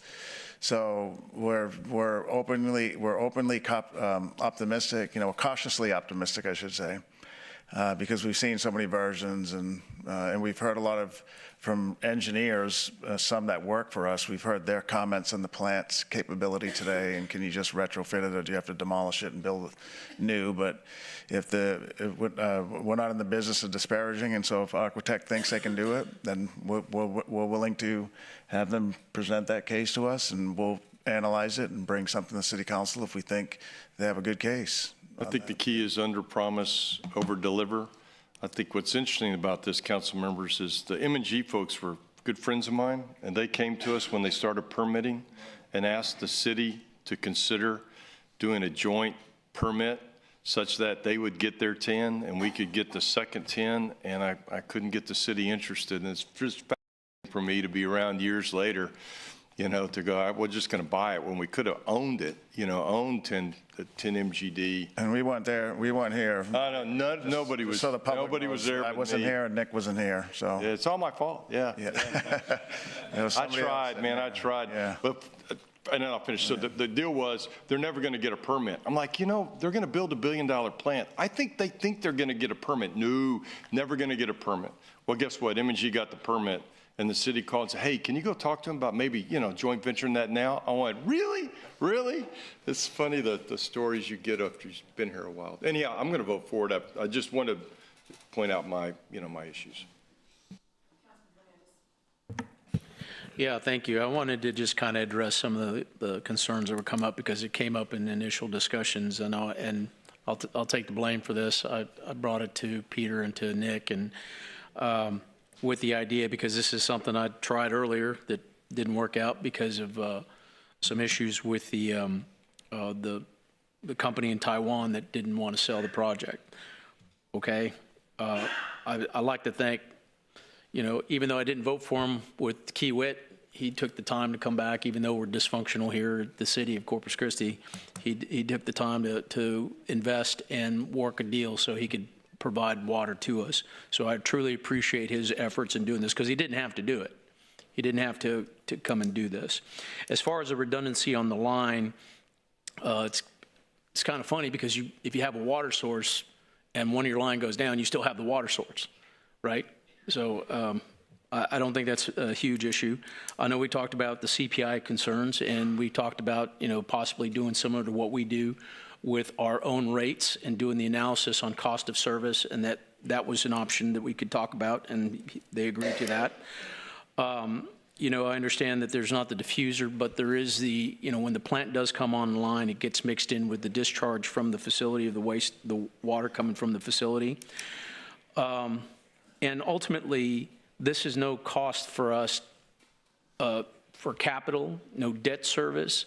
They're going to take all that on, and then we don't pay for water until we actually get water. So there's a lot of win-win situations here for us. They are the technology company for CC Polymers now that they're going to operate that plant for them. So they have the business they're doing with CC Polymers as well. So I mean, this is kind of beneficial for everybody here. And, you know, the plant is already there. It's already been built. It's going to come online. Let's take advantage of it while it's there. And so I'll make a motion to approve. Councilman Roy. I just wanted to clarify one thing. So, you know, what are we getting our agenda now? What, 2 weeks in advance? A week and a half? 1 to 2 weeks, yeah, depending on when the council meeting, at least 1 week in advance. 1 week in advance. I just met with them yesterday. I happened to just look at my agenda and I thought, oh, we're going to be voting on this and trying to do due diligence and understand what's going on. I will tell you one thing, that if I don't have the faith in CC Polymers or MG, whatever you want to call them, in terms of us negotiating directly, and that was one of my first questions that I asked them, is that, okay, what made them come around and decide this? Because we've approached them multiple times, you know. Yeah. So I'm glad that somebody else is spending that time and effort in making sure, because you're right, it is tough to sit there and have a lot of faith when that dog hasn't hunted a couple times now, right. You know. So, but again, I think because of the fact that we're not really bearing the risk here, and the financial part, we have to do diligence and look at it. So again, I'm supporting it, and let's hope for the best. Yeah. Thanks. Councilwoman Paxson. Thank you, Mayor. Real quick, just to recap. So 9.4 million gallons a day in 12 months. Approximately, that's what we've been told, from the execution of a contract. You said the fall or 1 year from now? It'd be 9.4 MGD after approximately 1 year from the date of the contract. Yeah. ETA on contract, We haven't started negotiations yet. but I'm looking for a ballpark, hypothetically. At what I would point? say like 90 days, you know. 90 days? 90, 3 months. Okay, and then it could be scaled up to 14 to 22 MGD for an additional 6 to 9 months from that I think 15 months? The 14 is an additional 6 to 9 months, and then the 22, that'd be to be determined. Yeah. Yeah. But there was an interim. We only looked at it because there's a 24-inch line that's available, which would make it very easy. But in initial discussion. Sir, could you come up to the microphone, please? So our plan is to utilize the 24-inch line that exists, and the maximum water that can flow through that line is 14 MGD. But in discussion, if there's an interest to build more capacity, we can look at even expanding the plant further. But just for clarity's sake, we have a 9.4 phase 1, 12.5 phase 2, and a 14 MGD phase 3. So the 9.4 would be a year from contract about 3 months. I was going to say the same thing, Peter. Yeah. The 12.5 about 6 months after that, and the 14 about 6 to 9 months after that, to just give you some notional idea. Okay. And is there option, or is there anything in your design that could potentially take into consideration adding a diffuser type on the discharge? Well, after listening to this today, it's something I don't know, and I can't answer that question, but it's something I myself have noted down. I asked myself the same question, is let me talk to the team and see what would that entail. I think that'd be very valuable, and I'd be super interested to hear what that would mean for you guys and the proposal in general. Thank you. And so, to Peter, the existing line, I'm glad that we had it for redundancy. I'm all about redundancy. Right. But I would say in the condition that we're in, this would be as good a time to use a redundant supply for Right. expediting water. And then if we so elect to still need something for redundancy, to continue to pursue that. Yeah, correct. That's what we had talked about, Councilwoman. So the line is there. The redundancy, coincidentally, is to CC Polymers primarily. So we can backflow it, but we have to analyze it and then make a recommendation. Do we need a second line now to replace in case a redundant one is needed? But you're right. We would use the line that's there, not being used today. Okay. Mm-hmm. So if we're looking at, 14 to 22 potential million gallons a day going into our water system, whether that's directly to our system or a hybrid directly to our system because of constraints on the current conveyance line, and then partially to go through a different source to a customer. That's like 73% of what we were talking about on our plant for less than $1.2 billion of what we were talking about on our plant for minus 2 years of delivery. So to me, at approximately 89% of the 1,000-gallon cost we were looking at for ours, I don't see any reason not to move forward with at least negotiating. Yeah. And of course, I wish the best speed and luck to the project, because that's what we're looking for. That's what everyone is looking to this council for, is finding water. So an easy yes to this is to find water.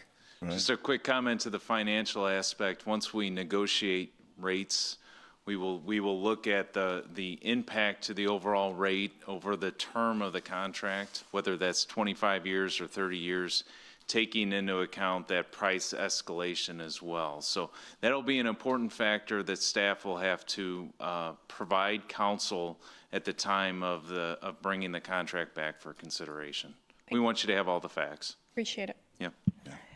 Thank you, Nick. Well, clearly, this is something that the council supports, and basically no cost and no risk until or unless, water is produced. I would caution, though, Peter, that we're careful with, as this moves on, the negotiations, however they move on, and it's a lot of, back and forth, and that we're careful, as was mentioned by Councilman Barrera, in relaying to the public, we're going to have this many more MGDs by the end of the year, or by whatever, if that moves. We just need to be very realistic with that, because I think that is a valid concern. And also, Peter, if you could maybe send us a memo, something saying, like, at what point do we have enough and we're not, all the unsolicited proposals? Yeah. Where do we say, okay, we're good? Yeah. We're good, because we're just going, okay, take from here, you come from here, you came from here, and I mean, where does, we need to see Okay, we'll what get you the that. overall picture looks like. I know it's very fluid, Yeah. but if you could do that, that would be very helpful. Okay, we'll do So with that, thank you. We have a motion and a second, so please submit your vote. This is item number 12. Oh, I didn't open public comment. Would anyone in the audience like to speak on item number 12? Okay, there being no public comment, please submit your vote.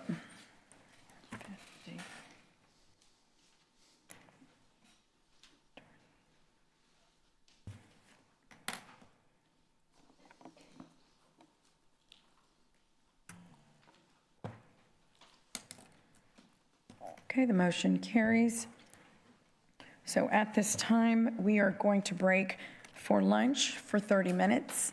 Well, maybe 40. We'll be back at 4:30. 4:30 exactly. We'll be right back here to continue with the meeting. Thank you.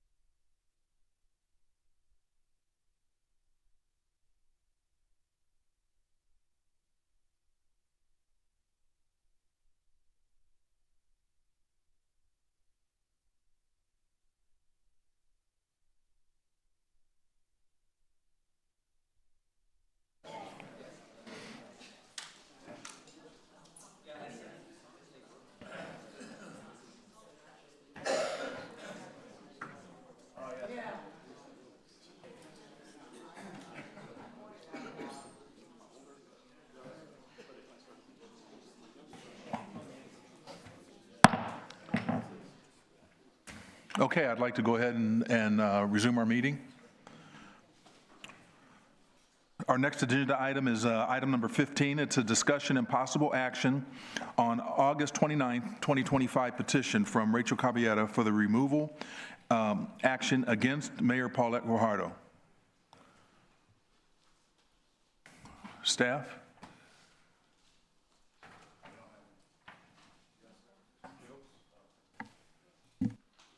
This is a three-person memo item. I have some materials, but I think it probably ought to start with the persons who made the three-person memo proposal. But I have some handouts if y'all are interested.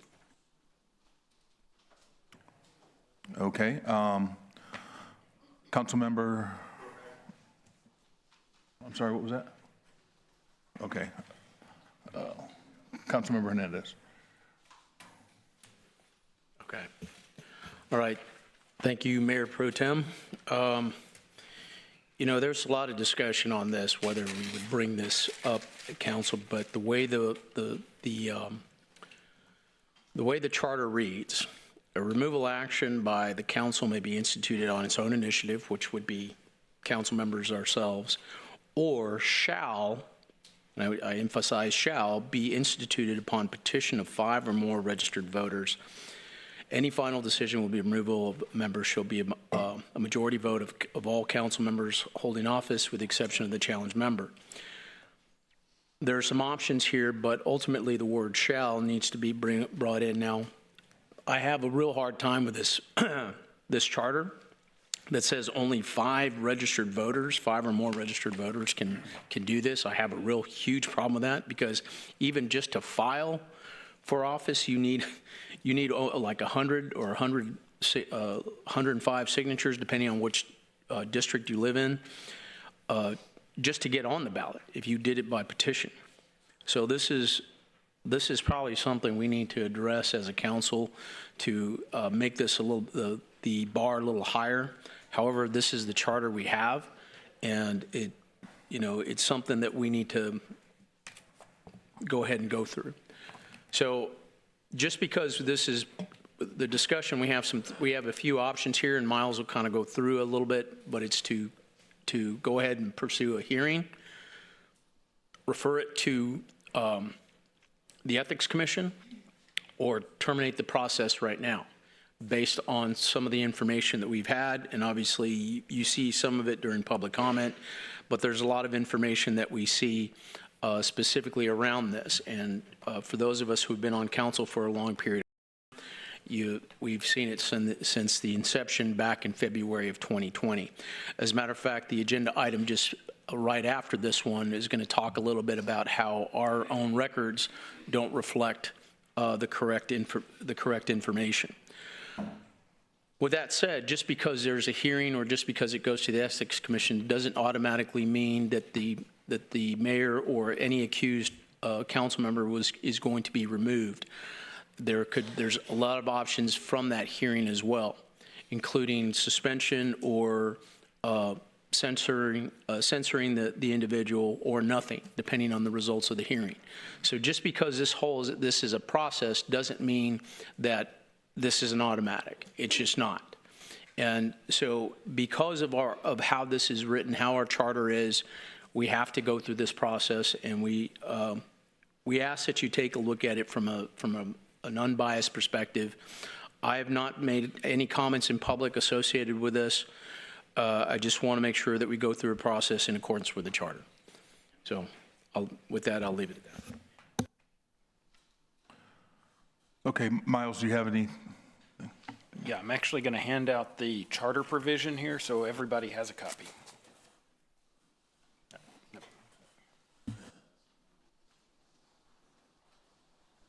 Then I'm going to go through these provisions because they are very detailed, but there are options that the city council can decide to take based on these provisions. And I've already met with some of the council people to lay out some of the choices, but I do want you to let the council know the role of council and the role of the attorney.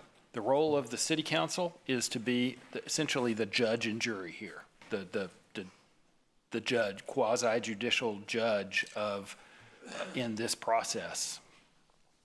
The petitioners are one group, and then there, of course, there's a defendant as well. But let me, now that everybody has the handout, I first want to go through the provision. Removal, A council member shall be subject to removal by the council or by other means authorized by law. And there's 6 different reasons that a council member may be removed that are listed. They're very broad. And I'm going to let you all read those yourselves. B, and this is where the details become important. A removal action made by the council may be instituted on its own initiative or shall be instituted upon petition by 5 or more registered voters. In this case, you have a removal action that has been instituted by petition of 5 or more registered voters. And then I broke out this removal provision into bullet points just so they're easier to read. Any final decision to remove a member shall be by majority vote of all council members holding office with the exception of the challenged member. The council may provide by ordinance for the referral of any disciplinary matter involving a council member to the Ethics Commission for recommendation. And that this kind of opens up one of the possible decision points by City Council. If you decide to refer this to the Ethics Commission, since you don't have an ordinance of referral in front of you, you would probably ask staff to prepare an ordinance to refer it to the Ethics Commission or ask for such an ordinance. The challenged member shall have the right to written articles of impeachment, an opportunity to be heard, to be represented by counsel, to summon witnesses who shall be required to give testimony, and to reasonable advance notice of the hearing. I'm going to go through these one by one. Articles of impeachment, somebody's going to need to officially adopt or recognize these articles of impeachment, or at any point, those can be demanded by the defendant. An opportunity to be heard, of course, this is due process, is the right to be heard, the right to notice of a hearing. That's basic due process for any defendant. To be represented by counsel, to summon witnesses who shall be required to give testimony. Both sides will have the options to summon witnesses, essentially, and to reasonable advance notice of the hearing. The burden of proof shall be on those bringing the charges. The hearing shall be open to the public, and the conclusions and findings of the council shall be final. If the member is removed, a complete statement of the reasons therefore shall be filed with the city secretary. The council shall additionally have the authority to reprimand or suspend a member for a period of not more than 30 days if removal is not warranted. So there's 2 suspension provisions in here. C is the second suspension provision. Pending charges for removal, the council may suspend the challenged member from office for a period not exceeding 30 days by a majority vote of all council members holding office, with the exception of the challenged member. D, commission of any of the violations specified in paragraphs 1 through 5 in A above shall additionally be grounds for forfeiture of office in proceedings pursuant to state law. And E, a member who is removed from office, whether pursuant to this section by recall or other legal proceeding, or who resigns after such proceedings have been initiated, shall not be eligible to be appointed to or run as a candidate for city office for 2 years from the date of removal, recall, or resignation. Now, I wrote down a couple of additional provisions that when deciding procedures, we're going to need to be very cognizant of. The Texas Open Meetings Act. City Council may only act pursuant to a meeting open to the public on a subject that is properly noticed at least 3 business days ahead of the date of the meeting, and that works out, if you have a weekend, it works out to about 6 calendar days of minimum notice, in sufficient detail to place the public on notice of subjects of the meeting with specificity required of the anticipated City Council action. And you're also going to need to to be cognizant of the need for a defendant in this type of proceeding to have U.S. constitutional due process. Minimum requirement hearing and notice, reasonable notice of that hearing of any action that could adversely affect that person's property or personal right. And of course, this is that type of action. Okay, thank you. With that, I'll open it up for questions.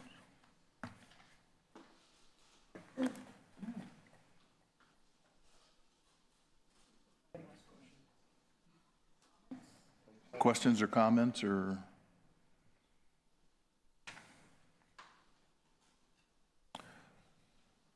Councilmember Hernandez? Okay, so, we need to open up for public comment for the information to come to us. Obviously, the petitioners are the ones that are going to have the burden of proof here, since this was initiated by the petitioner.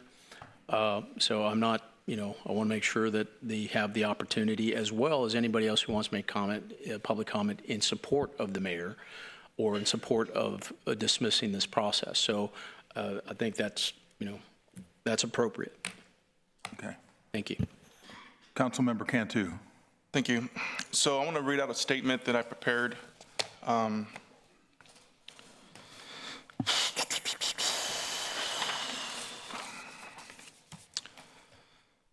Let me clear something up right now because there's a lot of confusion out there. This item on the agenda was not brought forward by me or any council members who tried to remove the mayor. It's just not true. What this is a petition that was submitted by residents back in August. And under the city charter, when a petition like this is filed, it meets the requirements. We shall move forward with a hearing. Not maybe, not if we feel like it. It says we shall. So that's exactly what we're doing, right? We're moving forward because the residents filed the petition.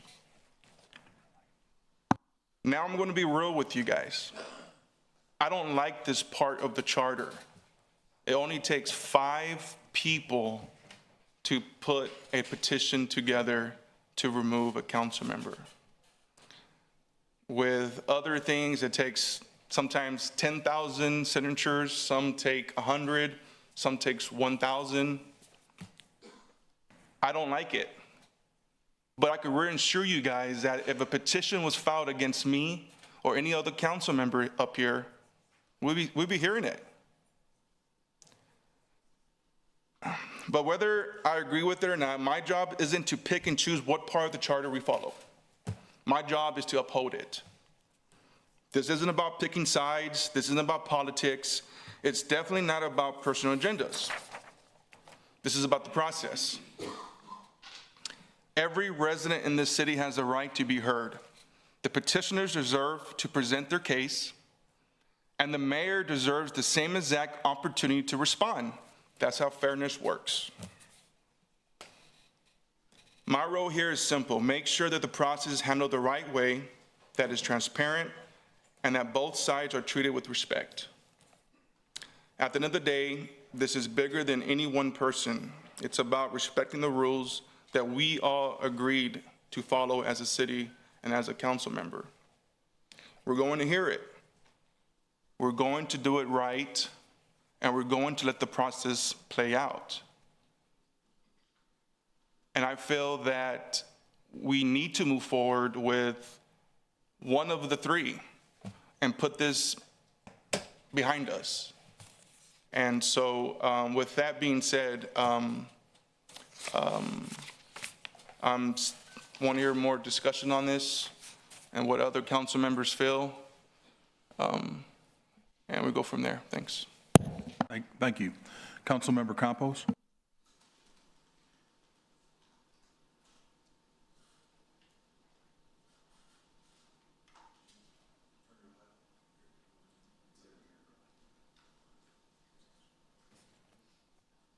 Thank you. Thank you, Mayor Pro Tem. Okay, so I also prepared myself some remarks. Basically, we're at a crossroads. There were several depositions that were obtained, on the Elevate Hotel Suite case, starting from our city manager with Councilman Barrera, Councilman Roy, Mike Culbertson, Heather Holbrook, and of course, the mayor. So from this, Heather and Mike have resigned.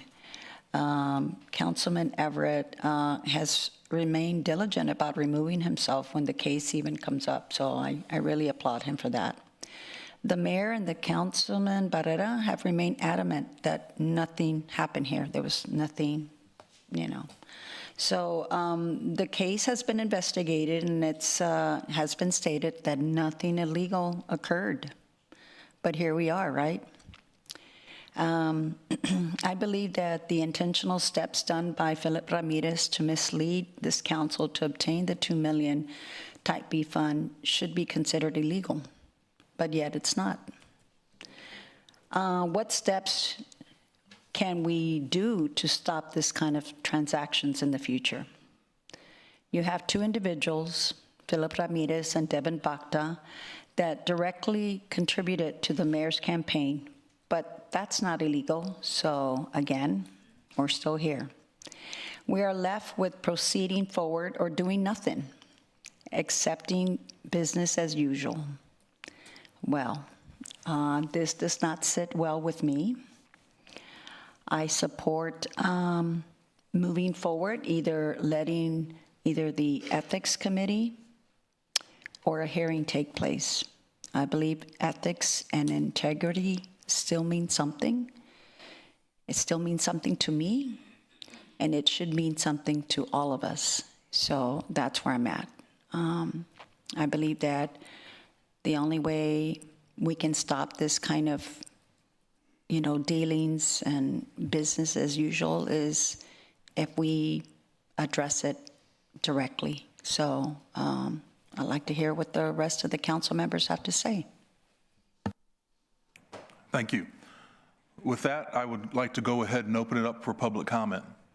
Let's just remember the rules of decorum that were explained earlier, but we'll go ahead right now and open it for public comment. Thank you. Susie Luna Saldana, and I come before you with one thing that I want you to remember. I did not vote for the mayor in the last election, but a lot of people voted for her. And I believe in the right of the voters. The voters have a right to decide what happens in any situation. And the 1% people that you have been hearing from are not the amount of people. The person that brought this charges forward is not even here, okay? It takes, the amount of people that the signature that she has is less than 1% of the people that voted for the mayor. Although I did not vote for her, I believe in the right of the voter. The voter should have a right to decide. So if anyone wants to remove the mayor, do it at the ballot box. Do a recall election and remove her, because we have to respect the voters. And as far as being given contributions, my city councilwoman gets contributions from the environmental group, and she votes strictly with them. So that we punish her for it? Every single one of you have received contributions. I received notice after notice of who contributed to you. I don't care. As long as you're not doing their bidding, which some people are, and they should be removed from office, but not this way. Do it the right way. Do it the way the citizens want you, because the few people that are allowed here are not the people. The people are the whole group. Thank you. Do your statement of fact, please. Thank you. Statement of fact. I don't know what groups she is referring to, so just statement of fact, I don't know, whatever you're talking about, so statement of fact. Okay. Thank you. Hi, Tony Reyes, Corpus Christi, Texas. I'm just here as a citizen, okay? I'm just going to tell you that. But you just opened the door.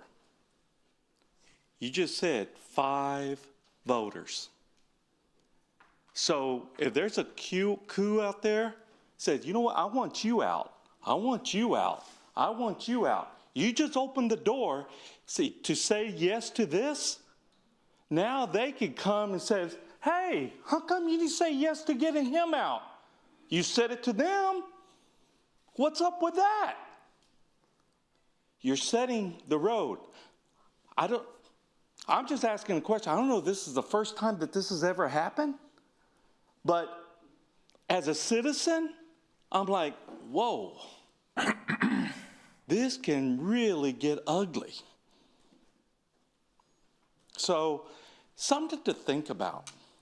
We love our city. We all want to be unified. We all have challenges. We all have dirty laundry. We all have challenges that we don't want to be brought up. But yet, we got to work together. That's what it's all about, guys. We voted for you to vote and make progress, not to make dissension. So, with that being said, just remember the road that we're opening. And, it's something to think about. Thanks. Thank you.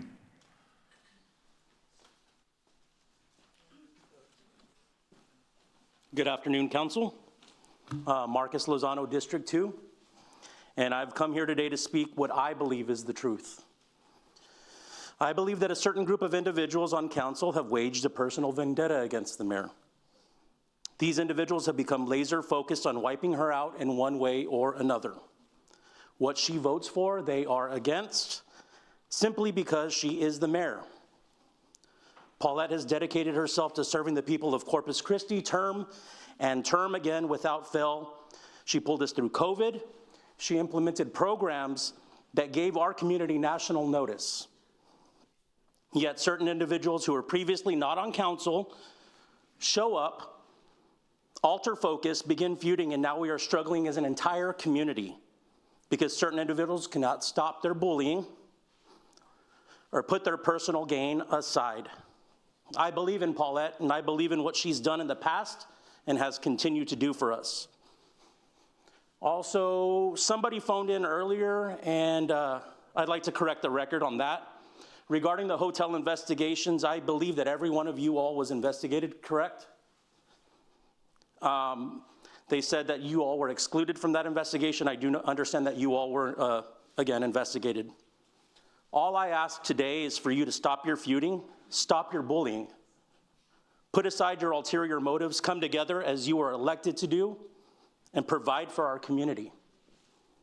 In a time of crisis, we need you focused. Focused on progress, focused on development, and focused on the future of Corpus Christi. Thank you. Thank you.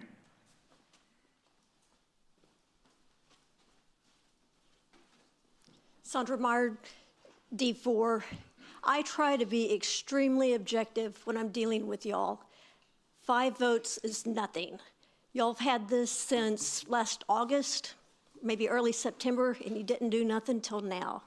I suggest that you drop it and just know that you'll need to change the 5 votes. The police department has investigated it.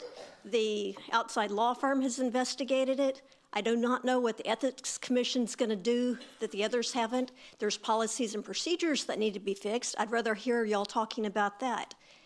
But please set it aside, change the number of voters that's required. Thank you. Thank you.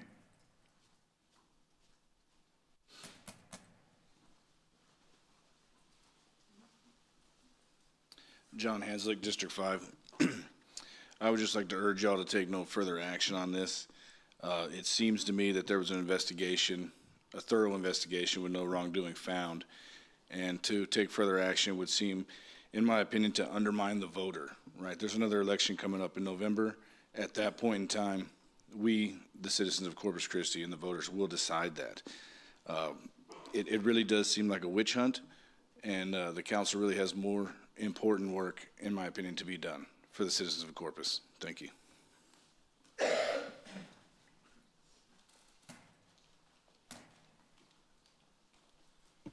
Robin Cox, District 3.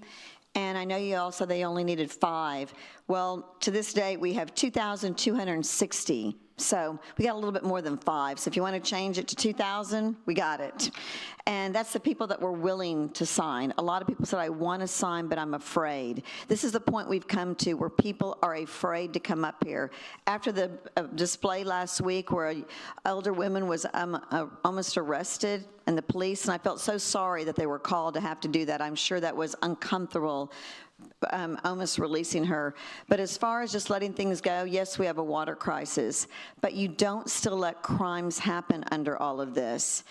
And as far as getting the other 5, we're proving that something was maybe not criminally wrong, but it's ethically wrong. We can't do a pay-to-play and do this kind of favors for people.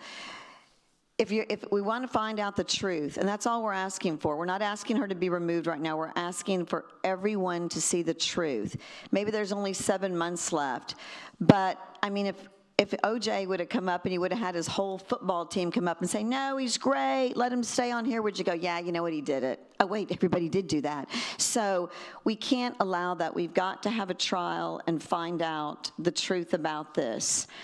We are being bullied up here when we come up. I myself was, called disgusting. We're made to feel if we're not in that certain niche, you're out. And everybody has to be treated fairly. So I think we need to go forward and at least let the public know, especially for the people that are afraid to come up here. It's terrible that we live in a city where people are afraid. Thank you. Thank you.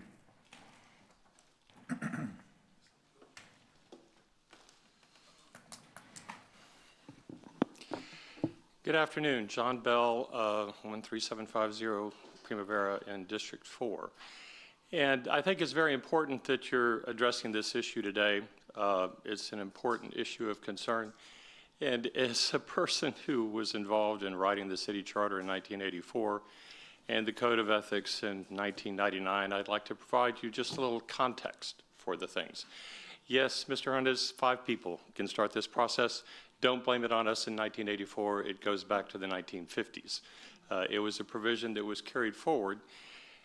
And the concept is that 5 people can bring about a notice that something might have happened. It is then for the council to decide what to do with it. And the Code of Ethics was written in 1999 partially in response to a complaint like this filed against Mayor Betty Turner. And at that time, the council only had 2 choices. One was to say, we don't want to go forward, take no action, or go to a hearing. They did not know anything about the complaint, and I've been racking my brain trying to remember what the allegation was back in the 1990s, and I cannot recall it. But we had a trial here with Betty Turner, and the consensus of that after finding out that there was nothing to do about it was that we needed another alternative. And so the Code of Ethics was written, and I was tasked to have lunch with then Councilmember Mary Rhodes for about a year as we worked up this Code of Ethics that I'm still living with. But nevertheless, it provided a Code of Ethics, it provided an Ethics Commission, and it provided for disclosure statements so that the council would have a third alternative in this situation to refer something to the Ethics Commission in order to take a look at, in order to find it, because your obligation as council members is to make informed decisions. That is your greatest fiduciary responsibility in serving on this council, is to get the best information you can from staff, from consultants, from the people talking to you from all sides as you get. I would suggest that you have become highly informed about this issue because since it was filed in August, it has been basically tabled until now while it's been investigated by a whole bunch of folks. Unlike the situation we had in the 90s where the council kind of went into the hearing blind, wanting to hear what the allegations were, we've had depositions, we've had investigations by attorneys. You've found out pretty much, I think, everything there is that can be found out. In creating the Ethics Commission, I was hopeful that they would be the Maytag Repairman Commission of Corpus Christi and that they wouldn't have a lot of business. That was just my thought. And I've met with them. I've appeared before them over the last 10 years on occasion. There's some fine folks. You can ask them for advice, but I think you've got enough information. I'd be happy to answer any questions you might have about the history. Thank you. If you have any. Otherwise, I'll just go back to my cave. Thank you. Thank you, John.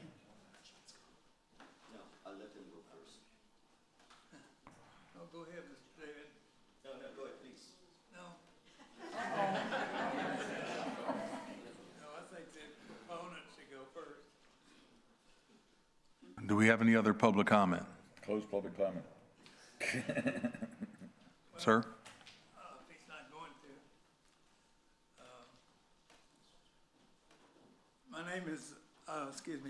My name is Jim McKibben. I live in Corpus Christi. I heard one of my neighbors this morning say that she lived in District 2, so I guess I live in District 2. And I wasn't real sure. Y'all probably know I've been retained to represent the mayor in the civil lawsuit. And let me just, as I understand it, y'all are going to decide whether or not to have a hearing. We're not here today to go through her petition and tell you the things I think are inaccurate, although there are a lot. One is that Mr. Ramirez testified under oath that he donated to her opponent in the last election. And these minor contributions, I don't think would influence any of you. Now, this matter, as John said, has been investigated by virtually every law enforcement agency that has jurisdiction, and they found no problem, no fraud, no perjury, no forgery.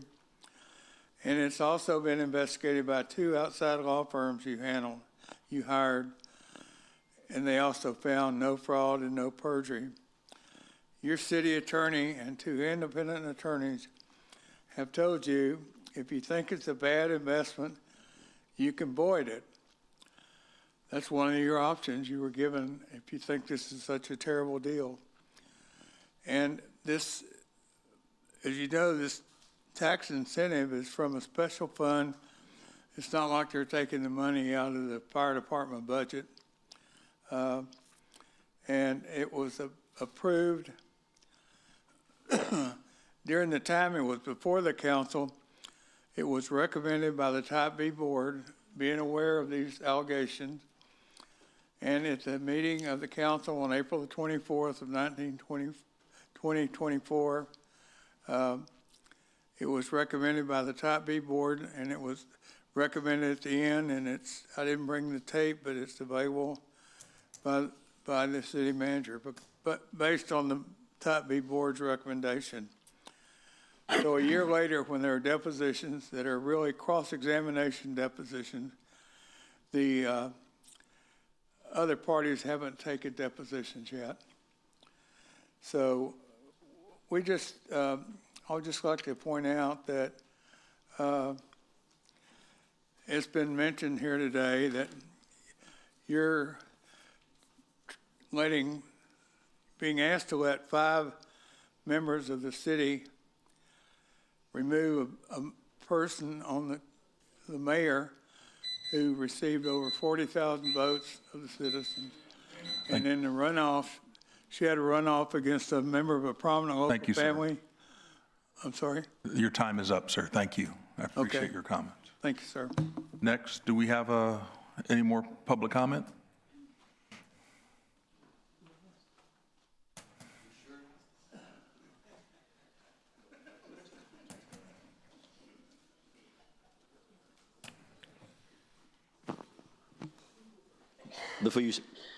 I haven't even started and my time's running.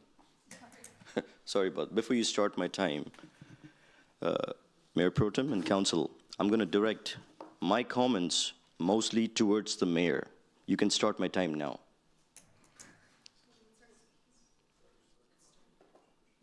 Okay. Again, Mayor Pro Tem and Council, good afternoon. All my comments are directed mostly towards the mayor. Mayor Paulette Guajardo, a few years ago, you schemed to funnel hundreds of millions of tax dollars to your friends through the convention center scam known today as Proposition A. Then you hatched a scheme with the EDC to give your friends and donors millions more in tax dollars in what was termed as criminal by city staff. Mayor, I speak today because now you've taken it a bit too far.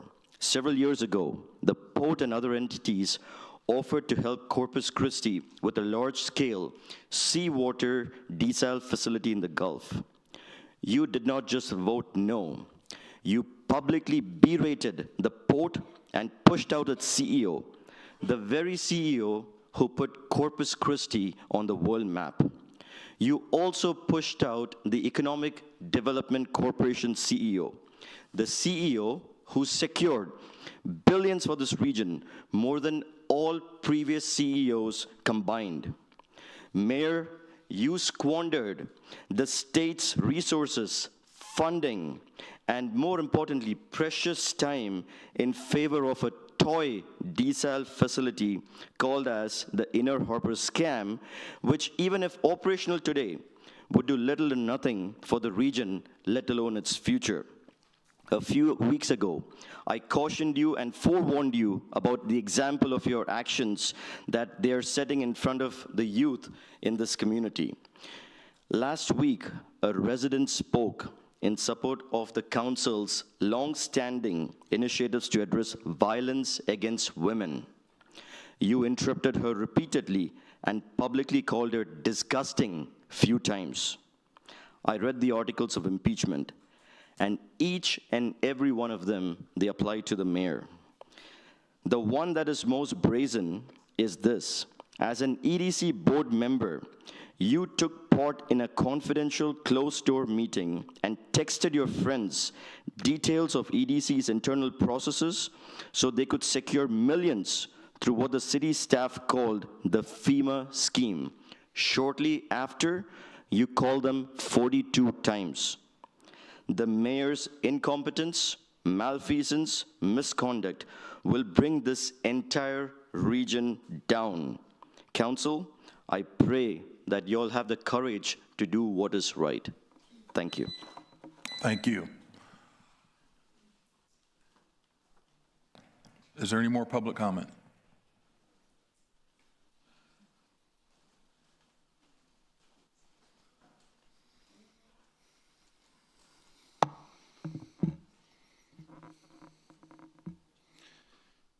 So, Matthew Rankin, Corpus Christi, Blatantly Armed Media. First thing you guys got to do is consider the Constitution. So, as far as the 5 votes thing, I don't think there's a constitutional issue with that because this isn't a recall election. This is a vote by council members. So you can do that pretty much on your own under some city charters. 1% requirement or average for doing a petition is for doing recall elections, just averaging it out with how other charters go in the city. What you have to watch out for constitutionally is not violating the mayor's First Amendment.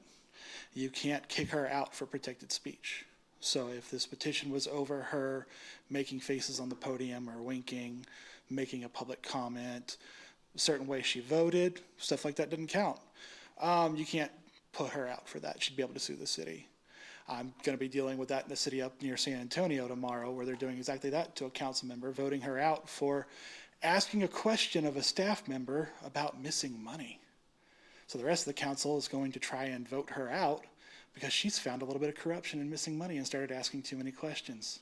So if they do succeed in the vote tomorrow, they're getting sued. But that doesn't look like what y'all are dealing with right here. So that should be fine. Personally, if you guys find she didn't do anything wrong with the hotel, then okay. Right now, there's something else you could vote her out on, and that's her malfeasance in office and criminal behavior and getting so many people arrested and kicked out of these meetings. 2019, the state legislature modified the Open Meetings Act, where you cannot stop somebody for speaking for critical speech. It's 551.007E. She's violated that multiple times. Amanda Breland was arrested for saying "goddamn." Thankfully, the prosecutor refused those charges a couple of days later. Don't know if it was prosecutor or DA. So those got dropped pretty fast. So that's what I'd go with. You guys can do what you need to. I'm just going to reiterate what I've said before.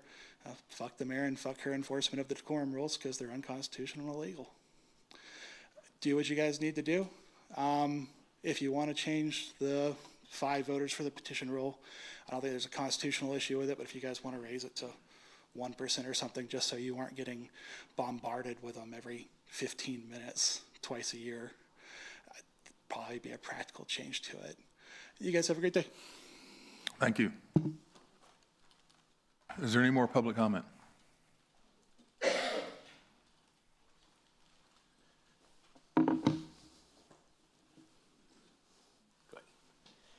Doug Allison, District 2.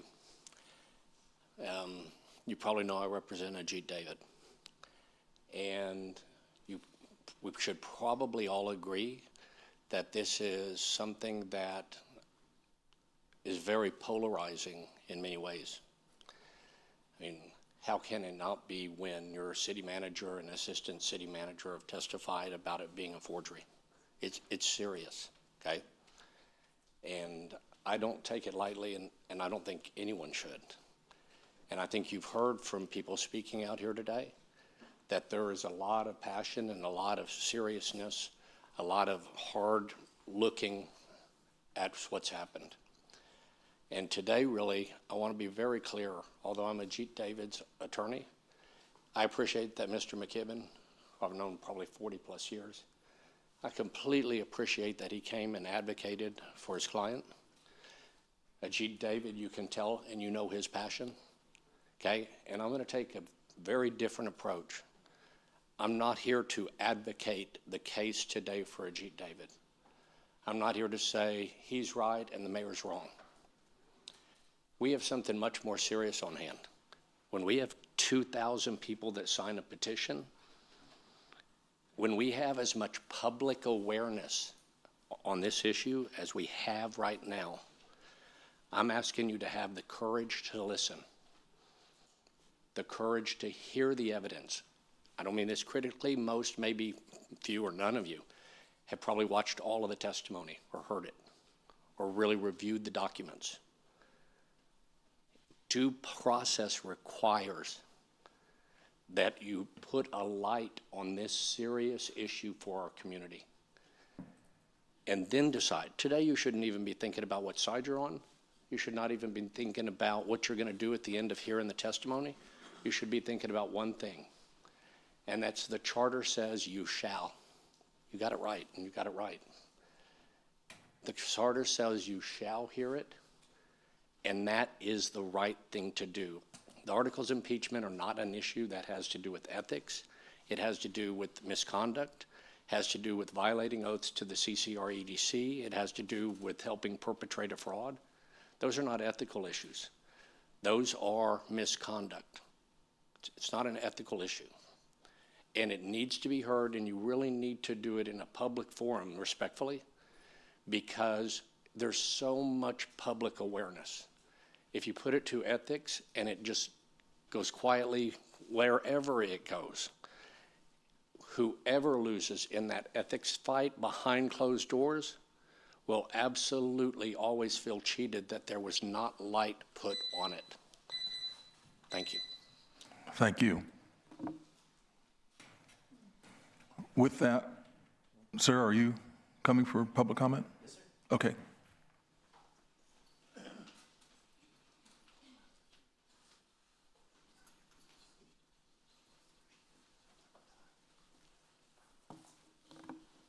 Marshall Gardner, District 2.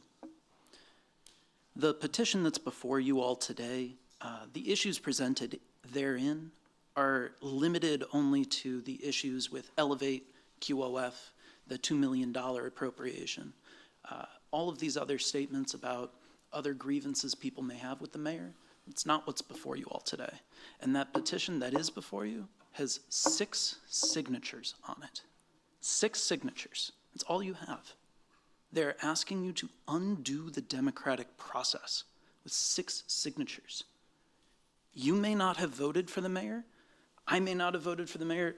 The other people in the room may not have voted for the mayor, but there were thousands of people who did. And now we have the signatures of 6 people that are looking to undo it, and I don't think that's something that anybody on this council should be taking lightly. And I don't think that you have. The matter that's before you today has been referred to federal law enforcement. It's been referred to state law enforcement. It's been referred to local law enforcement. All have come back and told you that there was no fraud, that there was no quid pro quo, that there will be no prosecution. But to say that simply there was nothing criminal that happened, that's not enough. I agree, and you agreed. You went out and you hired Daniel Ray, an attorney out of Dallas, an independent attorney, and he was hired to investigate all of the allegations that are made in Mr. David's underlying lawsuit. He came back and issued a report. The executive summary was made public. He presented it in an open meeting. He found that there was, again, no fraud, no forgery established, that the ordinance authorizing these funds was properly adopted based on economic development, not the date the FEMA map was changed or unchanged, and that there was no evidence of any secret decision-making that went on. He made some recommendations about policies that could be changed going forward, but he didn't say anything about any ethical violations, any malfeasance or neglect of public duties. He didn't say anything about any violations of the city charter. So we've had reports from federal law enforcement, state law enforcement, local law enforcement, and an attorney hired by you all to investigate this exact issue. All have come back and said that this is fine. And yet 6 voters are coming to you now to undo the votes of thousands. Listen to the attorney that you hired to investigate this. Listen to the law enforcement. That's all I ask. You guys did a lot of investigation into this. Mr. Bell noted that you guys are well informed. But every time you guys are informed, they come back and say that it was fine. Thank you. Thank you. Seeing that there's no additional public comment, I'd like to close public comment. And Miles, I just want a clarification on the next step. So basically, we are going to vote, and we either vote to continue or not continue. Is that correct? That's the vote that's at hand. Yeah, actually, if you decide you want to continue, I have a possible set of procedures that you could adopt and to go forward with. Okay, so step 1 is we're going to vote whether to continue or not continue. And depending on what the vote is, then there could be possibly another action. Well, let me describe the possible actions. You can decide from today, you could, number 1, you could request staff to prepare an ordinance to refer it to the Ethics Commission. Number 2, you could set an agenda item and date on preliminary and procedural matters for the removal hearing. 3, you could deny the petitioner's removal action. 4, you could take no action.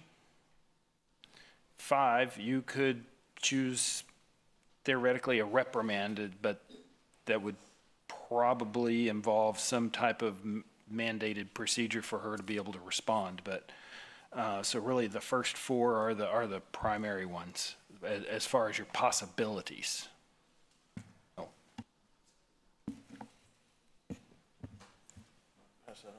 Okay, do you want to see the proposal possibilities? They're in that first box that's shown.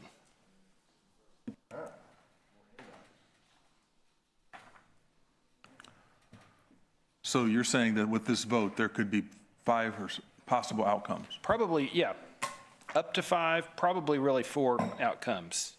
Request an ordinance to refer to the Ethics Commission, because that has to be done by ordinance. Set up preliminary and procedural hearings.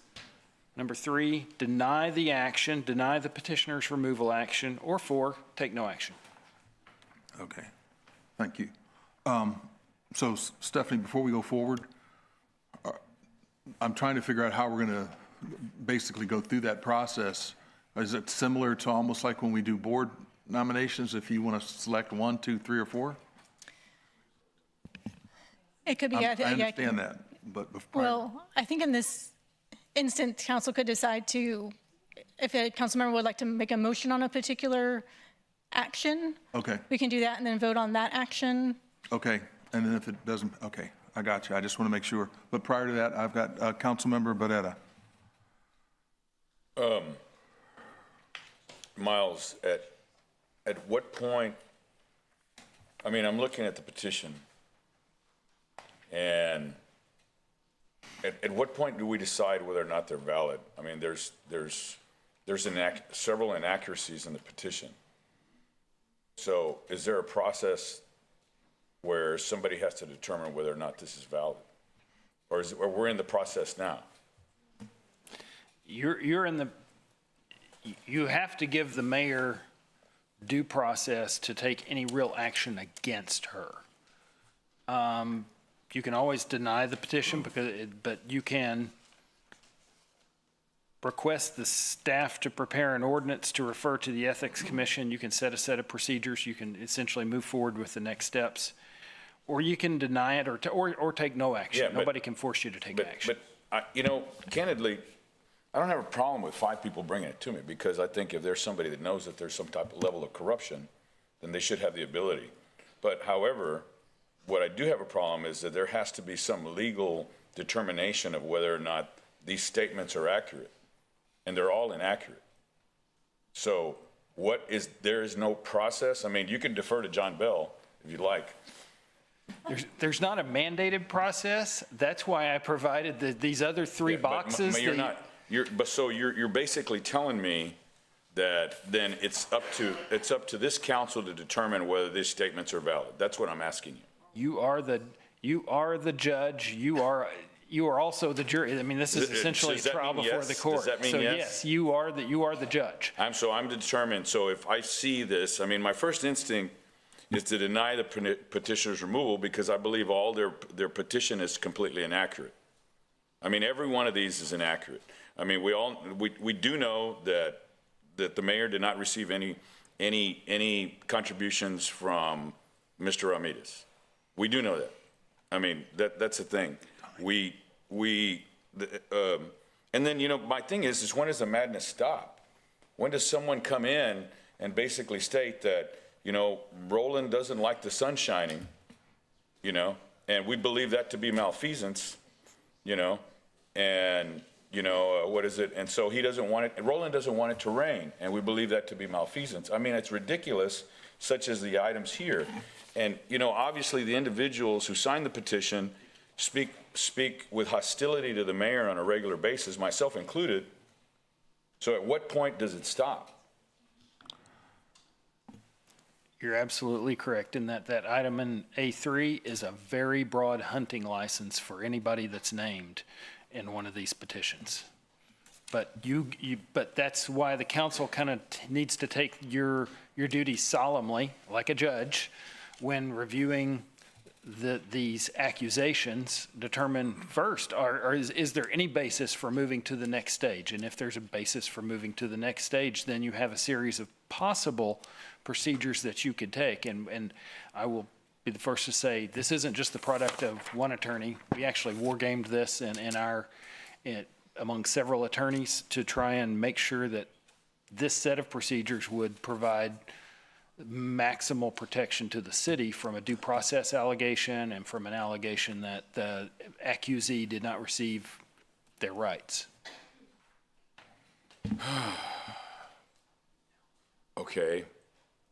It's unfortunate because, as I've said before, these individuals have been hostile to the mayor. So basically, individuals that obviously do not support her basically can make the statement. The other thing is there's baseless accusations.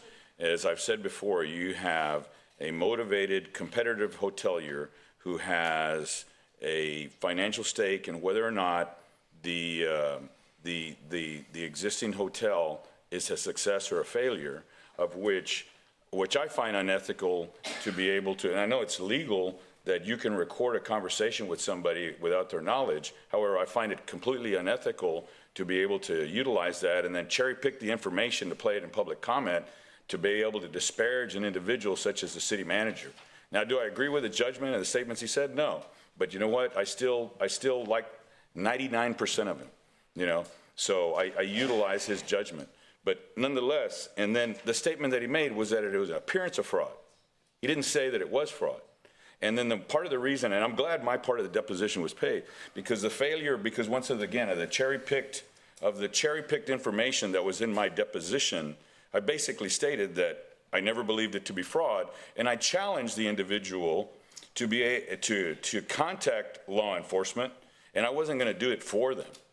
They contacted law enforcement, and law enforcement felt there was nothing. And I want to add that I was the one that basically said, if you have a problem, instead of investigating, contact law enforcement. And what is it? So and that's the thing. I laughed at the ridiculousness of the accusations. And basically what it is that, you know, unfortunately, being in the insurance business, I've been in more depositions than I care to admit. But the thing is that I was prepared for it when you have a manipulative plaintiff's attorney that is basically serving the purpose of trying to further that of a motivated, competing hotelier who has a stake in the success or failure of an existing property that is a competitor. So I just think that this is used to manipulate to be able to further that. And I find it very unfortunate. However, that's the legal process. Do I believe it to be ethical? I believe it to be completely unethical.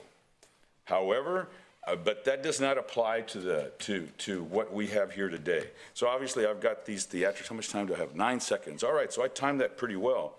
But I think the idea of individual to speak to the opinion of the public of a non-elected official is, I think it's just for theatrics. Thank you. Councilmember Vaughn. You know, this goes on all across the country. People are accused of things all the time in the federal, the state, and then it takes years to bring them to justice of things they've done. The voters don't even know because voters are misinformed. We all know that. But all of this has been all over Facebook.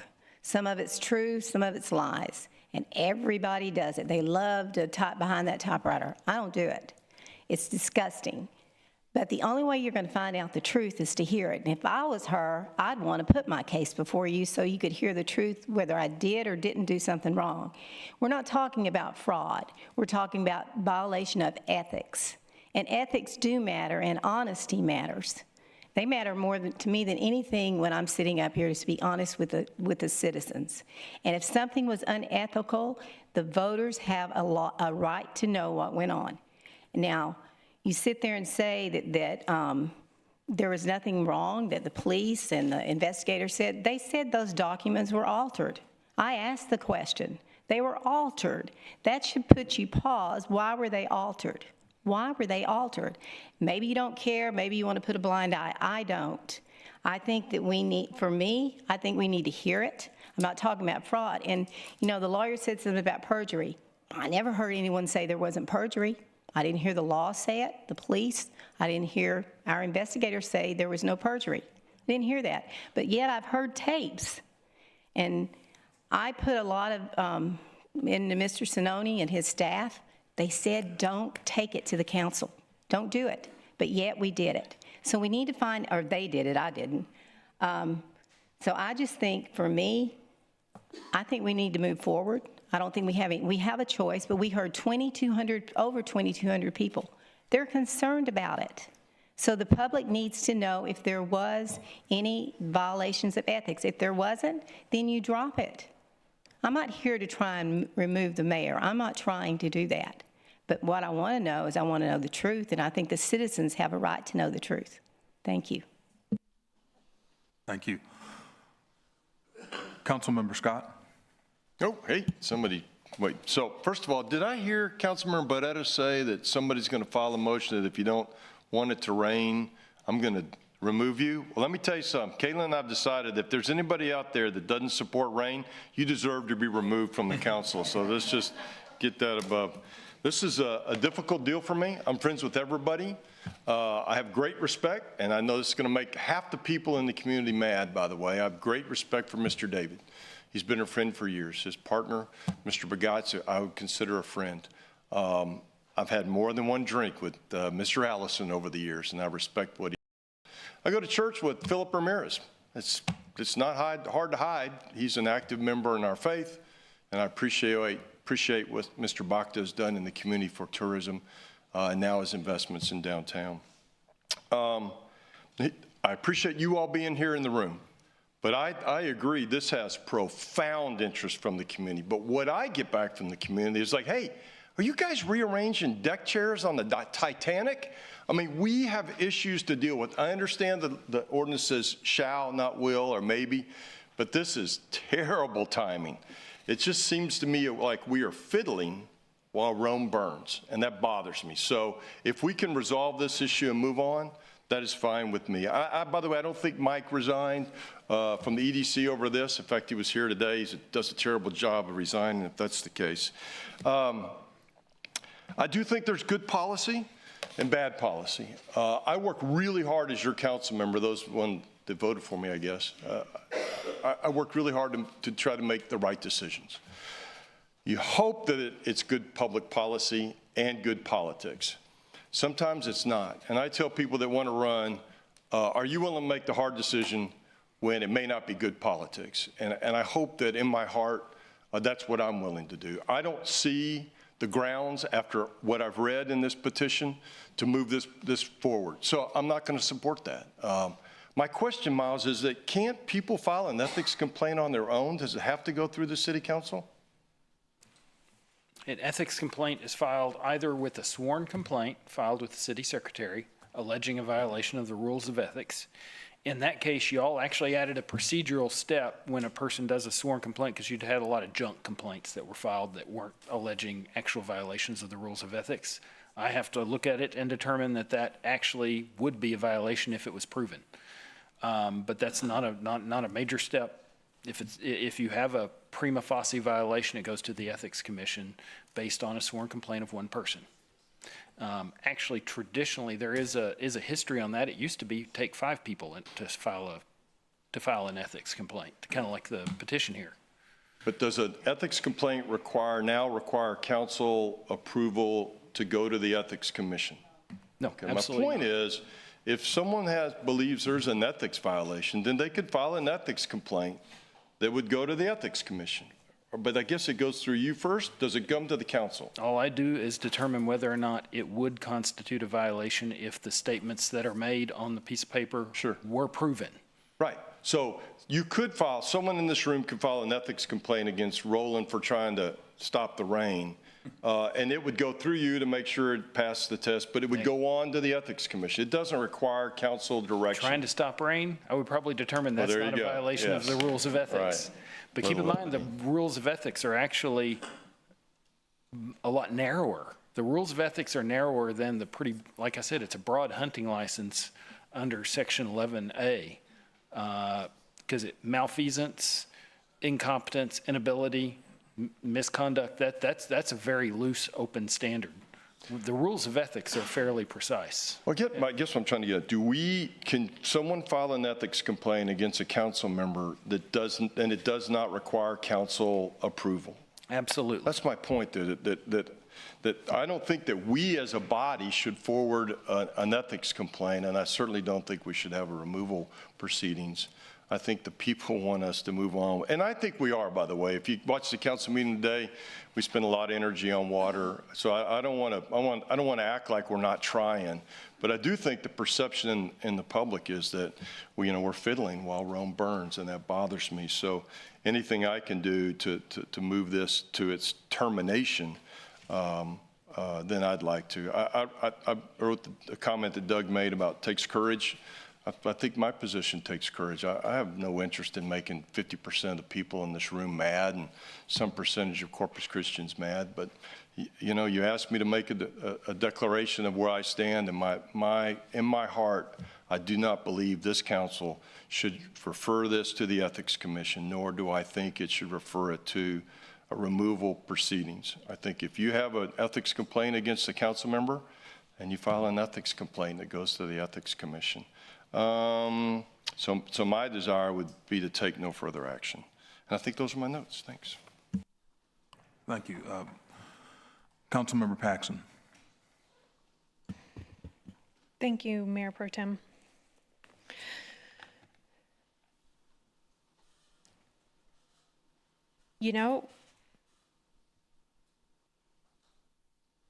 Something that's very important to me and always has been is the voice and involvement and incredibly important role that the people have in government.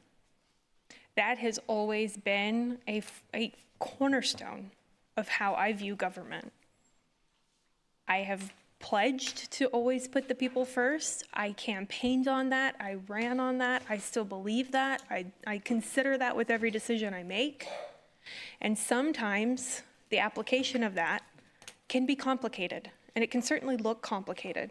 And even though we all worked really hard to get into these seats, and we knew that that involved really hard decisions, I don't know if anybody up here could have at all imagined what the last 14 months was going to actually mean sitting in these seats. It has been quite an adventure. We have had to make decisions that I don't know any elected official that envies us for. Local, county, state, or federal, ask them all. This is a tough year to be a council person in Corpus Christi. That being said, I am still very glad to have this role because of the people.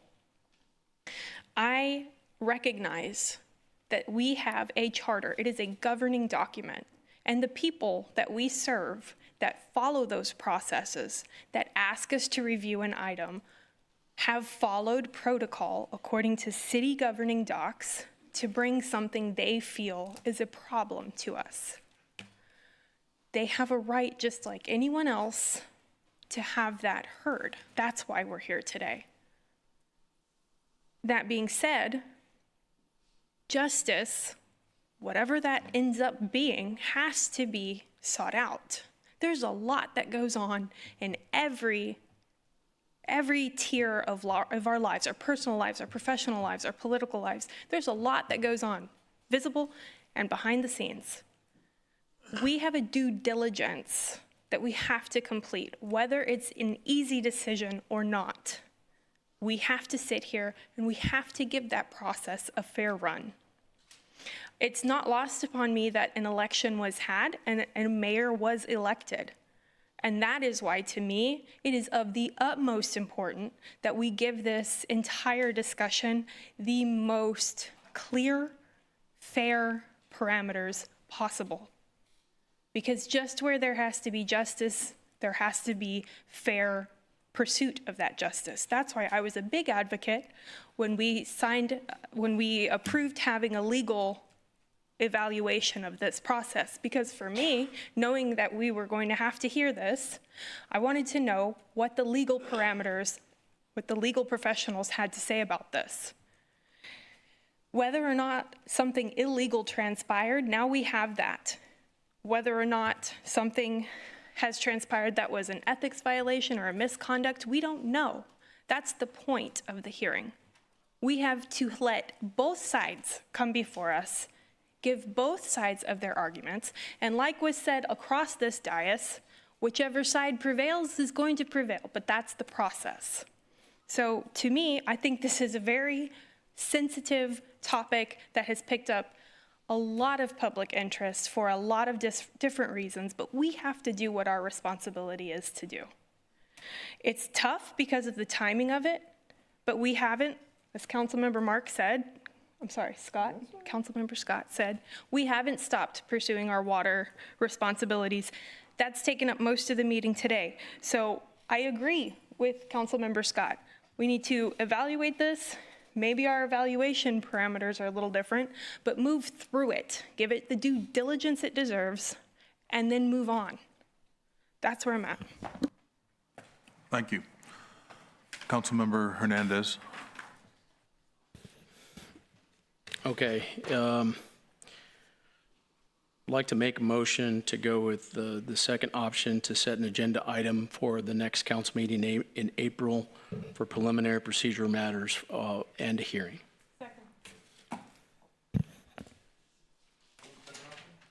What was the option? Let's make sure the public knows what that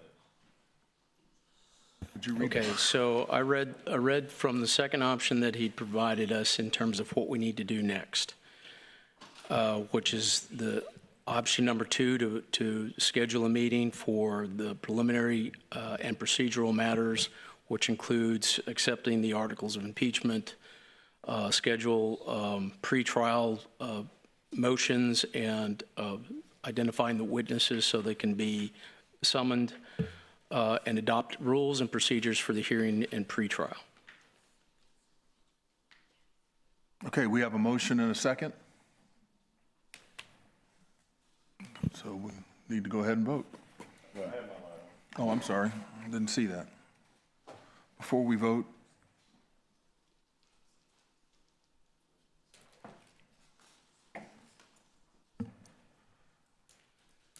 I'm sorry, I missed you also. Board Member Barrera, then Scott. Well, I think it's obvious where this is going to go, I'm really disappointed because I think, you know, as it was stated, that it takes courage to be able to do one or the other, and I think it also takes courage to be able to state that if you read the items, you know, which I'm going to for the public, is that Philip Ramirez, campaign contributor to Paulette Guajardo, already false. Altered a FEMA screenshot, true. And then used the federal document to solicit $2 million from the Corpus Christi Economic Development Corporation, City of Corpus Christi Type B Board, of which we have never talked to the Type B Board. You know, that's the other thing, which I hope that we talk to them. So that statement is false. Paulette Guajardo, prior to the reading, approved $2 million to award to her, was told by Peter Zoni that the federal document had been altered. Well, he told us all. And the thing is that I would argue that is more a violation of ethics to try and coerce the city manager and have him refrain from putting the item on the agenda to withhold it for the public process. So those individuals, and particularly one that recorded a conversation without his knowledge, I completely find unethical.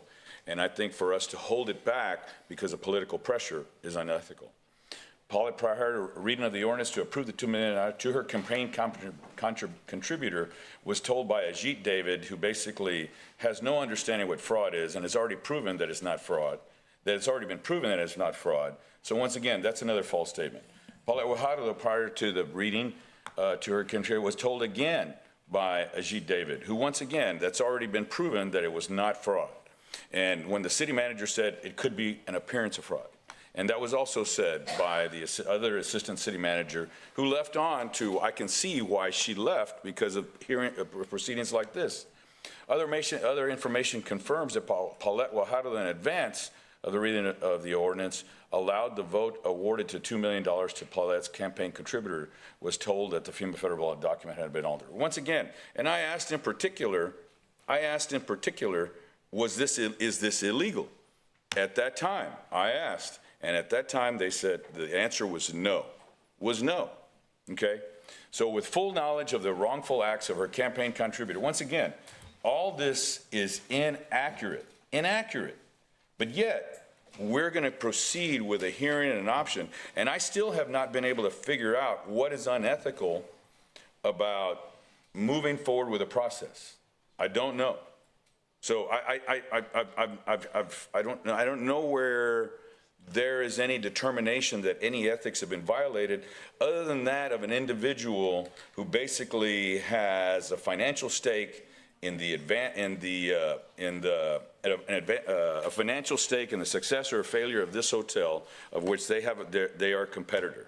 To make statements like scheme, to bring up about the port, which is basically, once again, cherry-picking facts, and to speak with condescension with regard to try to move a narrative forward is, once again, in my opinion, that's unethical.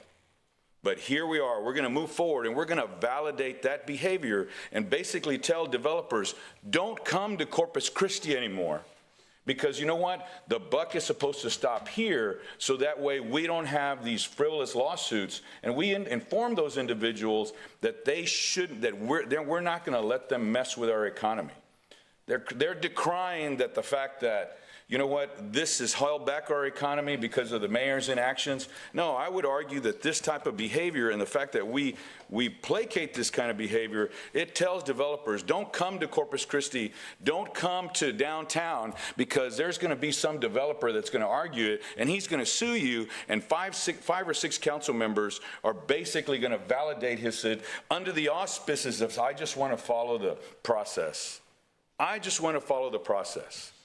You know, and mind you, three of those individuals basically received contributions from the plaintiff, from the plaintiff's attorney, and in addition to other those that are individuals are here.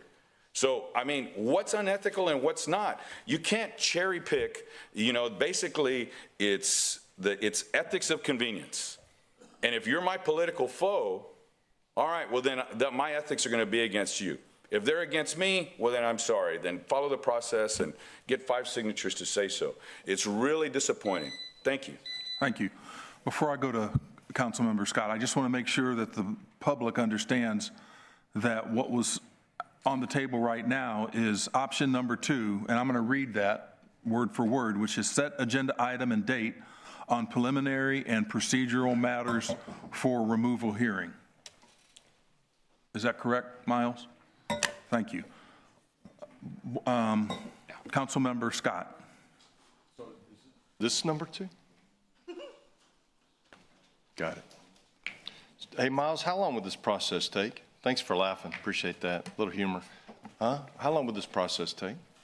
In order to give the mayor enough time for minimum due process to be able to summons witnesses, to be able to react to the articles of impeachment once they're adopted or accepted, that probably each of these should be somewhere at least 20 to 30 days apart. I mean, normally to respond to a lawsuit is an appropriate guide for due process. You get 20 days plus a Monday to respond, which is at the outside 27 days, but 21 at the inside. So you minimum procedural due process depends on what's being taken away. But the first meeting is just for procedural recommendations, so procedural review, and actually the prior proceedings that were done, the Mendez proceeding that we reviewed from 1987, is started with a separate hearing on procedural matters. So City Council could familiarize itself, and actually decide on how the rest of the proceeding would go. So you see this happening when? Like I said, each of these steps probably at least 20 to 30 days apart. 60 days. Yeah, so you have your procedural matters, and then probably, let's say 30 days later, you have your city council meeting on pretrial hearing for removal actions. That's at that point, you have the opportunity for the mayor to summons witnesses at that point. Well, the witnesses have to have time to be served and schedule their appearance. So you got to have generally the rules of procedure is about 21 days on summoning witnesses in a civil type context. So like I said, that's why I assume 20 to 30 days between each of those boxes, at least. I guess my message is, I think the public thinks Rome is burning, and we're about to own that concept, because it's going to be, I believe it's going to be perceived that we're fiddling while Rome burns, or we're moving deck chairs on the Titanic. I think the public wants us to move on with the important issues, which are water, and I think we're going to now own this 60-day process, if that's what it is, and that, I find that disappointing.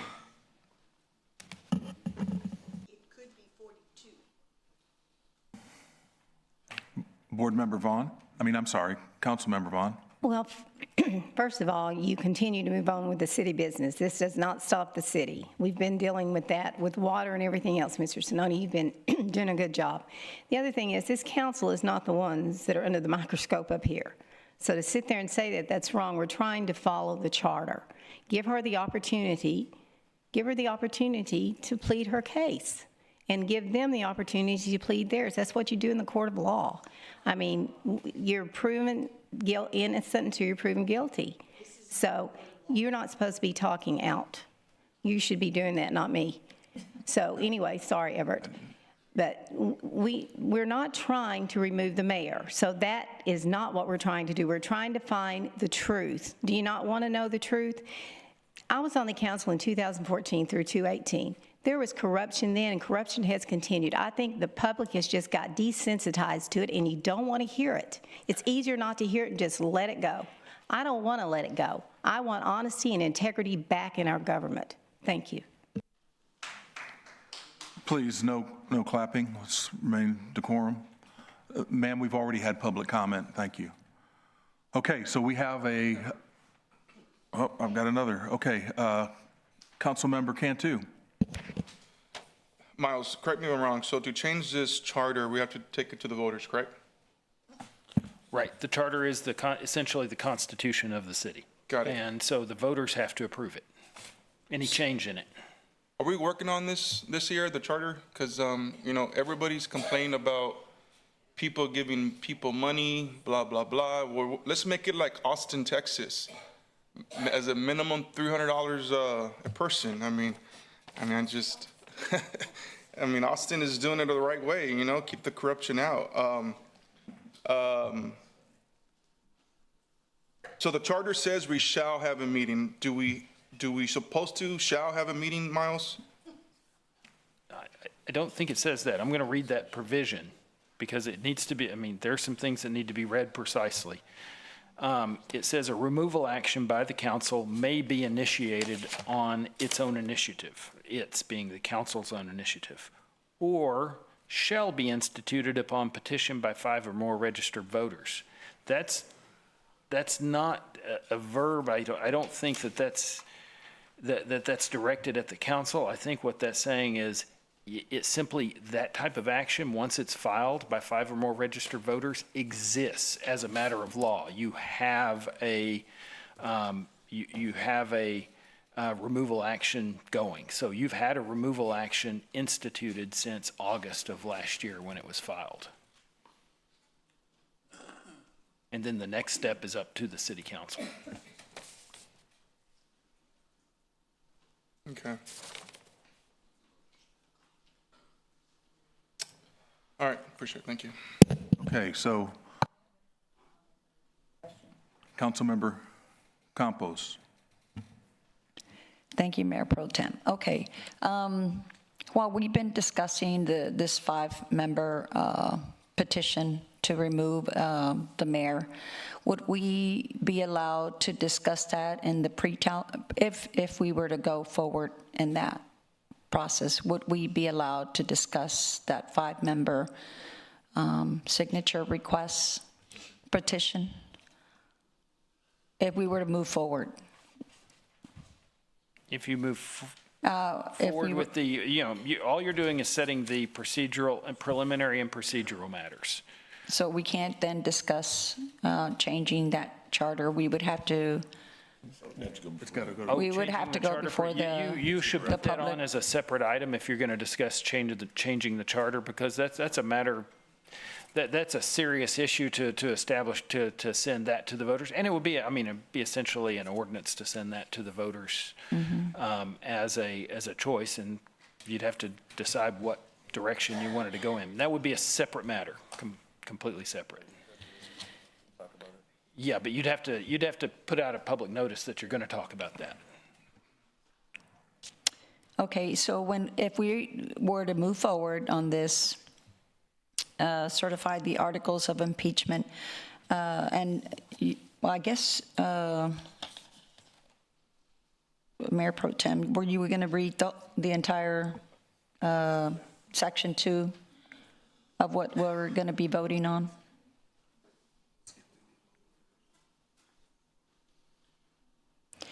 Well, because it's a long, it's got like alternative options, request staff to prepare an ordinance to refer to the Ethics Commission, denial, removal action, no action, if the articles of impeachment are certified, charges are pending, suspension of the mayor up to 30 days. So basically, we would be doing what we're doing right now on moving forward. On deciding procedural matters? Actually, on deciding procedural matters, the first thing you're doing is deciding what the charges are, the articles of impeachment. And those might be the ones that have been submitted by the petitioners, or they might be ones that you decide to adopt, trim down, or add to. And then you'll be scheduling a hearing, adopting the rules and procedures for the hearing and the pretrial hearing, establishing deadlines, deciding on the types of evidence that are going to be allowed, and having a standard of proof and order of proceedings.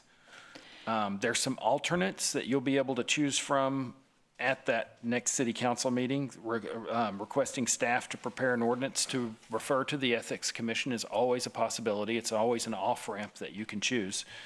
Deny the removal action, take no action, or if the articles of impeachment are certified, decide to suspend the mayor for up to 30 days. Well, you skipped the violation of a reprimand. What we just. Yeah, I think you would also have the ability to reprimand. Okay, so that would be the other option, is a reprimand after the, Miles, going forward. Yes. I want to make sure we have an understanding, because we have a motion and we have a second, and the motion and the second basically was for option number 2, and that's what's on the floor right now is option number 2, which is set an agenda item and date on preliminary and procedural matters for a removal hearing. That's what they're getting ready to vote on, correct? Point of order, I also said the first meeting in April, which is the 14th, I believe. So we'll have to amend that with, No, I said the first meeting. you said that in the, okay. Motion. Make sure it's April 14, right, not April 9. So, 14. Right. City Secretary, could you read that back so that we make sure we have the entire verbiage?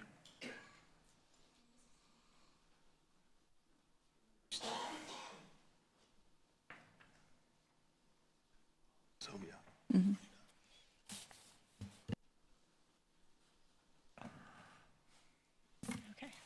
So I have a motion to set an agenda item and date for preliminary and procedural matters for April 14th.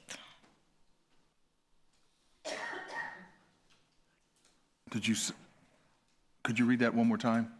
A motion to set an agenda item and date for preliminary and procedural matters for April 14th. You need to say for removal hearing. You left that part off.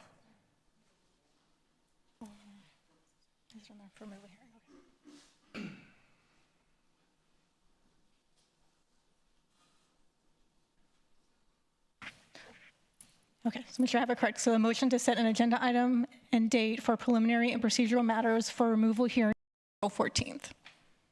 That is correct. Is that correct? Okay, so we have a motion and a second. Let's go ahead and vote. Yeah, okay. So the public to understand, we have Hit your, people watching. do your light. This is,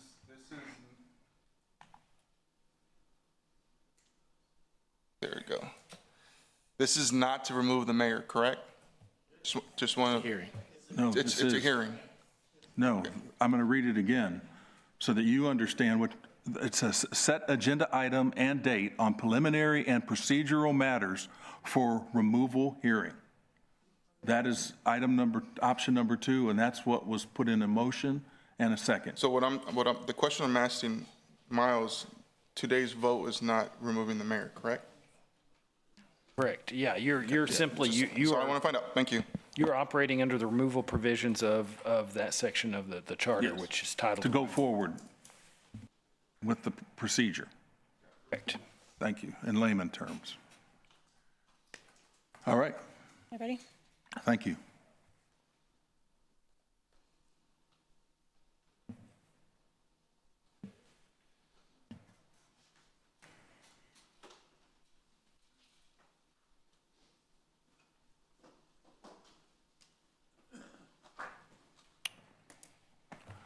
She didn't get a chance to vote.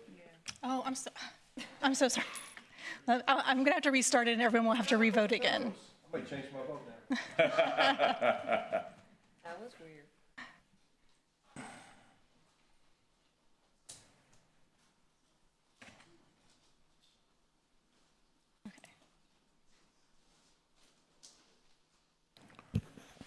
Okay, the vote carries. The next item is item number 16, which is a discussion and possible action to correct February 20th, 2024 council meeting agenda, item number 24-0256.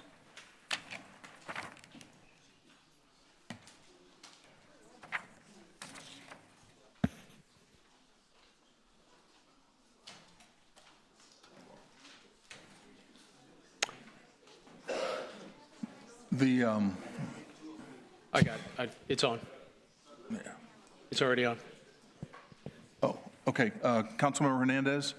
Okay, I submitted this agenda item specifically because the information in Legistar did not match what was actually done during that particular council meeting. And however, I didn't cash it initially because it was in Granicus or. Okay.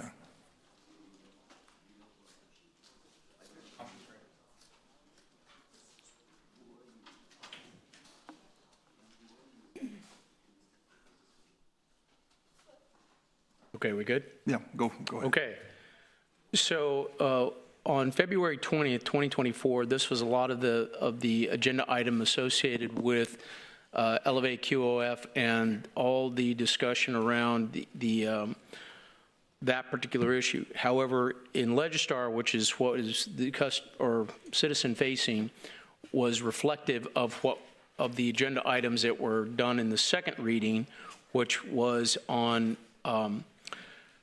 April 23rd, and not reflective of what actually transpired. Now, Legistar is not our official record. It's actually Laserfish, but everybody goes to Legistar because that's the actual, when you go to agendas and meetings, it takes you to Legistar.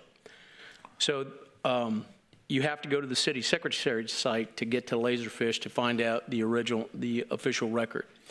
However, we have Legistar and Granicus, which is all done by Granicus, a company called Granicus. And when I say Granicus, it's the iPad version of which we use here up at council, if you don't get a printed document, had the original setup. So Legistar and what we see in what I see on the iPad were two different items. So what I'm looking for is to have the original documents set back into the February 20th, 2024 agenda item on Legistar to match what's in Laserfish as well as what's on the iPad Granicus version of it.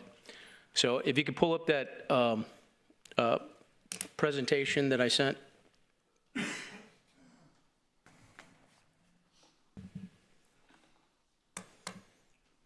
And I want to kind of have what actually are the changes. So if you change it to the next page. These are the two different agenda memos. One is from the April 23rd meeting, and then the other one is from the original one. As you can see, the captions are different, the summary is different, the background and findings are different. So this was the original one that we were talking about, where to discuss mainly about the FEMA information. You see FEMA listed there several times. Next page. What was also removed was from the original contract with the Type B is Exhibit A, which talked about how much money was going to be spent on flood mitigation, which if you look to the bottom right, it says $1.5 million. Next page. This was also removed, the FEMA flood map, which was also part of the original presentation or list of documents that were in the February 20th meeting that were removed and are no longer on the February 20th meeting in Legistar. Next page. And finally, the presentation was changed, and this slide was removed from the presentation. This is the infamous slide that was doctored. So like I said, I want to make sure that what is reflective of what actually happened is in the February 20th in Legistar, so it matches what's in Laserfish as well as what the information we see. Is that pretty clear in terms of? I have a question. So what you're saying is you want the second, is that the date that you're using? Go back to the date that you're asking to be modified? Okay, if you go back to the second page. So the original meeting was on February 20th, and all the documents associated with that February 20th meeting were removed and replaced with the April meeting. And so if you go to February 20th in Legistar, it doesn't have the February information. I understand. Okay. So, and I asked staff this, right, as to how did this happen? How did this occur? As a matter of fact, even the attorney that did the evaluation for us, Daniel Ray, I believe his name was, also pointed this out as being an issue. As a matter of fact, I didn't realize it, so when he mentioned it, I went and looked at Granicus, and it was the same document, so I didn't know what he was talking about. Until it was pointed out to me that in Legistar, it was incorrect. So I guess, Peter, I need to understand, how did this happen so we can avoid this in the future? Yes, sir, Councilman. Peter Collins, who manages our IT system, is going to explain it, and I'll help him. We met yesterday to go over this. And so, Peter, go ahead, and then I'll help him if you need the help. Help? No. Let me try to explain how it's supposed to work, or first how it happened, and then how it should work. Granicus is a company that makes both products. That's a module, the iPad version. Then you have the Legistar version. But the thing is, so we have two readings, correct? So the first reading, just say you have 4 documents, and the date is in February, okay? So you go to council, you present it, they say, I'm not happy with a couple, or excuse me, this looks good, they approve it, so then it goes to the second reading. Well, the documents are the same, okay? It just carries over. Now we go again to the example where you have a item that's 2 readings. You have your 4 documents that are saved for February. Council looks at it. They can either say this is good, or they can say, we want some modifications. But in this example, council didn't ask for a modification. So then it goes to the second reading. When it went to the second reading, the original documents were replaced. That's the bottom line. But the way it should work is you have a 2-reading item again, 2 readings. You go to council, and council says, we think this is great, but we want these documents to be changed. We don't like the ordinance or whatever it is. And staff says, okay. Then you go to the second reading.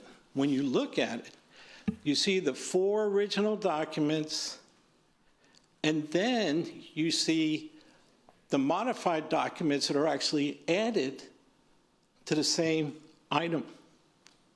In this case, you didn't see them. That's how the system manages multiple or 2 readings on it. So in this case, the original documents, and the big question is what is the process here in the city, is that I'm not sure how that part, actually the procedural part, but what happened was, it isn't, which I've heard before, well, when we did the second reading, it automatically overwrites. It doesn't. It was removed, and the new documents were put in place. Then the second reading came up. So when you went to council, you had the second reading, but it was the different documents. Okay, so Peter. Yes. This Peter. Which, Peter Zanoni. Yes, sir. So what he's talking about is that the original documents were removed purposely, replaced with the new documents, And however, that didn't transfer over to the iPad version. So what is the proper procedure here if we want to keep the original documents to the citizens facing, so when they go there, they get the actual documents? Right, yeah, Pete, from what I understood, the system is managing this, the computer system, not people necessarily. So you have, there's a unique ID applied to the memo, right? And so the first memo has the unique ID, the second reading memo has that same unique ID number. And so it's going to replace the first one with, is that right, Peter? No? Okay, you have to, then I don't know. Yeah, I don't mean to correct you here, but the point is. So we talked about yesterday, but go ahead. Yes, Okay. because I needed to talk to the company. Okay. So, You talked to him since yesterday? yes, and Okay. we didn't have a chance to. Okay, no problem. I'm a day off here then from what I understood So yesterday. the but- point is, the document, so let's just pretend you have 4 documents, A, B, C, and D, 4 documents. Now you got to change those documents. Those documents become maybe E, F, G, and H. They're named different. The date's different. So instead of February, the 2nd of February, and the other one's April 4th, the names have the dates on it. You don't overwrite an attachment. These are attachments within the system, okay? Those are all the attachments. And that's how you don't overwrite the documents. So they were manually, can I Okay, just so ask? my time's up, so I'll wait until the second time around. Okay. I want to ask a clarification on that because, and this happens, this isn't an isolated incident. I mean, this happens, and sometimes we actually pass things and then we say, okay, it's a 2-reading ordinance. Right. So we know that we're going to get additional information and our plan is to change the ordinance once we get that information. So are you saying that the information on the original ordinance goes away? The way it was done, it was removed. I'm not, And okay, the when you new say removed, who removed it? Oh, it's a manual process. So what happens is, once you are ready for council, you'll lock that item, which has, say, the ordinance inside that. You go to council, that needs to be changed. So you get a new document, you're supposed to add it to attachments. The original can still stay there, so you can see it. You can say, here's the new one, and here's the old one to refer to. You said the original can stay here. Yes, that's an attachment. And that's the regular process? Well, that's what's cloudy. What has been the process? So all the time I've been here, it's the first time about second readings. So I don't know, maybe Miles can explain the process for that change.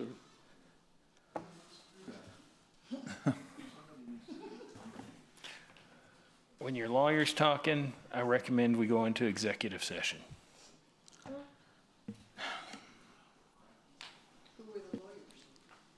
I'm the lawyer, and if you're going to be asking me questions, in order to actually ask those questions, I would recommend we go into executive session because there is a live existing lawsuit on this matter. Can we do that? Yeah.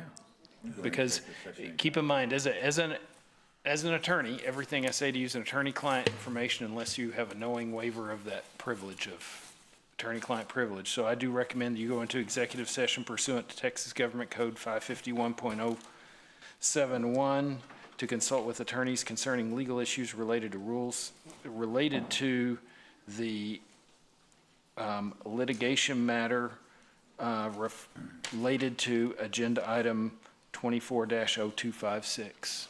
And with that, we'll go into executive session. We'll return.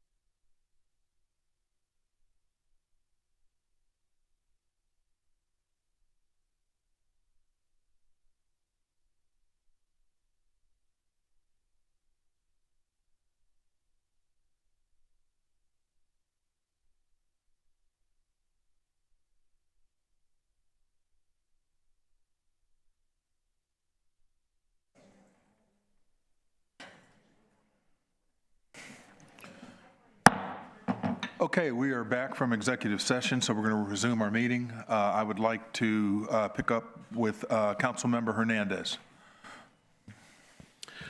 Okay, I'd like to make a motion, to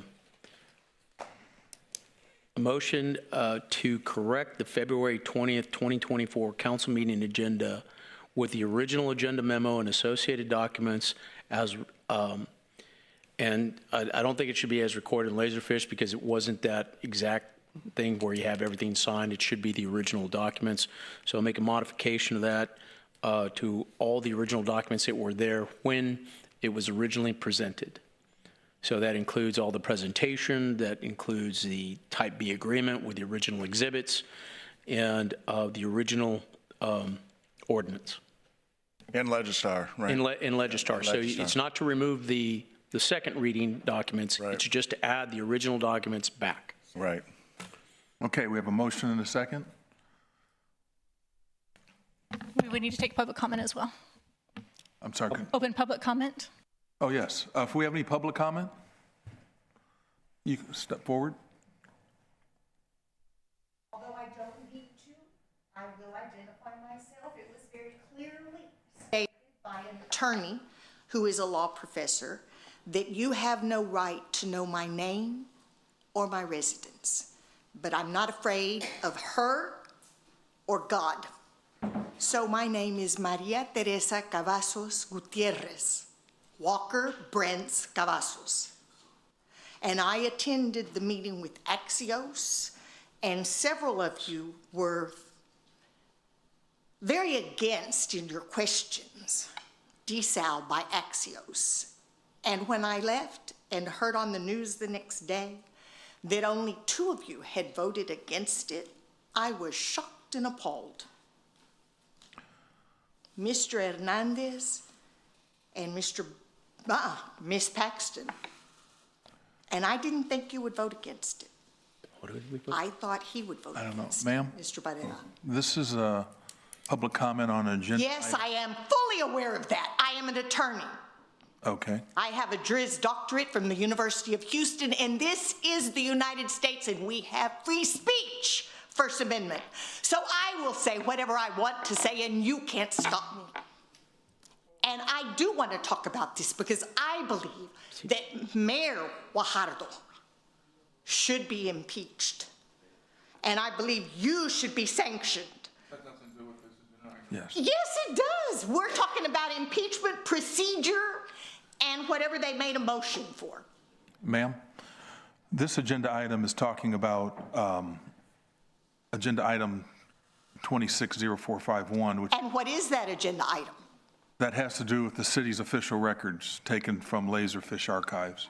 And Mr. Hernandez just made a motion to have the original restored, added, and restored verbatim. Correct or incorrect? Yes, ma'am, continue. Thank you. And I agree that should be done. Thank you very much for your time, attention, patience, and decorum. Thank you. Is there anybody else in public comment? I'm confused. Oh, Sandra Meyer, I feel like it is a good idea to have all the records from an audit perspective being out there. Current ones, old ones, clarified ones, have it all on there. Thank you. Thank you.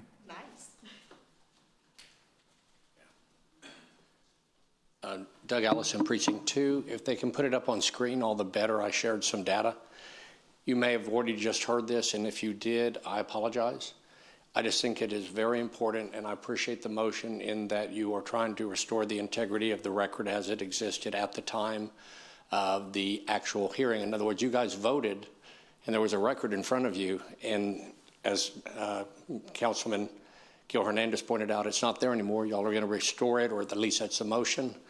I want to make sure that you understand, if we can, what happened is Mr. Hernandez, Gil Hernandez, Councilman Hernandez has explained that there were, I think, 5 documents there. At the time you had your meeting and voted on February 20th, And then after that vote occurred, it gets changed. This is a living document in some ways. And there's things about that that are good. It gets changed from to be introduced to second reading. Then on February 28th at 9:58 a.m., and it gives you the name of the person who made the change. The issue is on whose order.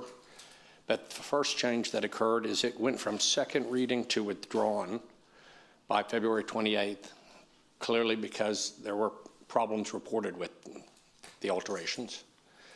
Then on March 29th, a month later, there were documents deleted. I don't want anybody to think that somehow they get, you load something up and it removes what was there. That's not what happened. On March 29th, the FEMA flood map was deleted, the presentation slide that was altered was deleted, and the agenda memo was deleted. And then on February 29th, they also changed some of the wording. And then what happened is then on April 15th, now they're deciding we're going to try to read it again.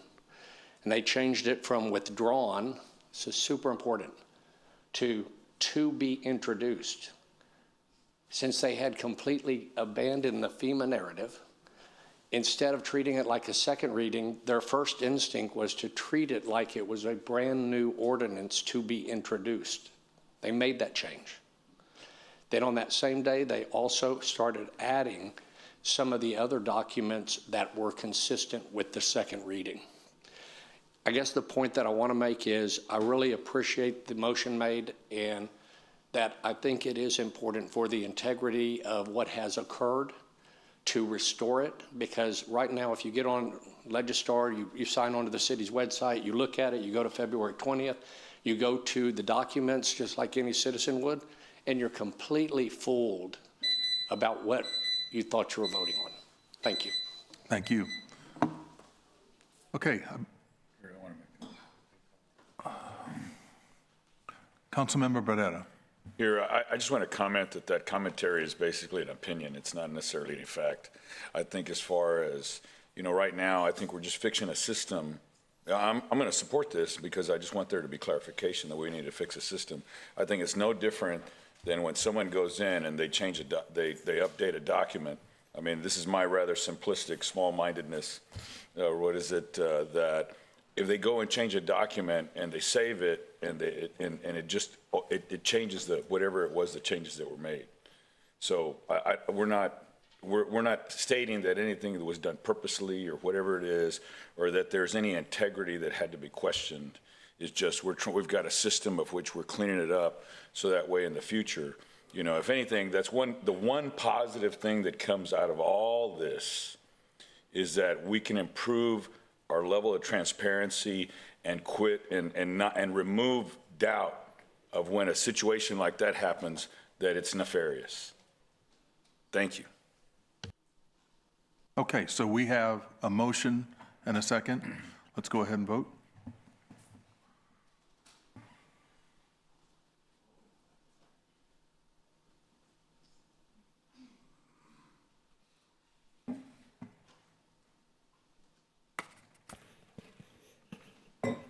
Mayor Pro Tem, just as for reference, we did discuss for a future agenda item policies and procedures, so we don't have this kind of situation come up again, to where any changes are identified within the agenda items, so we don't inadvertently change past documentation and have a wrong information facing the citizens.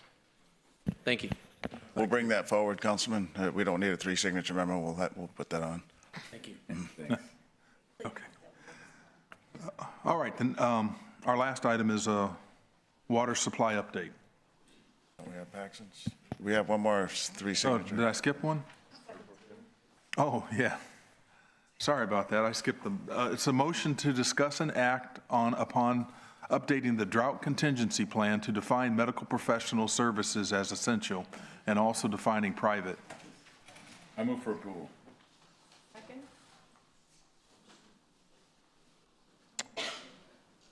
Okay, so we have A motion and a second? This is on number 17. We're on item 17. We don't have to.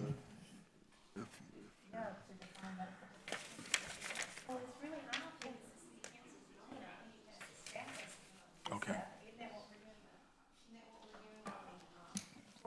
Right, yeah, the first workshop is to go over the drought contingency plan and talk about other policy that has to be amended.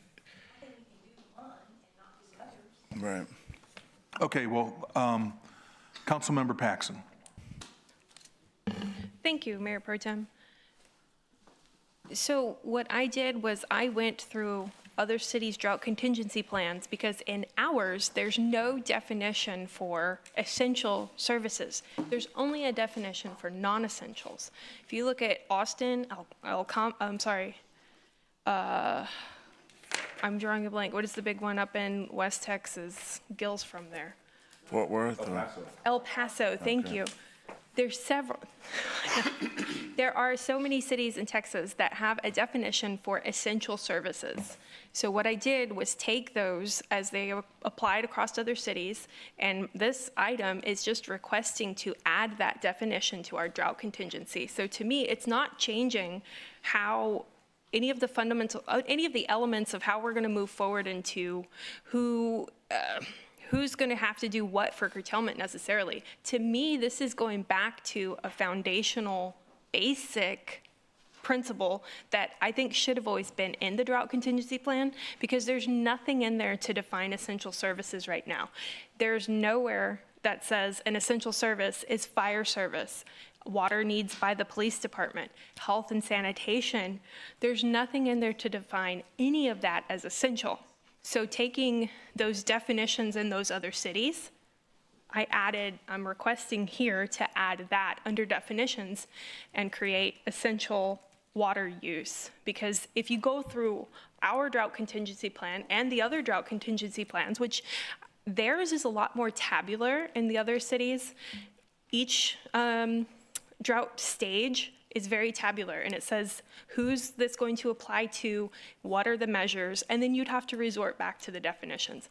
They all reference, even in the city of Corpus Christi, that these various types of drought contingencies or drought restrictions apply to, and quote, non-essential water use, which makes sense. So it's written in there that essential water use is not being curtailed, but then we don't follow that up with any definition for what is essential water use. So with that, because we're essentially saying essential water use is exempt, but there's no definition, I went to other cities to get their definition because they all are very consistent. And I'm saying that we're missing that as a foundational piece of the drought contingency plan. Another thing that was in there across the drought contingency plans is the piece for auxiliary water. So basically, if you have an exempt private well, or if you are going and grabbing the non-potable water for landscaping, if you're using a source that does not supplement or take from CCW's potable water system, then that's classified as auxiliary. If you're using auxiliary water, you shouldn't be beholden to our drought contingency different stages. So for example, I had a constituent reach out because she has a private exempt well, and she was actually given information from the city that she's not allowed to use that well except between 10 and 6, or after 10 and 6, as anybody else would in the drought, but it's an auxiliary well. So I went to our drought contingency plan, and sure enough, there is no carve out to protect those auxiliary water sources. So again, I'm saying we're just missing two definitions. That's it. And so I'm not trying to come in here and say that, we need to have our water workshop right now. I'm saying there's two definitions that we're missing that by definition, they're already referenced in our drought stages, but there's no definition for them. Yes, ma'am. So Brandon Wade, Fire Chief, and I'm here helping the Water Department on some of this with the drought contingency plan. So I just want to speak to the first part, and I'll let Nick speak on the water wells, as they're very, very familiar with that. So part of the essential water use, we do list non-essential, but what I would argue is 10 times in the drought contingency plan, we have what is essential in there. And what that says over 10 times in our plan is public health, sanitation, fire protection. We list that over and over. Now, while I agree with you that in the definitions, we don't have that in the definitions, but 10 times within the drought contingency plan, we do list that we're trying to conserve water to ensure that we have for public health, sanitation, fire protection, and welfare and safety. That's listed over and over. There's some other drought contingency plans. I went to one to look at Phoenix. They live in the desert. They're always dealing with drought. They're the same. They didn't list it that way. They listed kind of how we have it. They did it only 8 times, put public health, sanitation, welfare. So while it's not in the definition, I think we are showing what is essential numerous times within the document. I would hesitate to get very granular with it. I think we could all agree, as we met with them last week, a hospital is necessary for public health. No one's going to disagree with that. The challenge is trying to understand what the other part of this memo has in here, which talks about you just get exempt. Non-essential water use and a essential public facility, they're not mutually exclusive. You can have a hospital that could potentially have non-essential water use. It could occur. It could be watering the landscape or what have you. I think what we need to do is be very careful about saying a blanket exemption for something such as a hospital, because there may be areas in which they can conserve water, and we heard some of those things that the hospital administrators are working towards. The drought contingency plan has a process for exemptions, and I would say, and I think they're using it to this day, exemptions with it is for those entities, such as a hospital, that would be vital to public health, would still be able to apply for an exemption. They would be able to list who they are, what type of exemption they would need, and it also lists where they make an attempt to not using the non-essential water, kind of things that they talked about. So one, I would say you could put essential water use. I'd keep it at a high level. I think like we got it. I don't think we have to go in and say a dialysis, list that in a definition. I think public health, we should know that a dialysis center is very important to public health. So we should be very broad, I think, in that definition. And I would hesitate, like really, really hesitate on putting just an automatic exemption.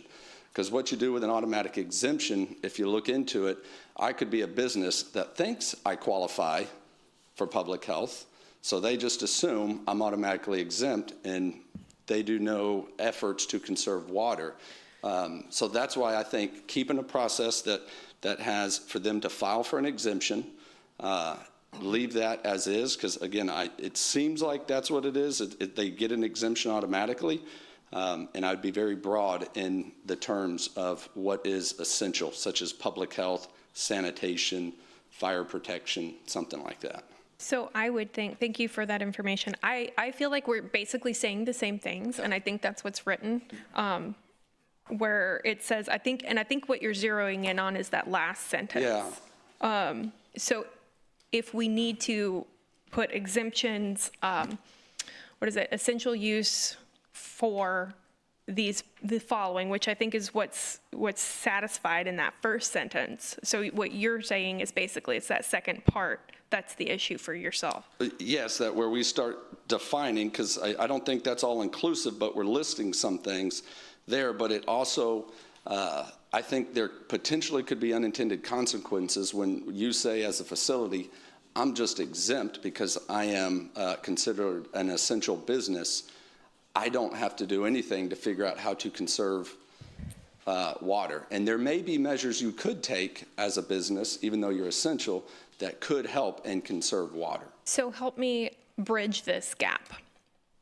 So right now, the way our drought contingency plan reads, there's references to, you're saying there's references to to essential water use. 10 times. There isn't anything specifically under definitions. That was my concern, is I wanted them to have a specific definition section.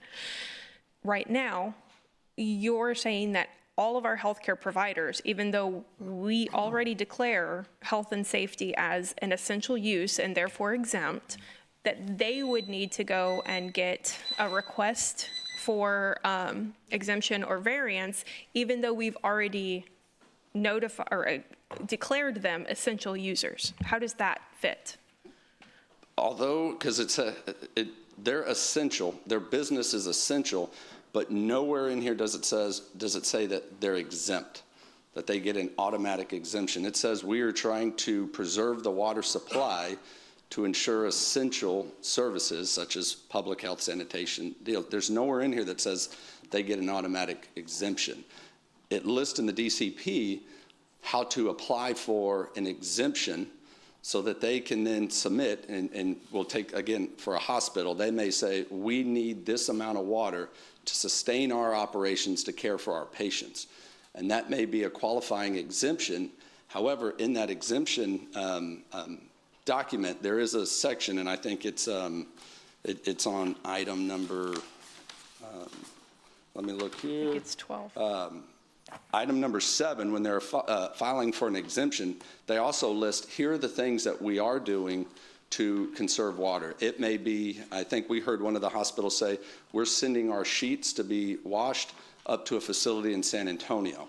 We're taking these steps to help preserve water, but maybe we need some this allotment of water to take care of our patients. That could potentially qualify for an exemption when they're applying for it. So that's where I'm saying, if we keep the essential services broad, public health, safety, fire protection, things like that, someone can still file for an exemption under that category. It can get evaluated to ensure that that business actually is within that category, and then we can see what exemption they're actually looking for.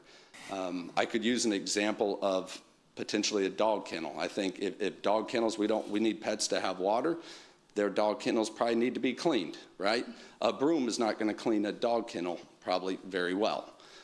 They may apply for an exemption to be able to use a hose and spray out a dog kennel, but I wouldn't want to provide them an exemption to use a power washer to do their building, to do their patios and everything else. And that could potentially be assumed by just saying, you're exempt because you're this business. So that's where I think it's imperative to still have that exemption process that they would have to go through to qualify for it. Okay, thank you. Councilmember Scott. Are these things we're going to talk about next week? Is this part of the next week's conversation? Yes. So we're going to talk about what you two are talking about next Tuesday. All right. Okay. Good. I didn't know, but so I'm okay with putting this off and doing it in the larger context. That's just where I'm at, Councilwoman. And I don't know if you want Nick to talk about the wells. He's got more information with that. Thank you, Chief. Nick Winkleman, Chief Operating Officer. One of the things about wells is we know they are used for things as irrigation, especially in Flower Bluff and the island. And there's not an issue with that. What we are concerned about is a potential cross connection to our water supply system. Previously, and what can happen in a groundwater well, when a homeowner may inadvertently connect it to the water system, there might be what's called a cross connection, resulting in back siphonage where the water from the well could enter the water system. That water from the well isn't treated, it's not disinfected, it doesn't meet the TCEQ standards. It may inadvertently cause a failure in water samples, which may inadvertently cause a boil order notice. And I appreciate that. I know that we looked at that when we passed this contingency plan last, so I understand the importance of that, but Your time is up. there's no other lights on and Mark spoke, so. We get to speak twice, don't we? She paid me though, just for the record. Okay. So the issue is they're still being held to the same timelines and standards that potable water users are being held to. You can't utilize your well except between 10 and 6. That doesn't make sense. It's auxiliary. So my concern is, of course, if we don't have it written in our policies to protect them, then let's look at our policies. And so this, to me, feels immaterial to the grand scheme of things because it's not the potable water system. I understand. I just want us to be clear because words are critical, and things could be misinterpreted where a homeowner may look at that and say, auxiliary water, I have a well, I'm going to connect it into my house because I'm trying to save the city water. And these are typically small diameter PVC. Typically, the average homeowner can handle that and do that. And the homeowner, not intentionally, but could cause the city to go into a boil order notice. So we want to make sure the wording and the phrasing is absolutely correct. Have I done a bad job with my proposal? I didn't say anyone did a bad job, but I'm saying that words are important. You know, Does it make them bad? I'll ask that one next. it's, you know, text without context is pretext, so we got to get it right. And in a document like the DCP is very critical. Many people review it. And as just to echo what the chief said, we need to make sure that the wording is correct so there's no misinterpretation. Well, this was posted almost a week ago, and I quite literally copied the form and words from the other cities for their drought contingency plan. So I'm not concerned about those definitions. So I would be quite surprised if no one has read them with it being on the agenda. And my concern is we're not discouraging people from having a private exempt wells. We're not discouraging that. We have put safe parameters around that so that they can do that properly. That's correct. But it, you know, whether they have that well just for their irrigation or they have that well just for their plants, their landscaping, or if they connect that to their pool, whatever they do that doesn't jeopardize our system, then that should be exempt from the same parameters of using our potable water system. So in terms of I will look into the timing and the comment. I'll check with staff. I don't know for sure how the conversation was had, but recommendations are made when to operate your well, just as a way to advise people when evaporation is the highest. For instance, you wouldn't irrigate it at noon or 2 o'clock or 3 o'clock. But that's whether or not I want my grass to die because I have water or no water. That's, you know, that if I have a well. It's just a recommendation, you know. And I understand that, Nick. I totally do. These are good parameters for how to treat having a well. But I don't think that it makes sense for us to say conserve our potable water system and then our community look to be a good steward and then we restrict them further. That doesn't make sense. So I think I need to double check on that. I feel there are no restrictions on the use of wells, but I want to understand what staff said what and get some context to it and get back with you, Councilwoman. So I would think as a compromise, I appreciate Roland's motion and second, if we take that second sentence out for further review and look at how we can direct them to an application for exemption, but I still think those two definitions being added don't interrupt the DCP. And I hope that you read it in the week it's been posted. Councilmember Vaughn. Thank you for all your work you did on that. I can tell you did a lot of looking around there on the website. As for me, I just think we need to take it to the workshop because we're going to be discussing the same thing at the workshop so that we get it right. Because I think what the chief said and what you said makes a lot of sense. That's for me. I just think we need to go forward and we could be here all night talking about this and go to the next one. Councilmember Barrera. Yeah, I'm sorry, I'm going to withdraw my motion. And just, I mean, yeah, let's just talk it. Well, we have to have Miles weigh in here just for a moment. Sorry. Because this is the drought contingency plan was adopted as an ordinance. And so, go ahead, Miles. Yeah, the equal dignities rule requires that you can't change an ordinance with a motion or a resolution. You have to change an ordinance with an ordinance. That's the first concern I would have is that we would treat this as a request to draft up a change like this in an upcoming ordinance. Can we treat this as a request to draft a change? That's what he said. That's what we can do. Yeah, but so if you do like a motion to draft a change, and I like that compromise, but we'll recommend striking that last sentence. Roland withdrew his second. What was that, sir? So you second again? And then we'll bring that back the first meeting, Councilwoman, in April. And we'll bring it back in the first meeting in April, since next week will be a workshop. You know, so it'll be voted on the April 14. Then we'll have time to, and we can talk, we can even talk more about it next week if we want to. Yeah, but that's good. Okay, I think we're good, Nick. Yeah. Thank you. Okay, so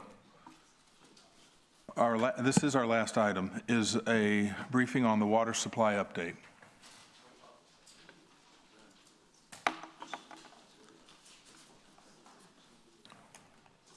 Thank you. We'll just wait for the presentation to load.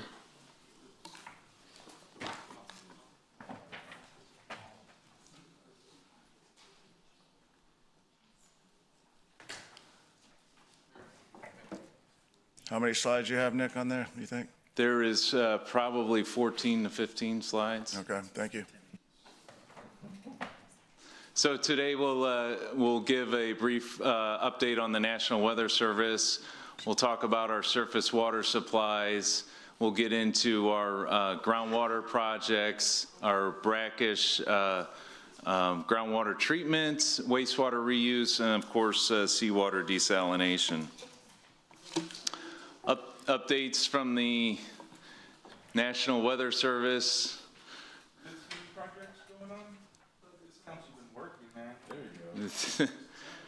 So our first update will be from the National Weather Service. This is the drought outlook, or the drought monitor.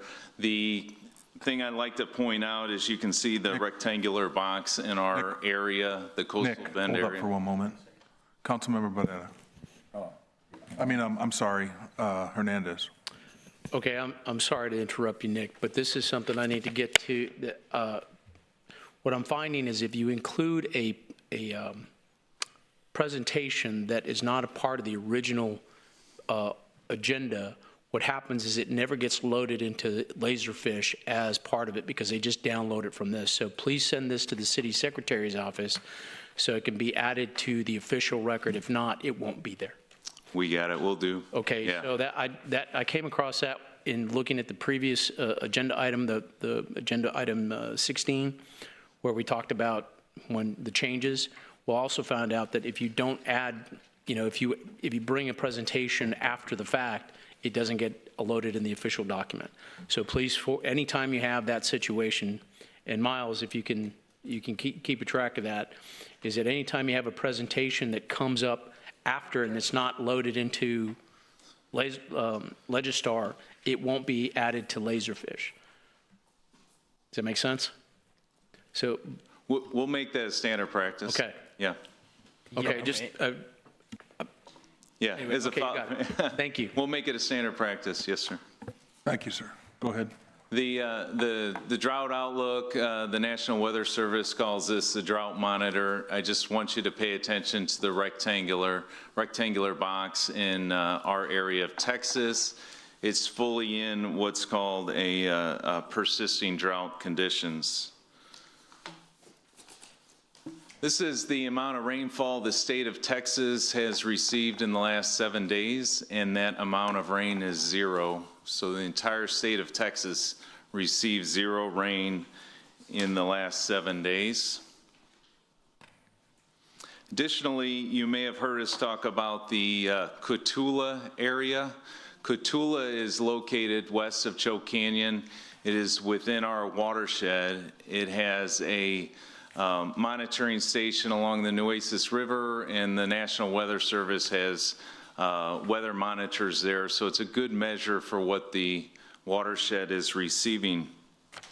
The request to the National Weather Service was to provide information from Cotulla for the last 5 years to show us what the average rainfall is and the difference between that and normal. So the normal annual rainfall in that area of the watershed is 21.68 inches. You can see over the last 5 years, over the last 6 years, we are well below those normals. In fact, that total is 21.99 inches below normal. Additionally, for 2026, Cotulla is 2.52 inches below normal to date for the year. The observed rainfall in Cotulla was 0.72 inches so far this year. And all that being said, it just shows the type of drought that we're dealing with. Now I'd like to talk to our surface water supplies. Lake Corpus Christi, the capacity is 9.3%. Choke Canyon Reservoir is at 7.9% for a combined capacity of 8.3%. Lake Texana, the reservoir capacity on March 24th per the Lavaca Navidad River Authority is 55%. The projected dates are on April 10th. They are estimating that they will be below 50%. And on June 17th, LNRA is estimating they will be below 40%. So the number, yeah, I appreciate, just to clarify, so the number provided is provided from the Lavaca Navidad River Authority. The Texas Water Development Board has a different number. Usually it's about 2% less. What we do know is the drought contingency plan is based on the numbers provided by the River Authority. So in the presentations, you will always, and in my memos, you always see that information. Talk about our groundwater projects. So the first is the Nueces groundwater program. The well field is complete, and we are operating within the protocols of the Bed and Banks permit. The average pumping per day for the last 7 days is approximately 4.4 million gallons a day. The western well field, which is the 250 acres near Blunser, the Bed and Banks permit, a temporary permit was issued on March 18th, 2026. The next day, the well field began producing approximately 4.5 million gallons a day. Today, another well was started, so tomorrow we expect to produce approximately 6 million gallons a day. We are expecting to have 4 wells fully online by the end of March, expecting to have an additional 2 wells or 6 total online by mid-April, and then the full well field will be in operation by the end of May. One thing that we talk about is monitoring in both the eastern and the western well field. This is the eastern well field. The blue circles are the water wells. The teardrop water shape is the monitoring wells. And then the picture to the right, that is a subsidence monitoring station. So we've worked with our hydrogeologist. Those are not installed yet, but he has recommended 1 subsidence monitoring station in the eastern well field, which we will be pursuing. Additionally, I would like to say that if you look at on the right side of the picture, there are 6 wells in an area together. There is a monitoring well sort of in the middle of them. That monitoring well, the water level remains about 2 feet below ground level. It stayed very consistent. Additionally, the other monitoring wells are anywhere from 1.5 to 3 feet below ground level. The western well field, again, it's the same scenario. The solid circles are the wells. The teardrop shape are the monitoring wells. We also have, in this area, we have a number of monitoring wells that are outside the property limits. So we started pumping on Thursday. We checked all the monitoring wells on Monday and did not see any changes in water levels in the monitoring wells since we started pumping. Our hydrogeologist has recommended 3 subsidence monitoring stations. This would be on this property and also with the addition of the ERF property that's adjacent to it. So there would be 3 subsidence monitoring stations on those 2 properties. The wellfield monitoring program, this is some snips from our website. It's on the securingwater.corpuschristitx.gov website. We have a video on what measuring the water level in your well is. We have information on water quality testing that's at no charge, water level monitoring, and how to reach out to us.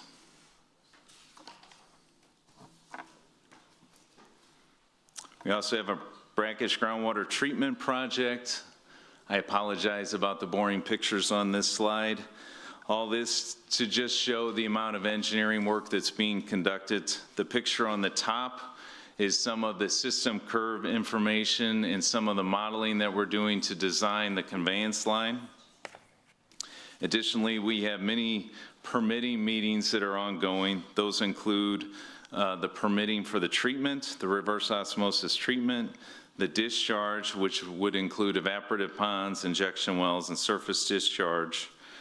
And then also we are working very hard with TxDOT on the right-of-way and the design of the conveyance line. There are actually 3 ground storage tanks required for this project. 1 is located at the Western Well Field, 2 will be located at Owen Stevens. There will also be a pump station at the Western Well Field, which is in design, and we are working with pump manufacturers to determine lead times and get the on order. The additional civil work civil engineering work at Owen Stevens will include foundational work, piping, and concrete work, as well as electrical work. We are working with HDR, who holds our master service agreement for the electrical work at Owen Stevens, and we're working with AEP to get the power available for the brackish groundwater treatment. The delivery schedule for the brackish treatment is, I've got it detailed here in months. Essentially, 3.91 MGD would be available in the January, February timeframe. Now, we do plan to have the conveyance line, the pump station, and all the site work completed by the end of this calendar year. That is what the team is working towards. The Evangeline Groundwater Project, so the administrative law judge has been selected. The seller's attorney has requested a hearing date on March 31st or April 9th as a backup, and then we just heard back today the potential dates coming back from the judge is April 13th or possibly April 14th. So all that to be said, the city is working with the seller to try and ensure that the groundwater district gets that preliminary hearing set as soon as possible. No dates are confirmed as of yet. We continue to try and get this set and put on the calendar as soon as possible. I do want to just mention it's the groundwater district who has the responsibility to get this scheduled, and it's their responsibility to retain the administrative law judge. Amendments 1 and 2 have been approved for Garney Construction. That allows a lot of things to happen. Last week, I told you that some of the HDPE pipe was being fabricated. There is the first delivery of that pipe expected to the site this week. It's approximately 7,000 feet. Garney Construction will mobilize construction trailers early to mid-April. And they've also issued many contracts to their subcontractors. Additionally, and it's not on this slide, but the sale agreement is executed. It's signed by both parties. So we're excited about that so that we can move forward. I do want to remind everyone that closing doesn't occur until the permits are in hand. And how long was that? When you look at effluent reuse, the city is engaged. It's certainly a multifaceted approach. The drawing at the top is an engineering drawing prepared by Ardura, who's helping us with that conveyance line from the Oso wastewater treatment plant to the Greenwood wastewater treatment plant. So CCW and city staff continue to work with Valero and Flint Hills on the projects. Flint Hills is expected, their phase one, to take 1 MGD by the end of the calendar year. The final phase is 2 to 3 MGD, so that would be into 2027. Valero's phase one is 3 million gallons a day, and their final take would be 8 million gallons a day. Ardura has completed the preliminary design of the upgrades at the OSO plant and also the alignment and the design for 15 miles of the 36-inch conveyance line. The full design is expected to be completed in July. We are working to put together a construction manager at risk contract for the delivery of this conveyance line from OSO to Greenwood. That conveyance line will carry about 10 to 10.5 million gallons a day. It's important to get the water, the effluent water from OSO to Greenwood, where it can be further distributed to our other customers. Additionally, we continue to work on more contracts with other entities. The potential for reuse has always been approximately 16 million gallons a day. That would be an offset to our demand. Staff continues to work on other opportunities to maybe increase that amount. I don't have full details on that, but we're hoping that number can increase. If we could look to seawater now. Staff continues to work with the Corpus Christi desal partners for a contract for consideration at an April council meeting. The Farfield modeling contract is moving forward. Our next committee meeting is scheduled for April 3rd. The modeler has stated that data would be available for discussion in April with a full report to follow after that.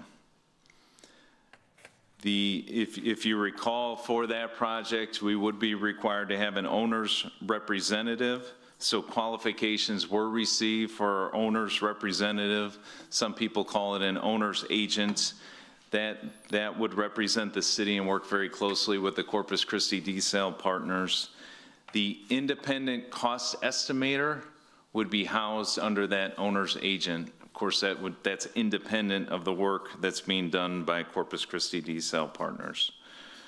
Additionally, if a contract is approved with the Corpus Christi desal partners, the city would then put together a long-term operations agreement and a request for proposals. Staff is currently working on that RFP, that request for proposals. The Harbor Island Seawater Desalination Project, the Nueces River Authority has received 4 responses for their development partner. They are anticipating selecting that development partner by mid-June at their June board meeting. They also have MSA agreements with LAN and also with HDR. Those 2 firms are working on the conveyance system. They have also received a draft water right permit from TCEQ. The Barney Davis Seawater Desalination Plant, council approved staff to collaborate with CPS Energy just last week. CPS Energy will discuss this in an executive session at their board of directors meeting, and with the intent to issue a reciprocal resolution to also direct their staff to work with the city. CPS Energy has stated that the preference would be for a P3 to operate the plants. The power would be provided through an electrical provider. It wouldn't be provided through CPS Energy. The structure of the program, there'd be a long-term supply agreement with a P3. There is, of course, potential for using a public utility agency, establishing a public utility agency to develop the project. And there would be a new TCEQ discharge permit required. Then, of course, in my weekly memo after today's vote, we will add another section for the coordination and negotiation efforts with CC Polymer. That completes my presentation, and I stand by for any questions. Thank you. Councilmember Scott. I'll try to be quick. So why does, just out of curiosity, why does CPS get to decide the mechanism? P3, CMAR? Well, so that was their preference. I know, but what is their involvement at this point? They own the land that we would either buy or lease, or the owner-operator, design-build owner-operator would, so that's part of their requirement. Fascinating. Negotiate. Because really all they are is a landowner, unless we can use their intake permit. We couldn't, yeah, Rudy did say we could use their intake permit. Okay. Yeah, we'd have to modify it, right, for a bigger. Then they have, but they're not taking any of the water. The water's all ours, right? Correct. We're not selling any water to CPS or San. I don't know if they. No. Yeah, they may use a little, My they may point buy is some, but yeah. they carry a big stick in this conversation when we're just buying land. And it's not necessarily a P3. We have to negotiate the sale. That's correct. Yeah, it could be a PUA. That was idle, and I'm sorry it's late. The other one is, so we have a hearing on the 13th or 15th. If they don't get standing, we're off to the races. I'm to my Evangeline. And if they do have standing, then it could be up to 2 years to deliberate that process, right? To go through the. If any of the contestants are ruled to have standing in any form or fashion, then what our legal advisors have said that it would go to a contested case, and that could be a 2-year process. Up to a 2-year. But if they only have standing on some of the wells, then we can move forward on those that they don't have standing on. That's correct, and then let the process work for whatever they may or may not have standing. Somebody, could they sue? If they don't get standing, is the next step, from them to file some sort of lawsuit to slow this down? I think we just need to know, right? I hope they don't. I hope they don't have standing. But is there potential for a lawsuit? I think there is, Councilman, yes, sir. At all steps of the process, there could be an injunction on drilling, there could be a lawsuit, so, yes. And is that what occurred up in East Texas when they had the big controversy over the guy out of Dallas coming in and buying a bunch of water rights and was going to move it to West Texas? If you have access to anything that would just, kind of tell us what happened there, I know you got a lot going on, but I think that's important because I think it would be good to understand that process for fear that we're about to go through a similar process. Yeah, it's a little different though, just to caution us. Yeah, please. We would be buying water to sell it to our current customers, where that was a brand new water for brand new customers. So that's a yeah, I think that's a big difference. Yeah, so the Bass, I forget his first name, but Bass was buying water rights and was going to sell it to brand new customers. We're buying water in a county where 40% of our water goes today, and we're selling it to. Has legal standing. That's it. Well, it's just a little different. That's all. Yeah. But if steer me in the right direction, I'll do my own. Yeah. Just tell me what to go read. Yeah. Okay. Thank you. We can do that. Absolutely. Thank you. Councilmember Vaughn. Do you know when the CPS board meeting is? I don't. Okay, it's just. I don't. It's going to. I think it's in this month. It's the third. I think maybe this week. It's the third or fourth week. Yeah. Well, let me see if we can get the date. Yeah. Okay. Thanks. We'll get that to you. Councilmember Paxson. Thank you. Your response, I was asking about the discussions with TCEQ on the variances. You referenced that the total volume of water that can be pumped into the river is included in the permit. What is that total? So the permit references a total volume of water in acre feet. So essentially the western well field it's approximately 29 million gallons a day. However, I do want to caution everyone, we've got information from our hydrogeologists that has said that the two properties, the western well field and the ERF property, the recommendation is 26 MGD. So we're working towards the 26 MGD, not the total of the permit. 26 plus 10 in the east, That's correct, so 36 total. total. What do we need from TCEQ for the TDS to be able to put the water that we have into that river? Because right now, we're still only putting 4.4 from the east and 4 or 5 from the west, but I know that is being driven by the number of completed wells. Yes. The east is not. Correct, that's correct. What do we need? What is our request from them for that variance? So one thing in that I showed last week was, and if I could just back up a little bit, and I've got you, I'll answer that question. So what we've seen is when the lake levels, as Lake Corpus Christi has gotten below 10%, we've seen degrading water quality. So all that being said, our request to the TCEQ was when the lake levels are below 10%, we would like to provide more water into the river as a way to improve the water quality in the river, but not adhere to those action levels specified in the operating protocol. Because we feel that the water quality in the river is degrading, coming out of the lakes, coming out of the streams and the seeps, and the water quality from the well actually improves the river.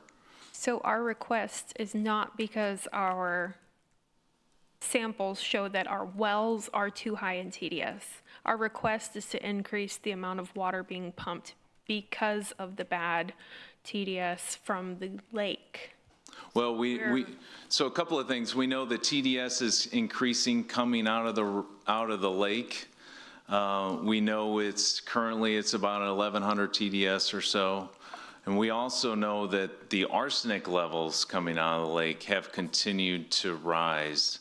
So we also know, because we've tested them, that the wells are very low to non-detect in arsenic. And we know that water will help dilute the river water to decrease arsenic content. Is our request for variance on 1 or 2 management plans, the west and the east, or are they collectively one? So there's 2 permits, and we're operating. They drive operations separately. There's the operating permit for the eastern well field, and we've made that request to TCEQ. TCEQ issued the temporary bed and banks for the western well field. And our request, what they've said is, they've sent us a draft, they issued it, and they said we need to talk about the full request and operation of the well field. So what they did, and we're thankful for their support, for the state support, is they provided us a temporary permit, and then they've also allowed us to continue the conversations with them. And I think that's important because as we continue to pump more water from the western well field, we gain a better understanding of how that well field affects the river.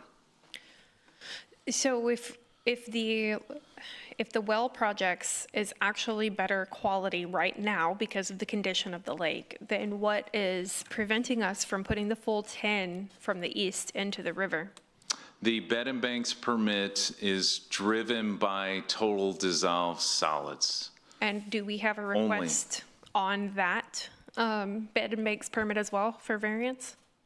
Yes, as I stated, Councilwoman, there is a request for variance on the bed and banks permit for the eastern well field. Not the west. No, because what TCEQ, working with us, they wanted to first issue the bed and banks, the temporary bed and banks permit with their standard operating protocol, and then they wanted to talk to us after we've had a longer operation so we could share the data with them. We're not sure if we need a variance on the western well field. We may not. Right now, that TDS is that water's a lot better. Mm-hmm. So we're going to do about 30 days, about a month of monitoring. And if it looks like we're going to need a variance, then we'll put one in. Right. But we just don't know right now. Yeah, the eastern well field's about 3,300 TDS, and the western is about 1,600 to 1,700. Yeah, and actually, our consultant Carollo modeled scientifically with known elements, and his analysis is we won't need a variance in the management plan, that we can put the full, right, Nick, that came in last night, you can put the full 26 million gallons in. That's right. Yeah. So all that being said, we continue to monitor and watch it closely to prove that out. Yes, sir. So it's a total of 12 wells in the west? And does that include Ed Rochelle? No, so there's 12 wells on the west, on the 250 acres. They are not all completed.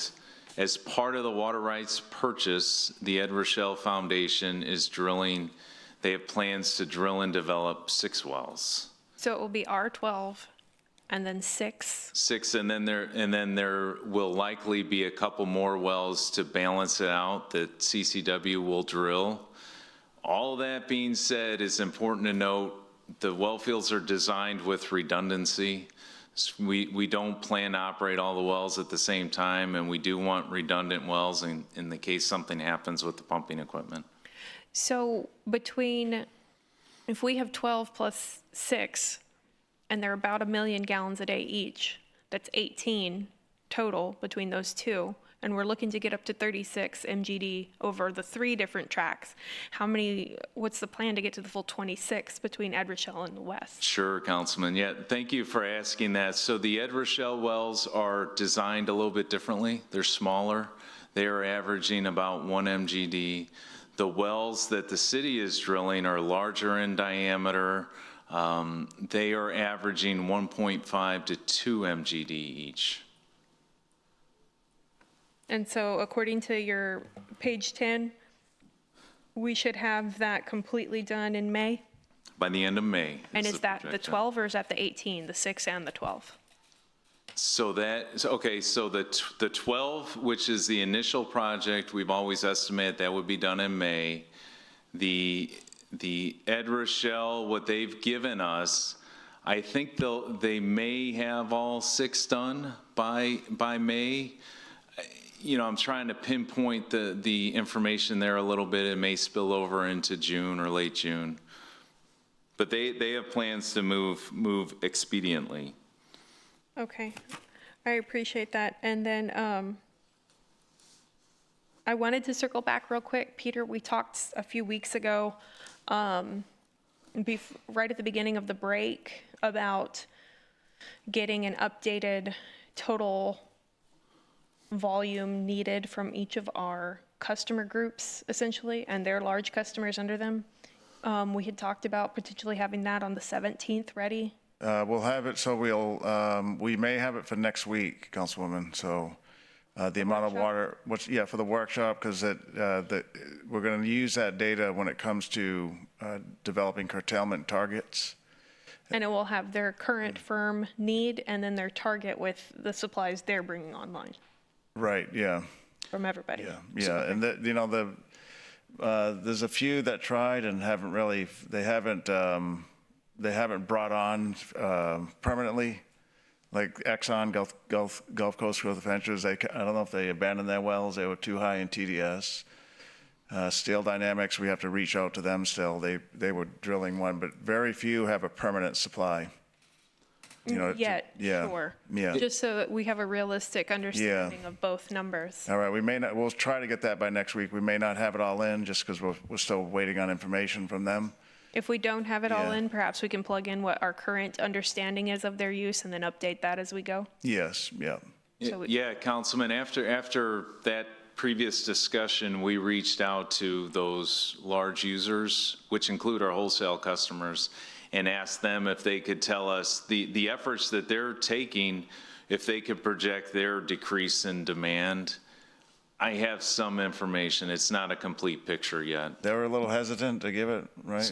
Certainly, the information from the industrial customers is going to go through their CBIA, and then he's going to put it together and send it to us. Yeah, that's right, Councilwoman. So we had a meeting with them this past week, Councilwoman, and they won't give it directly to us, but they're going to give it to their trade association who will kind of aggregate it to keep proprietary information, business proprietary information.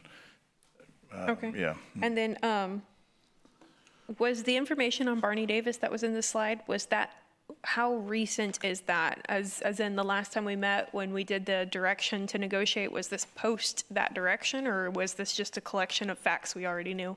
It was a collection of facts that I presented last week. Yeah.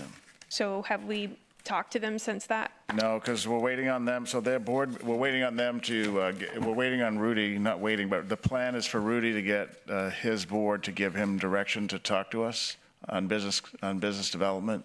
Their board meeting is March 30th, Monday, March 30th. And so once he gets the clearance, then shortly thereafter, we'll meet with him. He and I will meet with Nick, with Rudy from CPS. So right now, he's going to get direction from his board, just like we did here with City Council last meeting. And their agenda may be out. The item Rudy told us will be an executive session, so you're not going to see, there won't be a posting. I think it's under attorney-client privilege or something like that. And will we have any type of information to address, is it Mr. Ainsworth? Nick has met with him, Mr. Ainsworth. Yeah, I talked with him last week, and I'll follow up with him again. Okay, thank you. Yeah.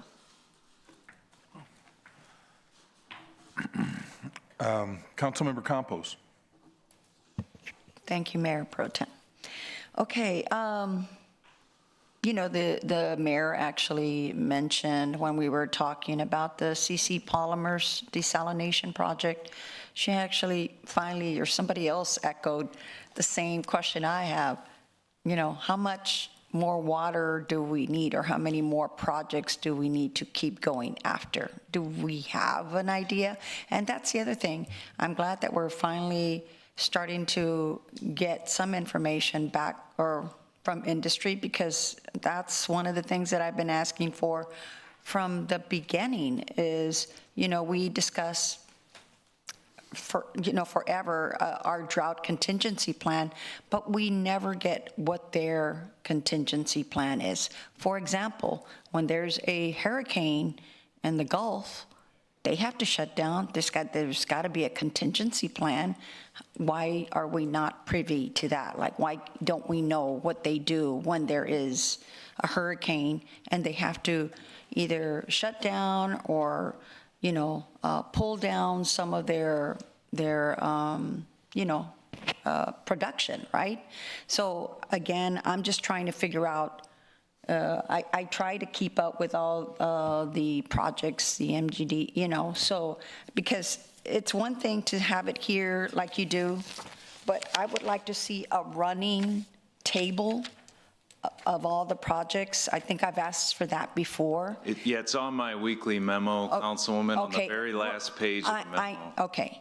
Yeah. So, but I think it would be helpful to bring it, you know, as part of our, you know, information that is passed out to us on a regular basis.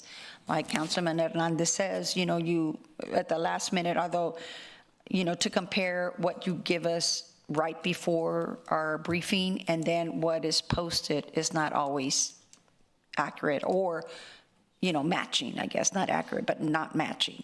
So that would be helpful. So again, back to my question, how much water do we need?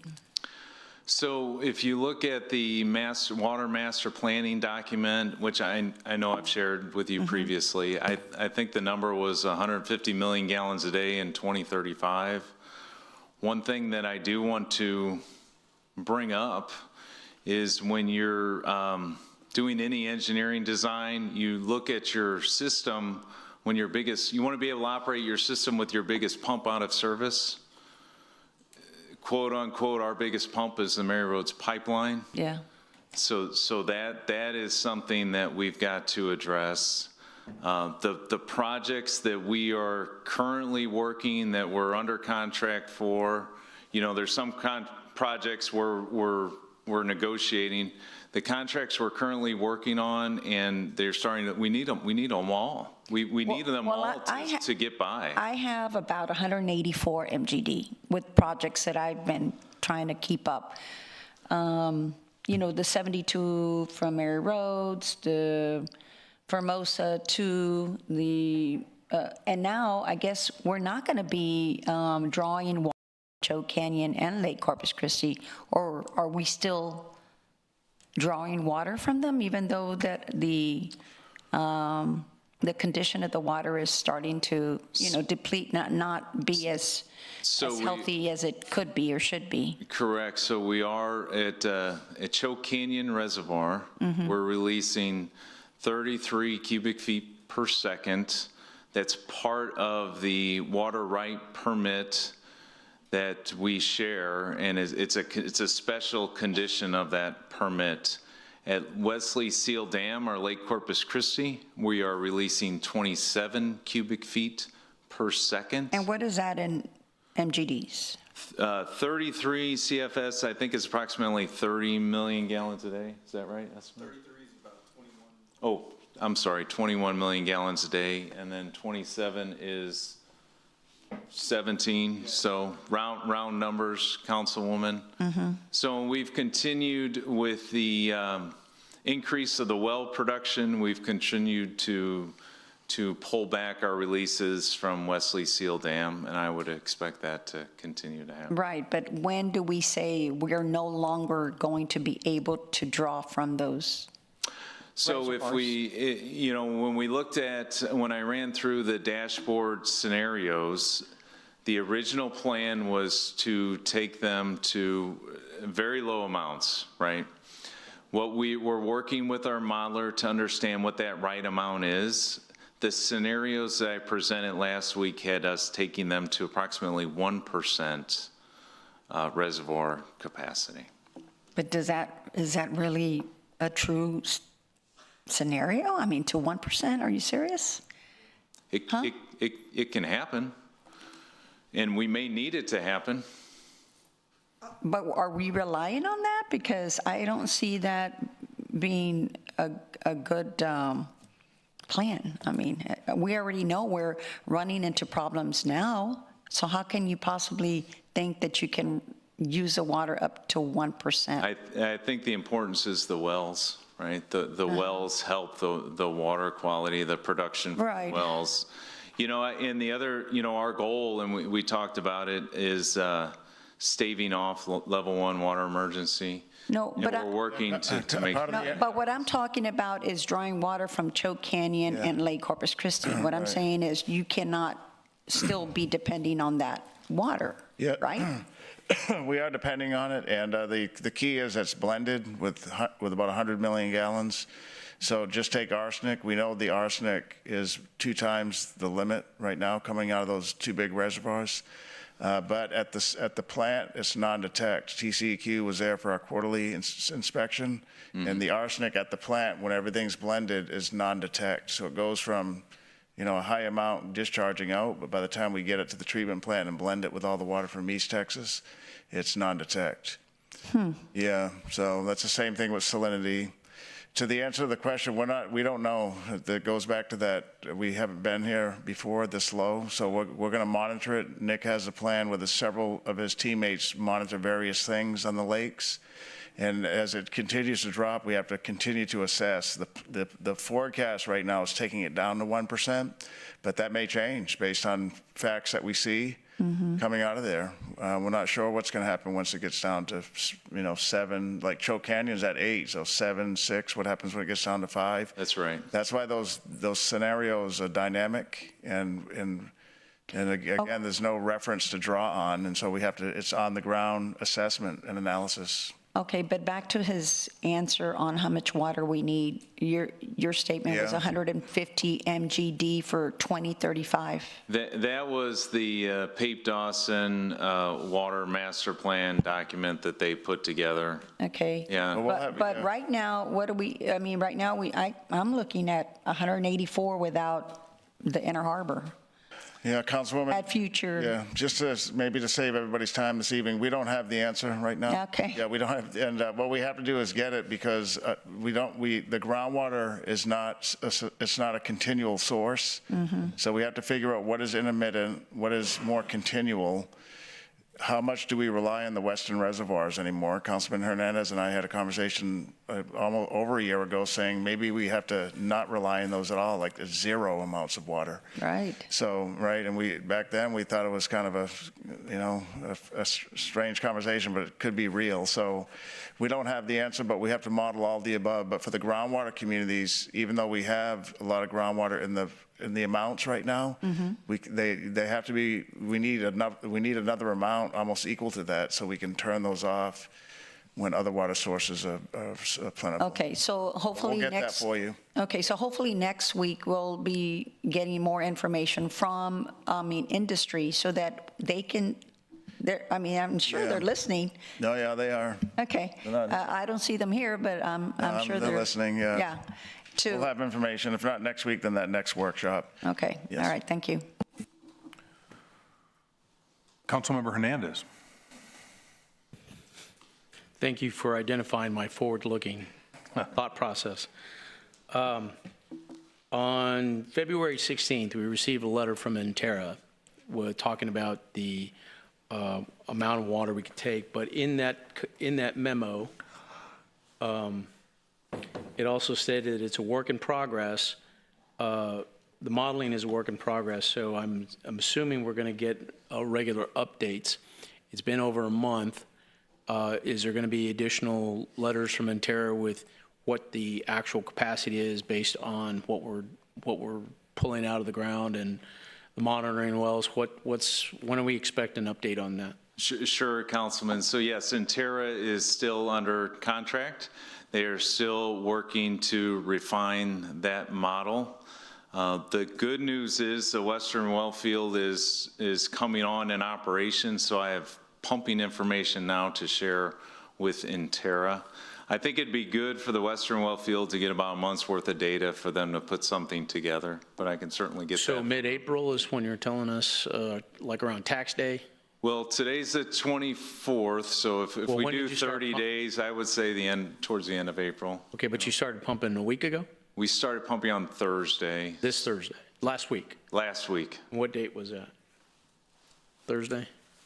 Is that the 17th, maybe?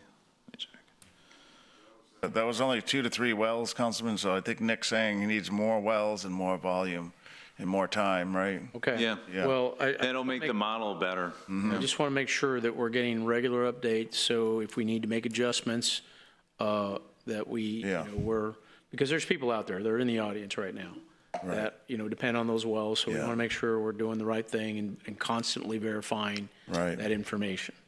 Nick's getting data that's assembled, and you'll be providing it to Intera. Right. Absolutely. And the one thing that I can say so far, and I know it's a short time period, but the monitoring wells in the Western well field haven't changed. Their water levels haven't changed. I know it's a short time period. Okay. Those are measurements that we're taking. Just want to make sure we're monitoring, we're updating the models, and we're getting the reports back from Intera. Yes, sir. And if it changes, the amount, volume up or down or whatever, I just want to have the information. Yeah. Is this the same, and just for reference, this is the same modeling we did with Evangeline, right?